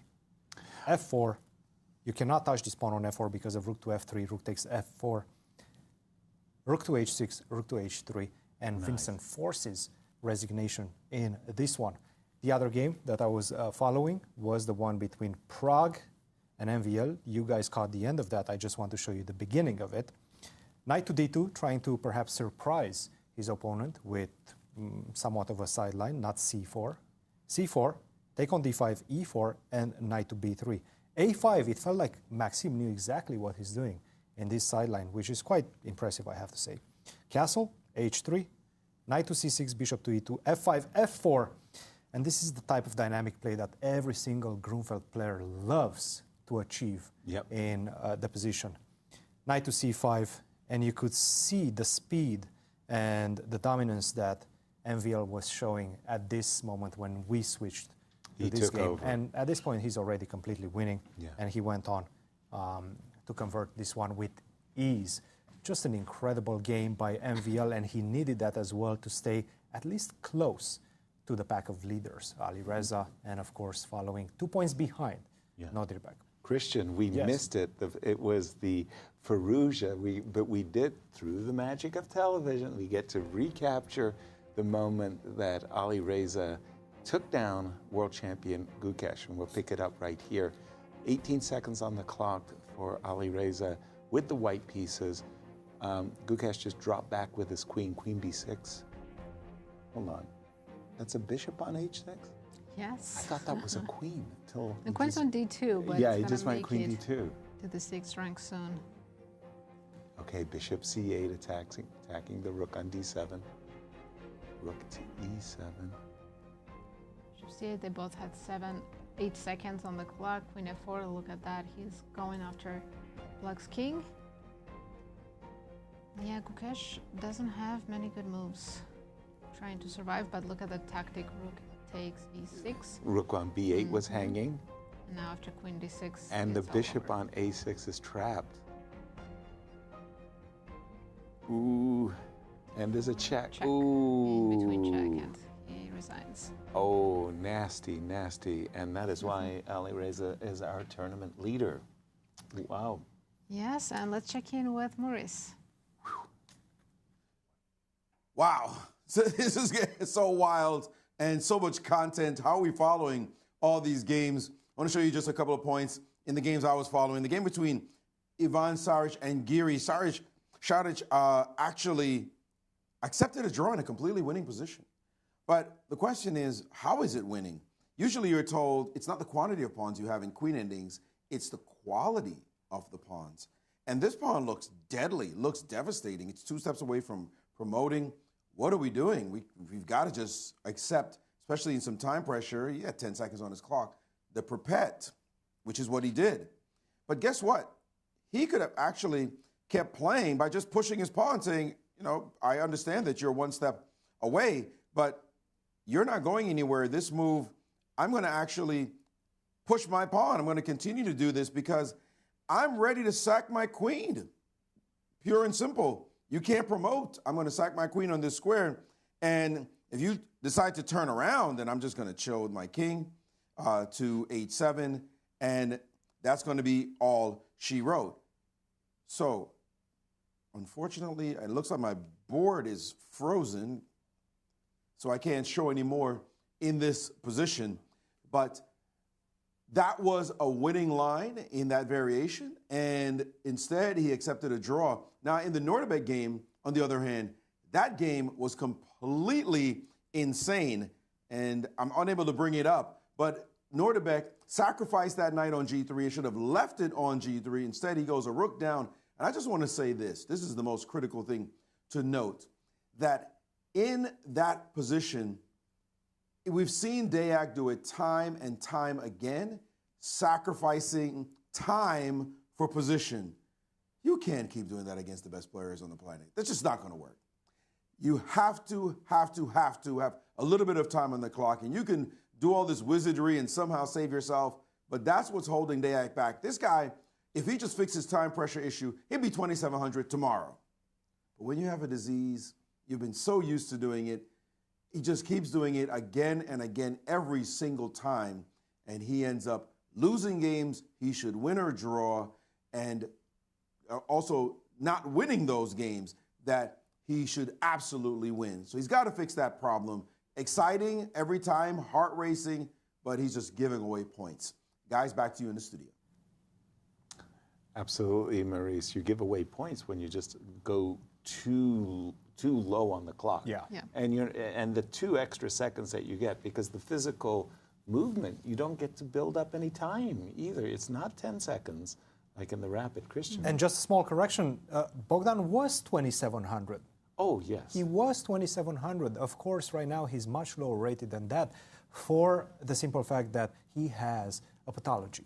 This is just simply a pathology. He loves being in time trouble, not only in Blitz and Rapid, but also in classical chess, and you do get punished. I think Maurice made a very good point about that. And I just want to show the final moments and how this one changed, because, look, kudos to Nodirbek for actually fighting with a rook down in that one, right? We were expecting him to, in fact, maybe just shake hands and call it a day, because a rook is a rook. But he took a lot of pawns, a3, and it was this moment, I'm just going to speed through it. After queen to f6, you still have an advantage as white. But knight to f1, allowing the knight to go to d3, which it didn't. But knight to d3 would have given Nodirbek the advantage in that one. And after rook takes c5, look, you're a rook up. You have the tendency to want to simplify the position. But rook takes c5 and giving part of the material back was not the way to go. Because despite the fact that this knight on f1 defends the king very nicely, there's a lot of pawns coming your way. And again, Nodirbek having so much more time than his opponent, Bogdan, with only 4 seconds, it's impossible to think. And you need to think occasionally to put these players away, to put these top players away. Unfortunately for Bogdan, he just simply didn't have the time. He didn't You have should the time. have two 2 extra points, right? Against Alireza, he was so close to winning, and this game against Nodirbek. Look, it works sometimes. He got some really good victories today. Right. But sometimes, most of the times, in fact, it doesn't work. We are up to our ultimate game of the round. This is it, the day. Wow, There's just only one left. There's only one less. Yeah, so let's have a look at the past winners of this event. I think there was only 3 different winners. Of course, Magnus Carlsen won 3 times in 22, 23, and 25. MVL won in 21, and Fabi in 24. And it Can was someone else? Yeah, and in 2023, that 26 out of 36 score, that was the 9-0, the infamous 9-0 on day 1. It does look like we're going to have a new name because MVL is, I believe, in 4th place or maybe 3rd place. Right. Unless he pulls a Magnus and wins 9 games. And I got to tell you, we've got a mouth-watering matchup in round 9. As we're going to say, number 1 and number 2 are going to play. Before we go to the pairings, Yasser, let's have a look at the standings after 8 rounds of Blitz. And I guess how many rounds of Rapid that was? 9? That was 8. That was 8. We just saw 8 rounds of Blitz. No, I'm talking about Rapids because the points are all counted, right? Alireza has picked up 19 points and has a 2-point lead over Nodirbek Abdusattorov. MVL is in clear 3rd with 16, and Prague, of course, having a disastrous day, really losing 5 games and still remains in 4th place. And the pairings, our final round of the day, looks like very exciting key matchup for sure. And I'm of course talking about on that 3rd board, you see Nodirbek Abdusattorov playing the tournament leader Alireza Firouzja. He absolutely has to win. He has to go all in. For sure. There's nothing else, right? If he wants to fight for the first, he has to win this game. Well, he has the white pieces, and definitely he's going to be trying. Just to remind everybody, we came in today, Firouzja and Prague were tied for the lead with 12 points. Yeah. Right now, Firouzja has a 5-point lead over Prague, which means, you know, the 2 fortunes have just Prague is diverged. Pretty much out. Prague is out of contention right now. He just lost way too many games. I've seen Magnus do this type of jumps, leaps in the standings, but even him with 2 days to go, with 1 day to go, even if he wins and let's say Alireza loses, that's going to be 4 points difference between the 2. No. It's insurmountable. Okay, but it's all about Nodirbek and Alireza. That's the game. Now, in the Rapids, remember when they played in the Rapids, I was saying if Alireza could hold Nodirbek, that was the challenge. He was in clear first. Then it's going to be smooth sailing. Yep. In fact, Nodirbek won. He won that game with the white pieces against Alireza and made it a contest. It was a tie for first coming into the Blitz today. And Nodirbek really stumbled in that game against Prague today when he blundered on F2. Otherwise, he would have been only a point behind Alireza, keeping the competition closer and more exciting. Yeah, he takes F2. And there was just no coming back from that. If you want to call that a slight misfortune for Nodirbek, well, he was definitely fortunate against Bogdan. So, you know, it kind of balanced each other out. Yeah. Never really balances out. But okay, we've got a very, very, very big game coming up for this round 9. Any good score by Firouzja, Firouzja wins. He's got a 3-point lead. Goodbye. Yeah, that's a lot. That's a lot of points. Yes. Right. As we're seeing the players get ready for this 9th and final round of the day. What do you choose now in Abdusattorov's shoes to E4. Play for a win? E4. Let's go. Let's have a Sicilian. Okay, now after E5, what do you do? I don't know. That H3. H3. I don't think Alireza is going to play C5 if he sees E4. No, I'm pretty sure he's going to see E5, E4, E5. I'm trying to remember what we saw in their first encounter in this tournament. From the... I think it was an E4, but I'm trying to remember how Alireza responded to that. Was it a French, or was that against Prague? I think the French was against Prague. The games are going by so Too many games. Too many games. Yes. Can you look that one up in the... I can, but maybe Cristian can. All right. Later we'll... Because I don't know which round they played in. It was round 8 or 9. It was... I'll find it. Yeah, the penultimate round. I think it was the penultimate round of the Rapid. It was a Gioco Piano, remember, with knight G5, the fried liver. Yes. Yes. Yes. Yeah, and Nodirbek won when he played that bishop d3 variation. And Yeah, we just couldn't remember the opening. Yeah. By the way, Firouzja has only lost one game, and it was that game against Nodirbek. And again, if he gets through this one, he will have it smooth sailing. I mean, right now he has a 2-point lead if he can hold. It feels like a tournament-deciding game right now. Yeah, potentially in a many tournament-deciding game. This is it. This is it. Firouzja wins. Firouzja even gets a draw and goes into tomorrow with 2 points ahead in the standings against Nodirbek. I don't want to say that's enough, but that's a huge step in the right direction for Alireza. And by the way, when we looked at this statistically, Nodirbek, the number 2 rated player in the world in Blitz behind Magnus, well, makes it very, very nice. Ooh, shootout. Karakan, I'm so happy to see this. Now, are we going to see A6, F6? It's like, how do you play a card? Ooh, G4. Now, this is actually my territory. I've had a lot of fun games. Bishop inviting. Carissa always plays this against me. Inviting. He didn't play it, by the way. I was going to say H4, H5, E6. But knight E2, and what white wants to do is white definitely wants to play the move E6. If he could get in E6 and knight F4, that's it. Now the question is, after E6, knight F4, if this is a niche line with 92, only 78 games in the database. C5 and no games. Wow. For 3 games, I see. In mine, there's 0. C5. Okay, that's quite exciting. C5. That's really inviting both E6 and knight F4. And even H4. And H4 too. And Bishop G2. Too many oh my options goodness. now for Nodirbek. Well, Bishop G2, E6. I'm kind of happy that I got in the inclusion of E6 so very much. It's impressive these players can manage to get pretty much a brand new position after only 5 moves. In Blitz, this is not a position. H4? Yes, yeah. H4, of course, that's his style. Let's go. Now on Bishop B4, do you think he will play Rook G1 or Rook H3? Rook H3, 100%. Knight C6. Okay. So he's basically saying, H5.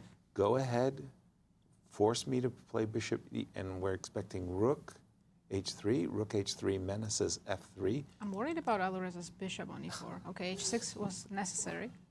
Well, you know, it's the funniest thing. If you take on D4 and then you play F3 and take, it's already 2 pawns, and E5 is a goner. That's a good point. He has played H6. So he's inviting the move E6. Yeah, I'm very tempted. I would include Knight C3 first, kick your bishop to H7, and then go E6. Yeah. I was going to say at the beginning of the round, even if we have a Berlin endgame, we're not switching away from this game. We don't. We have a completely crazy position. Here Take a look go. at that pawn sacrifice. E6, the best move in the position. I've been expecting this move for some time. It comes just in the nick of time because if Alireza had played E6, I actually like Black's position, but Alireza is playing as if he's the one in a must-win situation. This is amazing. Well, everybody knows you don't play for a draw when you need a draw. That's a recipe for a disaster. You play as aggressive as you possibly can. Well, that's Alireza's recipe, maybe. There you go. And knight C3. I'm expecting knight F6. I don't want to play bishop H7. Rook E3. I don't like it. Queen D7. You know what? Black's going to castle soon, and White still has to answer some questions. I've been tasered by the game between Ding Liren and MVL, or it was MVL versus Ding Liren, where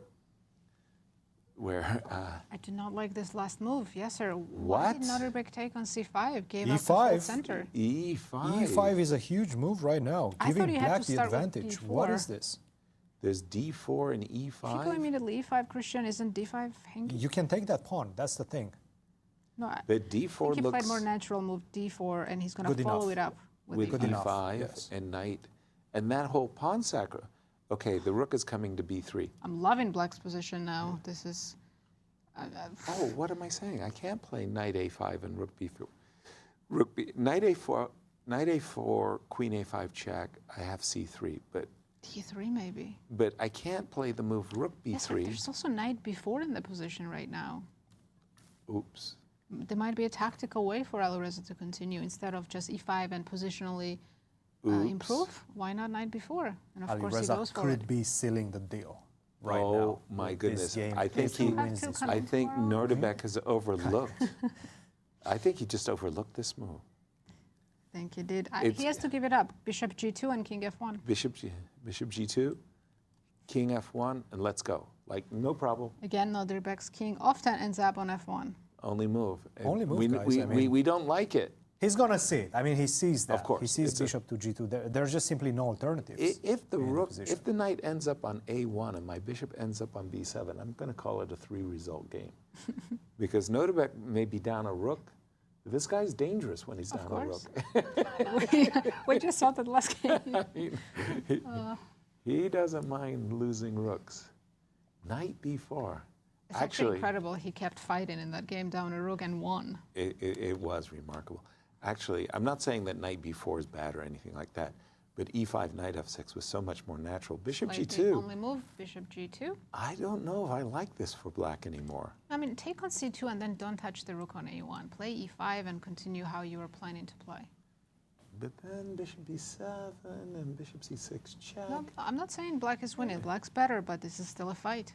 Okay. Complete chaos on the board. Take on c2, king f1, and don't take the rook. Right. Because you scared me. Doctor, that's your advice, huh? And the thing is, maybe you don't even have to take on c2 first. Maybe you should just start with e5, keep that knight on b4. There's still no way for white to defend that pawn on c2. He's taken on c2. To and not now, take the check is very hard. Now the big moment. Is he going to take the rook? Tonight you a1. have to give that king some room to breathe right now with e5 followed by e6. Oh, he's taking it now. Nodirbek has a very strong move. c6, Yasser.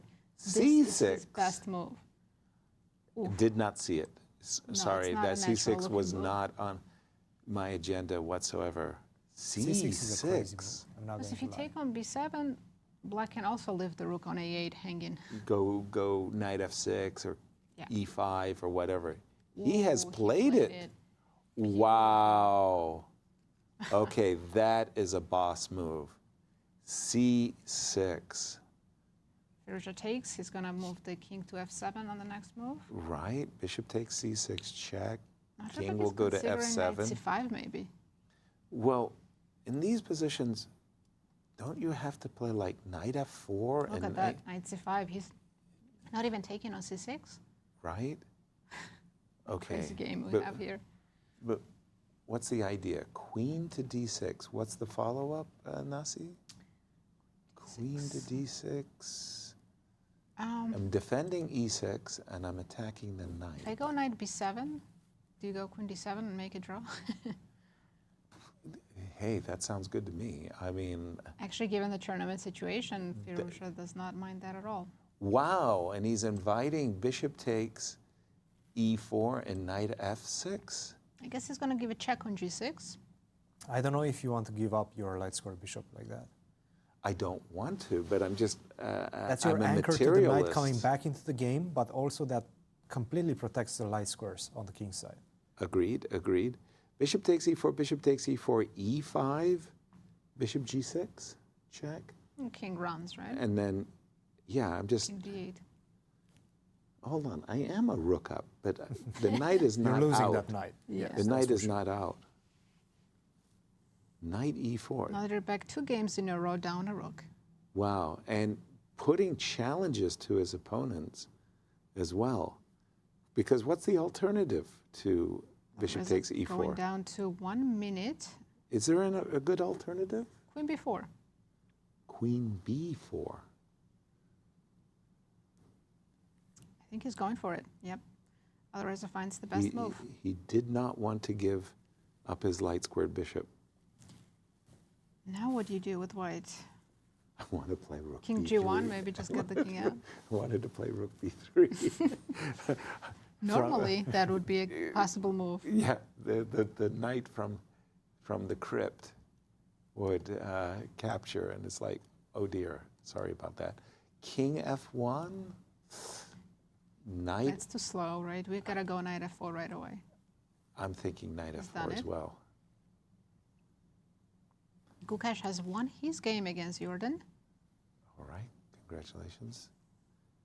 I feel like Gukesh has made 0 draws today, but I might be wrong. E5. Ooh, knight G6, you have Knight to G6. take. Or you can also give the rook back. Takes. Can he castle long now? I believe it's still legal. It's legal, yes. I mean, the crazy part. Including the check. Wait, if he goes queen c2, can he save the knight? He's Well, going guess for what? that, yeah. He's going to go queen e1 most likely, right? No, there's no way I'm allowing the or trade not of exchange queens. the queens right now. I mean, I could resign if the queens come off the board. Well, don't say that. There's some ideas you could take, go knight g5 and hunt the rook on h8. Queen e1, knight f6. Let's go bishop d2. Let's well, there get is the bishop out as well, which he did. Okay, the knight on, and there's a pawn on c6 hanging, right? How many times Alireza's has Nodirbek probably- been a rook down this tournament? Well, Twice or in a row today. at least. Alireza's probably thinking, I'm up a rook. Like, this is over. I'm winning. And he had a moment. He should have taken rook takes b2, threatening rook b1. After g5, Yeah, why exactly. didn't he play He rook was takes completely b2? winning. I mean, he's still much better now, but at least now Nodirbek defends. 18 seconds for Alireza. Oh, there was rook takes a2? No. Nodirbek. Whoa. keeps The fighting pawn back. on g6 is hemming in queen takes a7. Queen takes a7, queen d1 check, Yeah, and rook first rank h1. issues are- Sorry, Now the rook is sorry. entering the attack, the rook on h8. Yes. He's played Queen queen a6. a6. Ooh, look at the tactic. Queen b1 right now is winning. If you go bishop f1, black goes rook h1. 10 check. seconds to find it. Will he find Queen it? b1 for sure. Queen b1. Knight He- b6 prophylaxis move. He played king King d7. d7. And now if Nodirbek plays f3, which is a crazy move to suggest, he's fine. He's back in the game. f3 is such a difficult move to make. Yeah, it doesn't even How come do to you mind. find f3? What's the in a- point of f3? It's Okay, a crazy but black is preparing e e6. But look at that. He just blundered, not blundered, but gave up the knight on e4. Yeah, and now the king is actually There's mate on h1. kind of safe. There's mate on h1. This is looking good for Alireza. You have to play bishop g2 and queen b1, rook h1. Alireza wins the game. He Picking does up indeed. all of your pawns and then checkmating you with a g pawn. As well. This one is looking like it's Alireza's. Right And look now. at that. He's just found the winning combination. He'll And find that in his sleep. exactly. Still not over. It's not? It's Alireza never has over. 5 extra points. With 5 that's seconds on true. the clock, it's never over. Yeah. We've seen miracles happen in these games. Well, in do this- you in this tournament. play king f6 here? Or He's just trying to take the take the g6 pawn G6, as well. yeah. I think he's going to take that pawn as well. He did it? He did it? That's a lot of pawns, by the way. Did you How many say pawns is that? 5? 5 It's pawns. 5. Normally, I'm extra pawns. satisfied with 1. That bishop on f8 is not pretty, hasn't moved, but it's only a matter of time. But it doesn't matter. exists, is the point. It may not have moved, but it's there. It's funny how all the pawns are on dark squares, so they're kind of blockaded right now. If G- Nodirbek had white squared bishop, How could he just give up his g? He could have played g5, g4 at He the wants to same get the position bishop with up. an extra he pawn. wants to start playing with the bishop. d3, okay, d3, all right. He's pushing his passers. He certainly is. 4. If Nodirbek survives this, No way. Oof. But it's 5 seconds. Sorry, Alireza has gone down to 5 seconds on He his was clock. even less than that. He was at even yeah, less he's than been that. playing with 2 seconds. This is a while. crazy. Bishop Thing is, takes everything is f8. winning. Yeah. Check. 3. Do you go e2 right now? Yes. He said no. I think he's going to give a couple of checks to gain. Again, we E2. don't really gain E2. much time, but something to think about. E2. E2. By the way, MVL has won his game against Bogdan. Oh, by the way, there's nowhere to hide right now. He exchanges the gonna come queens. off. It's over. Oof. And there's some smiles there as he knew. Whoa. Well, huge congratulations to Alireza. This was an absolutely crucial game to win. You might almost call it a tournament decider. Let's go to one game left. It's Vincent against Anish. By the way, I'm seeing all decisive games in this round so far. Did Pragg win? Yeah, Pragg won his game too. Against Ivan Saric. No draws, but this game looks like a draw. Vincent, 4 seconds. Prefer black. Of course, corner pawn. What? There's knight c3 trick. Thank you. Temporary blindness there. Okay, I think Vincent's gonna sack his knight maybe for the a-pawn. Well, not anymore, you can't. Okay, now after rook, Anish had rook b3 winning move. King b3 right now. Isn't he winning? Yes, he is. King a2? Takes oh, and he has the rook c5 at the end. He keeps the full extra rook. Yes, but is g4 and King h5? b3. King b3, f3, g4. Black king is close enough, right? This is winning. Oh, f5. No, I'm not. Just king d5 right now. King d5. King 8. King Rook takes b3 h5. was a nice technique as well.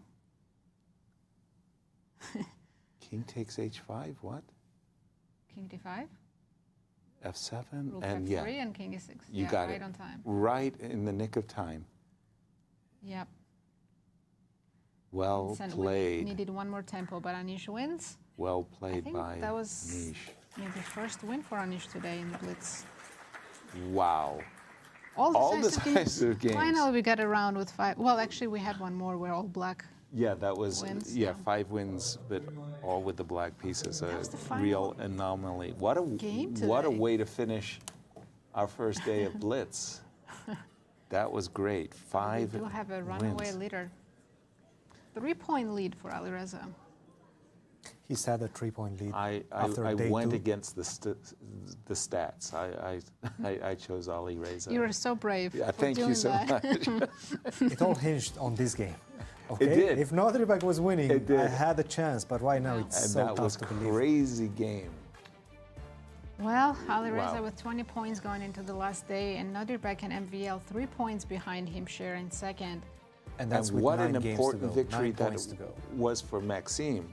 Maxime needs a big score to have any chance to get to the finals. He needs to get 10 points. Let's put it He like needs that. to overtake Nodirbek. Yes. He does. For And the to finish final a four. clear second, Mhm. because that's what we're talking about here. I think Alireza's lead of 3 is too great at this moment. Boy. But what a, I mean, Bogdan was also, what a dangerous. He was, but let's go back to Maurice, who's with Nodirbek Abdusattorov.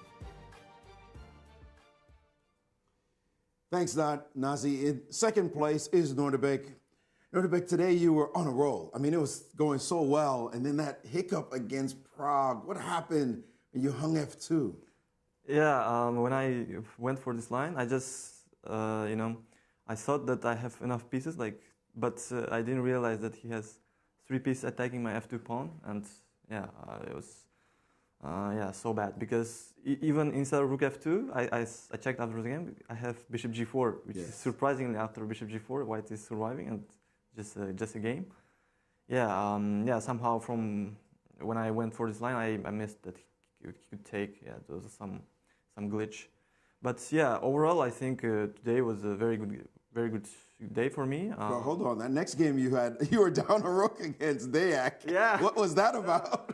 No, it was such a crazy game. Yeah, when I sacked, when I went for this knight G3, I thought should be winning, but surprisingly I didn't see anything for me, and after B4 I suddenly realized that I'm just worse, and I have to try to trick him in the time trouble, and I managed that. But yeah, it was a very, very, very complicated game. I really liked today's games, especially against this Deac against Alireza last game. Right, you were down a rook again. What is up with giving away rooks, moving your king for walks? No, I don't know. I'm just trying to have fun, and I think I got what I wanted today. And No, I had a lot of fun. The last game was by far the most crazy game. Yeah, we were both on low on time, and at the end I saw some kind of mates after queen b7. He had to play knight c7 because king e6 was some weird type of mate after queen c8. So after knight c7, yeah, I think black was winning, but yeah, it was you know, I was not upset to lose that kind of game. Yeah, you do seem to be in good spirits. You're down 3 points now. Yeah. It's going to take a lot of work and a little bit of help from your other competitors to slow down Alireza, but you do seem like you're in good spirits. Yeah, yeah, I'm satisfied with my form today. I played really well games. I mean, my game against Anish was, I think, very clean, very high quality game for Blitz. Yeah, in general, I think I'm feeling good. Yeah, if with a little bit of help and a little bit of luck, I can fight for first place tomorrow. All right, well, we wish you that luck and see you tomorrow. Thank you. Guys? Thank you, Maurice. Thank you. I like Nodirbek's attitude that he's still looking for that first place. Yeah, because that kind of a game, I'm kind of proud to play. I'd rather win him, of course, but that was a Donnybrook. What fun. And Alireza, you know, handling a difficult task. He's got black. He knows the tournament's on the line, and he played really good. Not only his tournament, sorry to interrupt you, Nazi, but his Grand Chess Tour. Yeah. His Grand Chess Tour standings, because again, Romania was horrendous for him, mostly because he had to withdraw. Yeah. Exactly. And take a look at this, what he's doing in this event in the Blitz. so far, in the Blitz. I hadn't realized he won 5 in a row. 8 out of 9. No losses in this one. His only loss in this tournament came against Nodirbek in the final round of the rapid portion. Just an incredible result so far for Alireza. He knows exactly what he needs to do. He needs to win this event, and he's putting all his efforts into achieving that. Incredible line score. And let's go back to Maurice, who is with MVL. We're with Maxime Vachier-Lagrave, who only lost 1 game today. What happened, Maxime? You finally lost the game. Yeah, I could have lost a few more, but you know, it's Blitz and many things can happen. Quite a few topsy-turvy games, but in general, I feel like I played decently well. There's just one guy that's absolutely unstoppable. Yes, there is that one guy. Before I get to him, I've only lost 1 game in the entire competition, but you started off today a little bit flat, but then you seem to really pick it up even after your loss and start winning some games.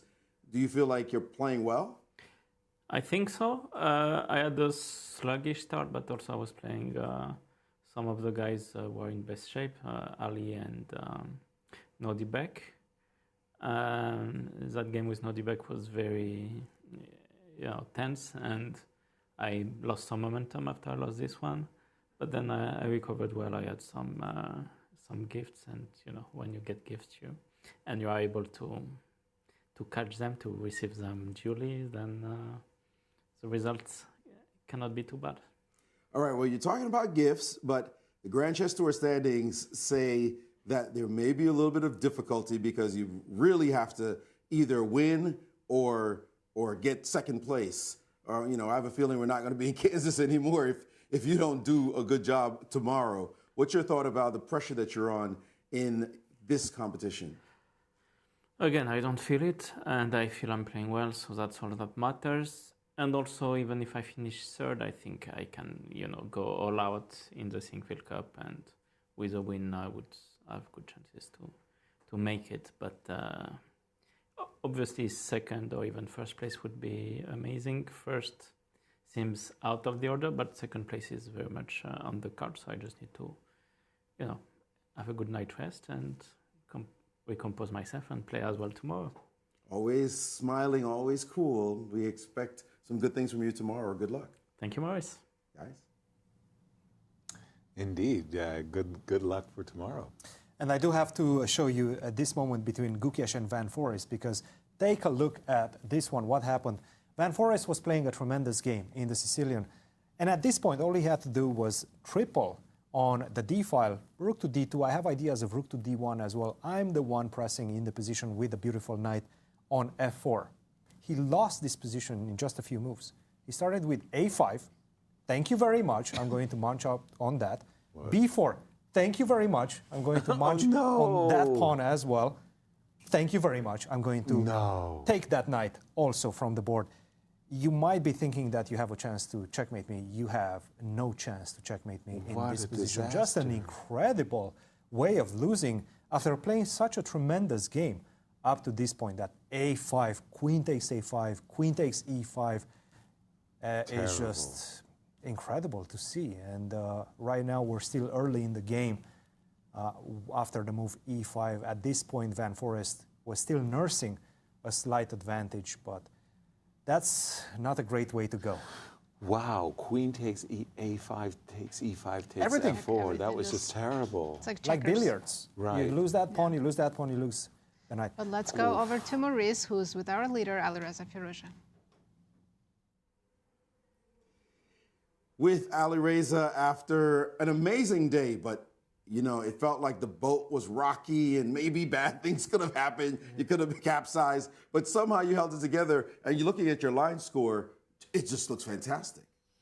Yeah, I mean, some games I took extreme risk. So, like against Deac, it was like 100% risk. I went all in. So that's the point. That's why it was a lot of ups and downs. But no, I'm happy. I'm happy with the results.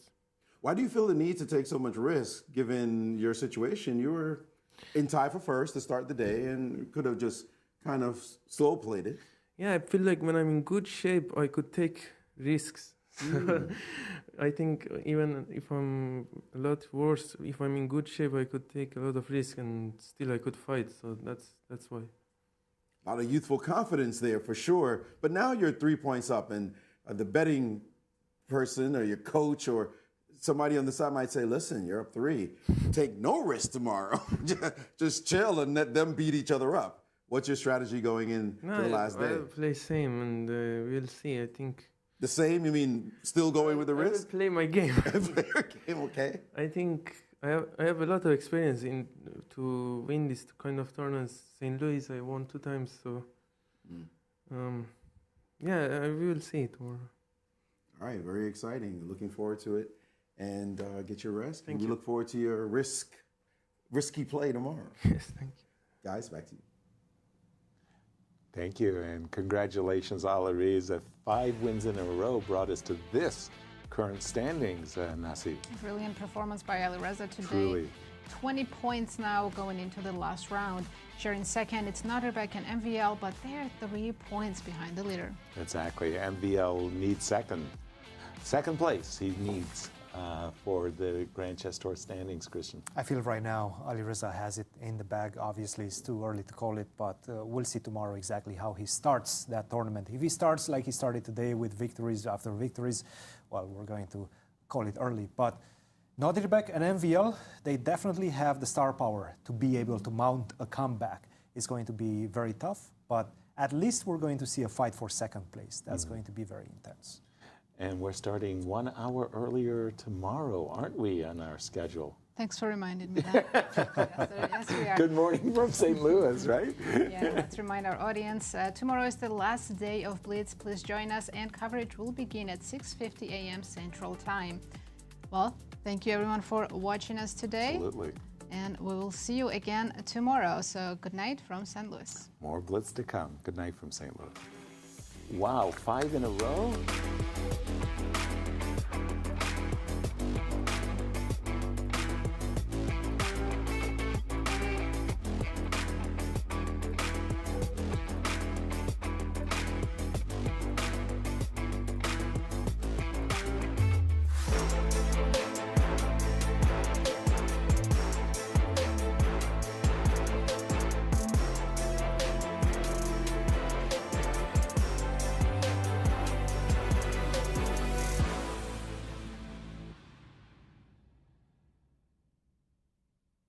This has been a presentation of the St. Louis Chess Club.